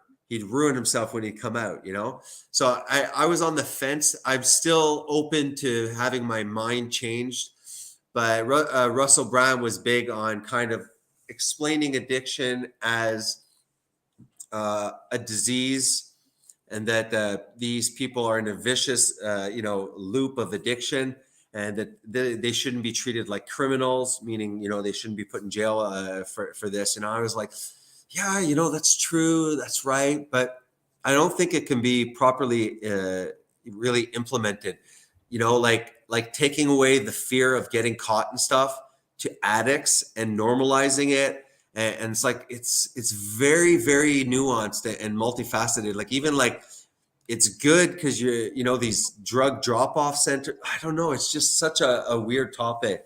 But the fentanyl and stuff like that, it's just ravaging. I'm sure the deaths from fentanyl are way more than COVID at this point. It's just people are dropping like flies with this crap. And in Canada, they want to decriminalize it. And so I'm like, hey, look, what's that mean? Does that mean like if you actually find some guy that's walking like a zombie, but he only has a little bit of fentanyl, that it's enough for like personal possession, and you'll just allow him to to snort and die like in the corner, like once you walk away? It doesn't make sense. Matt Walsh, he, of course, for entertainment, he went the other extreme, and he was talking about other countries, the severity of addiction, and stuff like that, and punishments met swiftly and stuff like that. And he goes, the addiction rates are low. It's just that those are more authoritarian areas. But I don't know, what are your thoughts about drug addiction? Should it be treated like criminals? Should it be illegal? Should we be empathetic? Should we facilitate? Develop centers for these? What do you think about just this whole drug issue? Is it an issue in the States? Because in Canada, it's a whole decriminalizing it. We have all these pot stores now, keep everybody nice and stoned. Oh, make all of these things less stigmatized. It's a disease. I don't know. I don't think it's the right way. I think that these people, if they have freedom, addicts, they'll destroy themselves. They literally need to be locked away. I don't know. It's like the drunk that ruins himself every time he gets his paycheck. You want to play the rest, and then we'll get going? Sure. Taboo, right? I'm not philosophical about it. It's so touchy that we can't even talk about it. Yeah, because it's called, and it causes long-term mental and physical harm. I hear that. I 100% hear that a lot of. Yeah, I hear about the whole about a child, but it's a question we think. Trauma has been done. Obscene. I just want him, when he gets arrested, when they find his laptop, when he goes to prison, hear me out for a second, no protective custody. You don't get put in with other people named first name Cho, last name Mo. You're on your own. He's in California. The Serenos and AB will sort him out, if you know what I'm saying.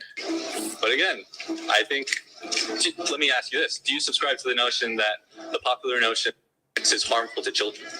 That you would want to censor it from your children? Yes. All of this, no one wants to hear this, but Schmorn wasn't as popular as. If a child eventually asks something, it has to be age appropriate. You know what I mean? It's like the coworker I had at work that were complete opposites on every single possible thing, from vegan to carnivore to, I think I had mentioned to you about that. And I was like, well, I'm going to talk to him about the drag queen story hour in kindergarten. I don't agree with drag queens doing that. And I consider that like I don't think kids should be going to burlesque shows either. It has nothing to do with any of the community. It's like, no, that's an adult entertainment, and there's no benefit for kids to know that. Why are they being pushed? And the coworker was completely fine. He was like, "Oh, I don't see a problem." I'm like, well, then do more research, because you're not opening up your eyes. Like, it's on YouTube. It's an adult bar that's allowing children. It's a family-friendly night. In the background, it says in a neon sign, "It won't lick itself."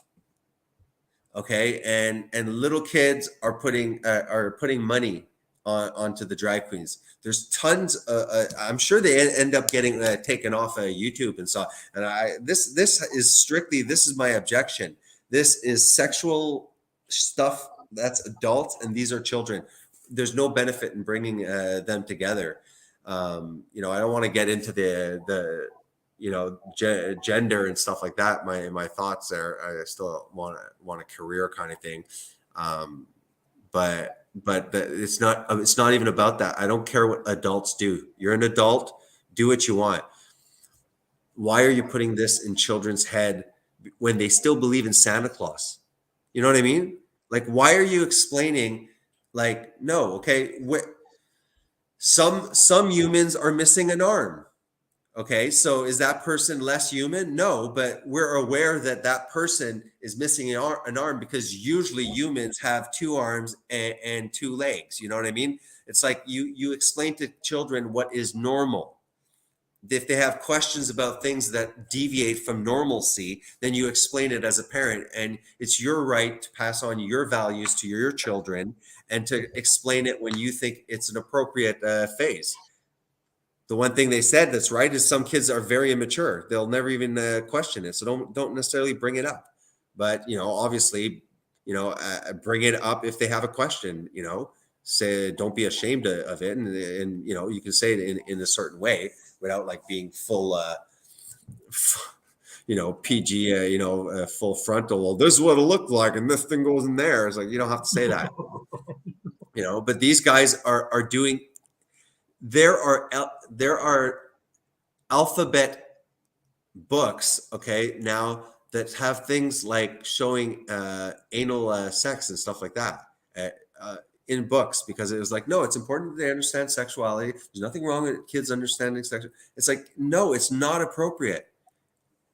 There's a reason why hormones happen at puberty. The kids don't even have to learn, think of back before society. You're just walking around, you don't know, and it's like, oh, puberty happens. All of a sudden you get urges.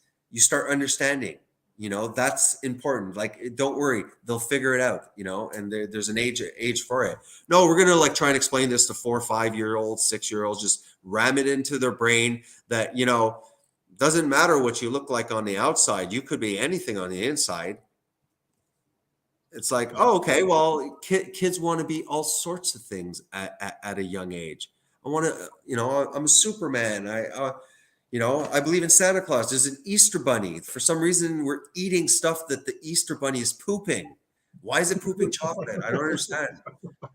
How does the digestive tract? What does the bunny ingest? It's these things don't make sense. So. All I'm saying is back off from children, back off straight people, back off any other persuasion. We're not talking about human rights. Do what the hell you want as an adult, but leave children alone. Let children be children. I still remember being a kid. Kids understand the difference between, a boy and a girl. I mean, it was right down to think how silly it is. Remember Kindergarten Cop, when the kid goes to the to Arnold Schwarzenegger, he says, boys have a penis, girls have a vagina. Yeah, and everyone laughed. Well, they laughed because it's a little kid saying that, but it was like, yeah, I mean, why are things getting complicated? Did you see that video the other day of that compilation of Mr. Rogers where he yes kind of warning people about what was coming? Yeah, it was very prophetic what he was talking about, eh? Here, maybe if I pop up just Mr. Rogers. Well, you know me, JD. I'm a Christian, right? So yeah.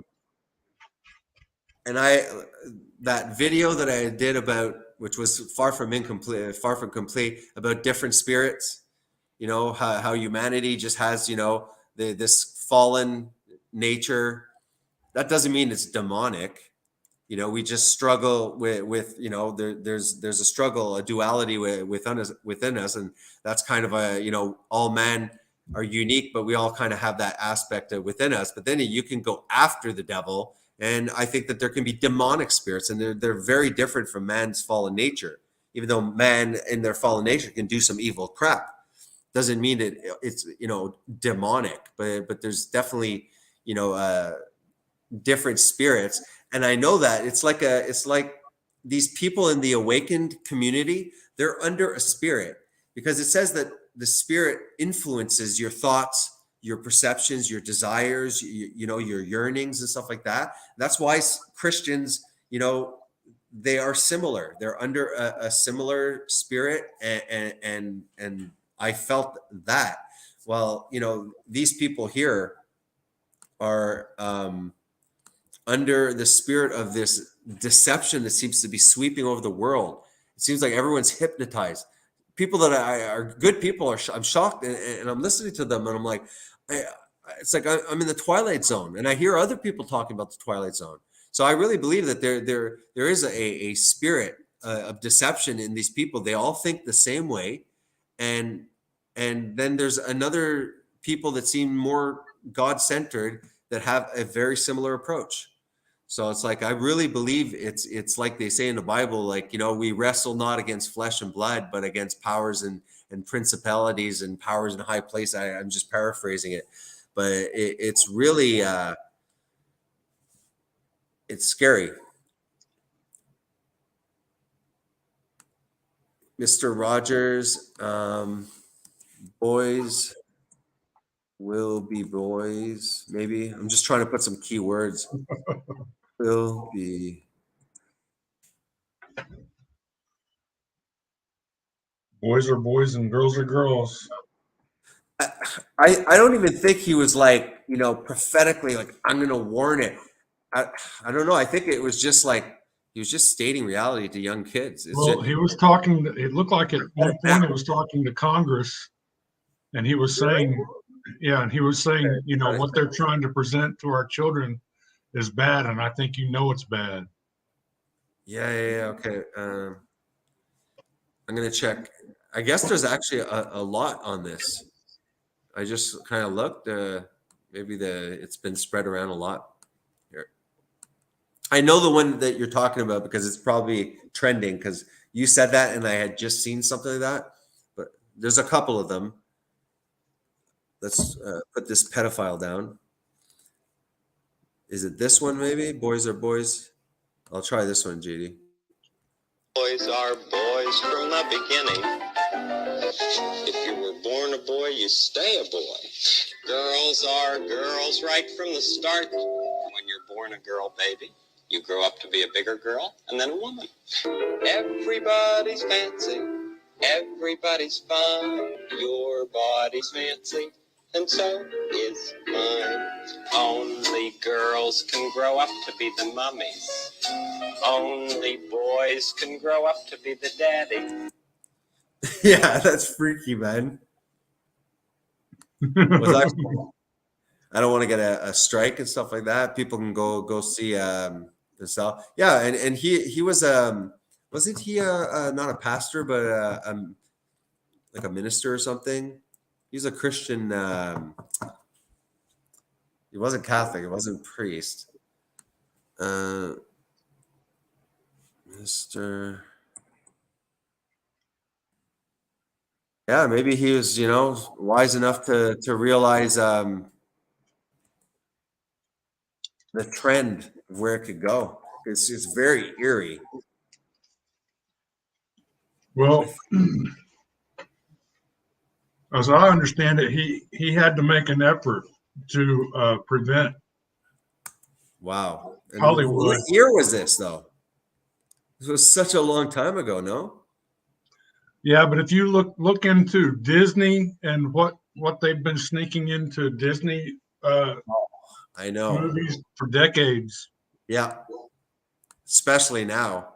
But their stock's falling too. There's a lot of people that don't like all this woke stuff that the people are putting. They're not concentrating on the storylines anymore or anything. There's just to push propaganda, and at least some people are like not appreciating it at all. Well, yeah, they're losing. You know, even though these corporations have a legal responsibility to pursue profits, they're actually breaking the law by putting social engineering ahead of making movies that people want to see. Yeah. Jeez, my back's killing me. Yeah, it says here, I knew he was a minister or something, Presbyterian minister. All right, so I think we read all, JD, the comments pretty much, and it's pretty late here. You want to call it a night? So you're gonna keep us updated about the vegan debate? Yeah. Supposed to be Sunday so far? But I want to, I'm going to give you this link in the private chat for the one that I saw, for the Mr. Rogers one that I saw. Okay, I hope I can copy and paste the damn thing. I've been having trouble. Wait. Oh, I see it. It's because I don't have my mouse with me, so I'm using this, just the stupid copy link. That's not the, hold on. That's not the right one. That's the wrong one. There we go.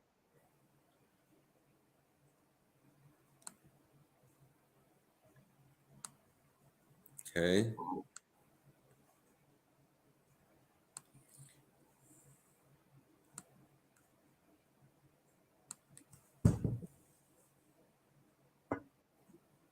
I sent it there in the chat. Do you want me to actually watch it? Yeah, it's just a short.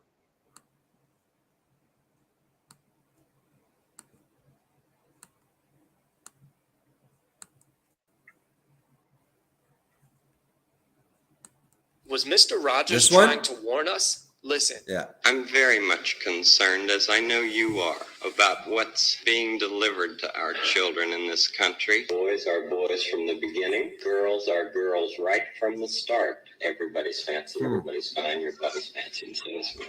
Because sometimes children think that they might change. They might have to change after a while. And, we laugh about that now. But it's because we had that concern when we were little. Yeah, because you're really not sure. And so maybe you become a girl.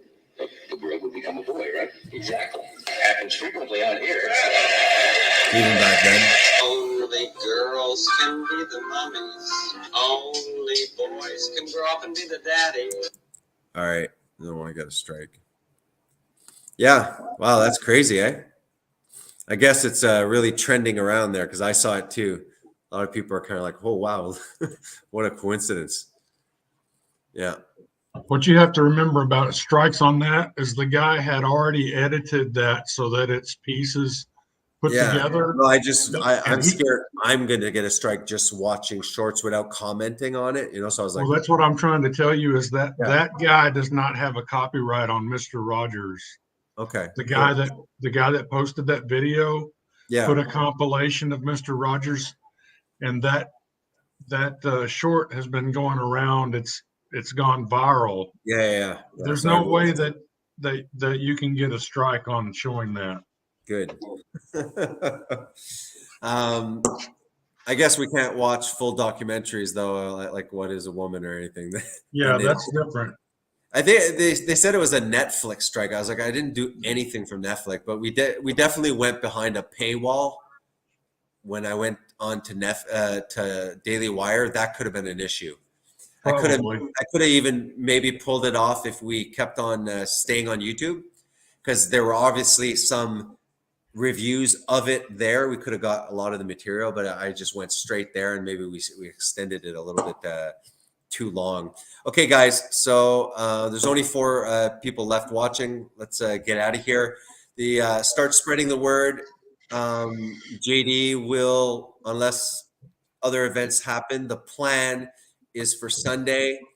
I believe it will be on Zetetic Warriors channel. He will be the moderator. As you know, me and Zetetic Warrior, well, I'd say more he's had a history with me because I've often never been present while I was being involved. It was kind of If you ever think, it was never really an interaction. It was kind of like just getting blasted, and then like, oh, Yeah. the whole like episode about me and my brother. Great, I'll watch it tomorrow. Where'd it go? This guy pops up. I'm surprised the narcissist didn't. Satanic Warrior didn't record it as he was doing it, because that's mostly what he plays. Is he goes on different panels, and then well, that's fine. We shall see. Maybe he will be a gracious host. The plan is a debate on veganism. It was Jeffrey Phillips, Jeffrey Phillips, that is the one asking for a debate with JD. It seems like probably OTW is the middleman, the connection, probably brought up JD, or they were discussing about JD. And one of them said, well, let me debate him. So JD would, at the moment, we don't know what the format is. You're still waiting to kind of know how structured this will be. And what I'm hoping, what I really want, is I want Jeffrey to have half the screen, and I want Z Warrior to have the other half. And I want both of them to just really chew me to pieces and tell me what a horrible person I am for eating meat. I want them to explain to me that all the crops are grown to feed the animals, and that humans don't eat crops, and especially vegans don't eat crops, except for crops that are grown in Disneyland, where there are no crop deaths and there are no pesticides required and there's no tillage. And it's really just, it's a place with this giant rainbow. Mm-hmm. And under the arch of the rainbow is just a window. And you can reach in this window and you pull out an apple and you give it to Bruce. And Bruce will I had to get the apple in. Well, I'm definitely gonna the minute the official time that it's been confirmed that it's on his channel and everything, let me know. I'll post it in my community channel. The viewers, like Margaret, all the regulars, Alias stuff. Spread the word so that there's a good amount of people that'll be able to watch it live. I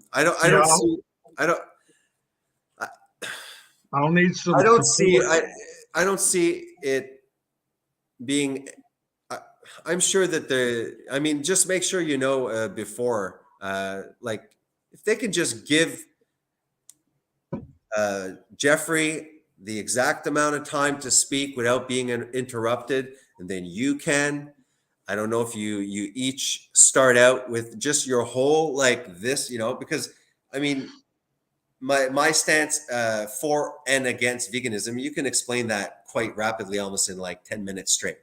You can go through spiritual to ethical to nutritional to environmental to biological. It's just, this is what you're claiming. This is the facts. This is why I don't agree with your premise. Here are my, it's simple. So it'd be nice as a viewer, I would like to see both of you come up uninterrupted, get those key points out for the viewers. Then after you get the key point out for the viewers, if they should have it'd be nice to have typical questions, and I don't know, what would you like to see? Like what would be an interesting debate?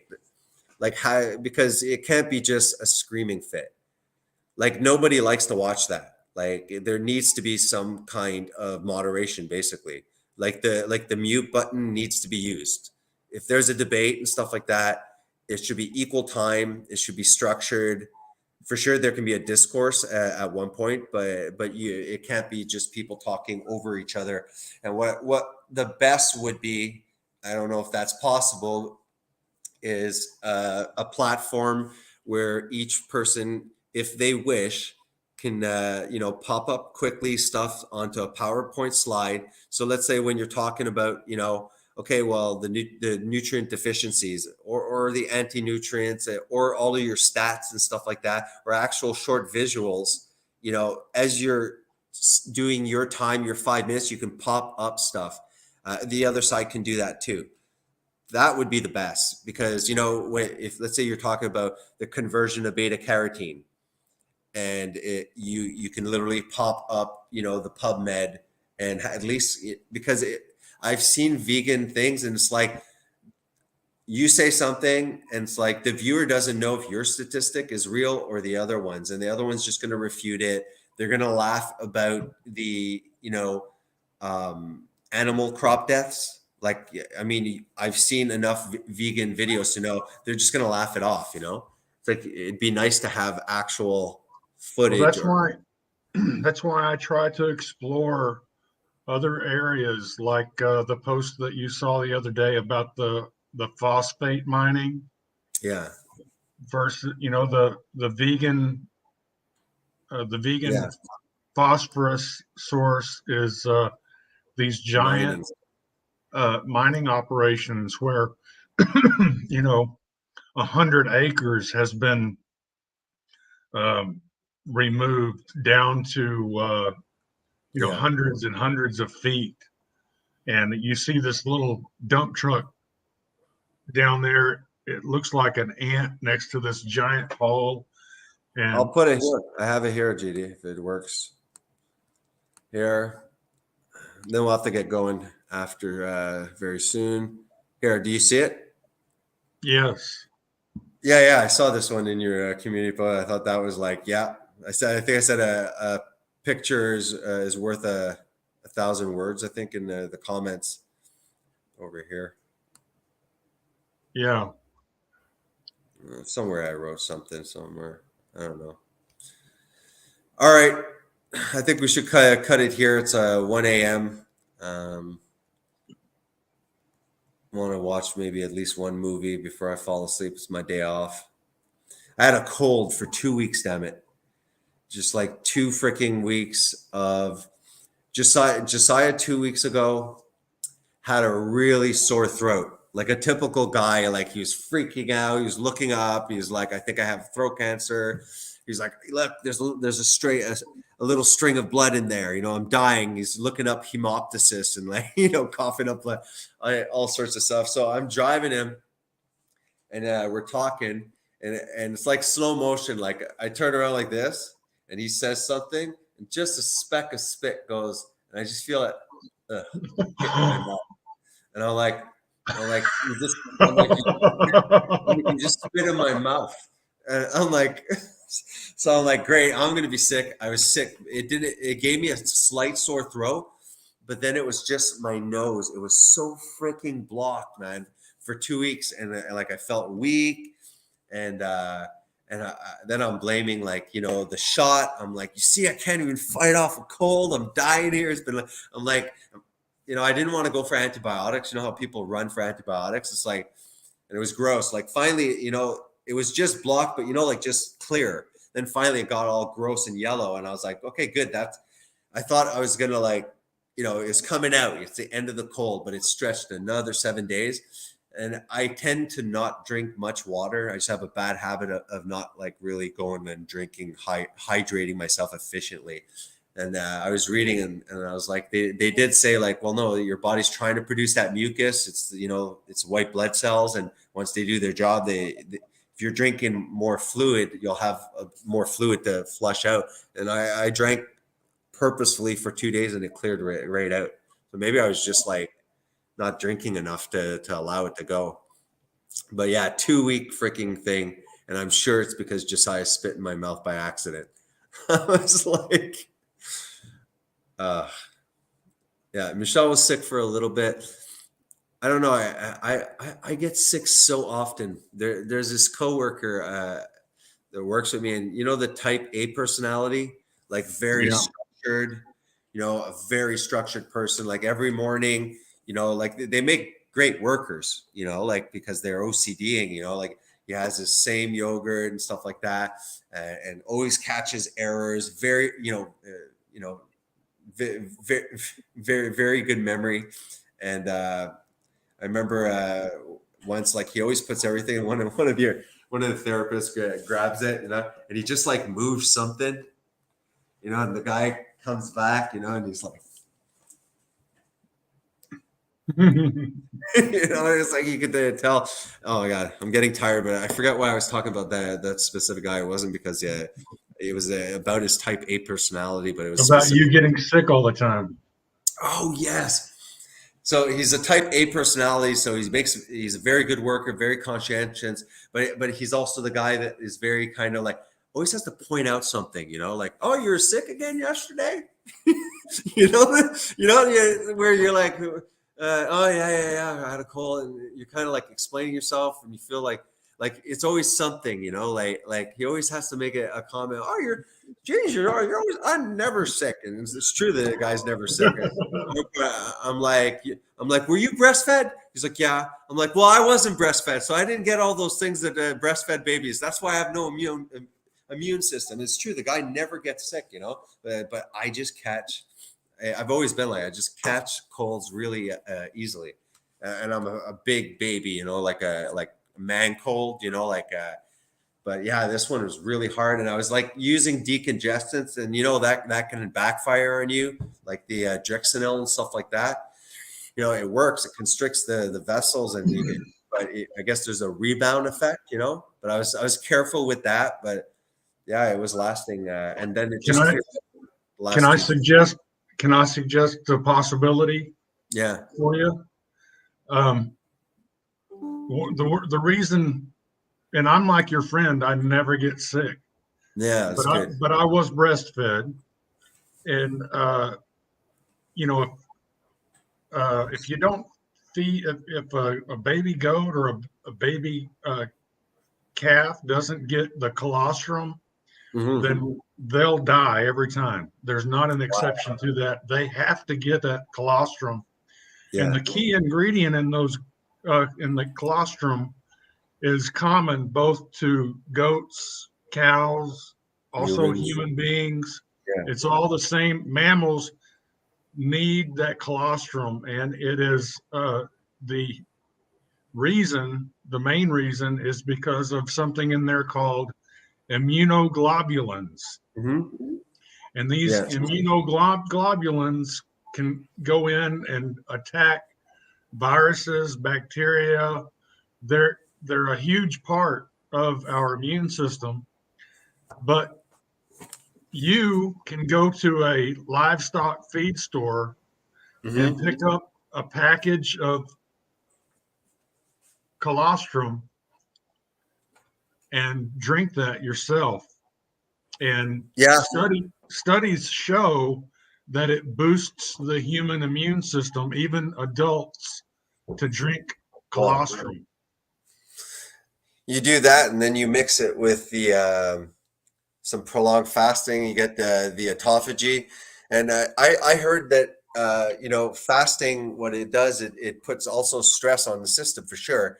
And that that apoptosis, that pre-programmed, that programmed cellular death, it'll obviously put stress on those that are on the verge of apoptosis, the ones that are further along, and it'll kind of hasten that. You'll have more apoptosis and a significant amount of cellular death along with the cleaning. And I think the studies show that it helps produce more stem cells, which is I think humans, when they culture, I think we're probably one of the rare cultures that have forgotten about fasting. Probably, I mean, it's existed, I think, in most cultures, where it's only this modern culture that's completely forgotten about the benefits of fasting. And this has primarily been from the freaking food industry, like you said. Kellogg's and Post that developed, this idea of breakfast, and having, it's the most important meal of the day. And you got to start your morning, with all of these GMO'd, what do you call it? Not sponsored, but the government puts money into like soy, wheat, and stuff like that. Subsidized, yeah. Subsidized, so it's like that's the problem. Like more people are having C-sections, and a large part of the increase in C-sections, to be honest, in my opinion, is the epidural. When the epidural became available, most women will take it, and it significantly increases the risk of fetal decelerations during contraction stuff, because they have that monitor around the woman's belly, and you can hear the heart rate stuff. So then they get the epidural, and sometimes they'll get more hypotension, and then they get the fetal decelerate. Oh, we got to go for a C-section.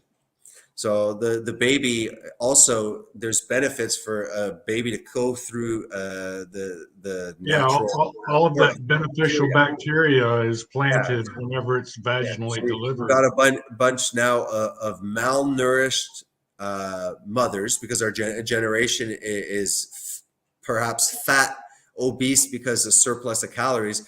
Definitely, most of them have massive nutrient deficiencies, and they're having babies by C-section, and then they're bottle feeding the kid instead of breastfeeding the kid. I mean, that's going to set a child like far from giving them everything to be optimal and stuff like that. Well, yeah, and they're actually trying to convince mothers that a soy-based formula is healthier for the child than natural breastfeeding. No, it's a Twilight Zone situation. Yeah, most people are so dumbed down that they believe it. So, all right, man, may as well get going. It's one. Am I 1 hour ahead of you or 1 hour behind? I'm ahead of you, You're right? 1 hour ahead. Yeah, so it's 1:10. I stay up late. I'm fine with that, but I'm gonna go try and get one movie. I like horror movies. I've watched them all. It's hard to find a good horror movie. Are you into horror movies, or you're not much into movies? Or I used to like horror movies. I don't like them anymore. Just The Real World is a big horror movie to me. I know. Well, it's always for me. It's always a very specific. I'm very picky. I'm not a slasher like horror movie. It's like I really like the the possession ones or something, or like The Conjuring, but it has to be a good quality, like a good production. I like there was the one about the Winchester. It was all about the Winchester mansion. Like they have to be good qualities. And most of the time they're always the same, but that's the only time when I go upstairs to bed. Most of the time, that's my stupid time, because I go in waves, I'll start binge watching nutrition stuff for a month or two. Then all of a sudden I'll switch into the religion, Christianity stuff, watching all that. Then I'll go into the job things. Like it's cycles, I'm always doing something, but sometimes you just want to watch something, it's just, sometimes you just got to put it in neutral. Yeah. I have to watch TV with my wife, and she's not interested in that kind of stuff. She listens. She's very smart, but she's not a blabbermouth like me. We're perfect. If there was two me's, it'd be horrible, You've got the mouth and she's got the ear, right? We're exact. I think that makes good couples, because we're partners, right? And she's completely quiet. I speak way too much, but we couple each other correctly, It's like we're opposites, but not in a bad way, But yeah. She never listens to any of my videos, I'm sure. But you notice though, she'll never listen to any of these. But when I'm doing them and she's around, you can always hear her in the back commenting. I kept on telling her, I said, just pop on. Oh no, I don't want to be on camera. But sometimes when she's really into it, you hear her, and I'm trying to yeah, okay. So she has her opinions too, All right, GD, I'm out of here. Okay, guys. Enjoyed it. All right. Keep us updated about Sunday. We'll spread the word. We'll have a big group. Yeah, I'll do it. I hope it's fair. See ya.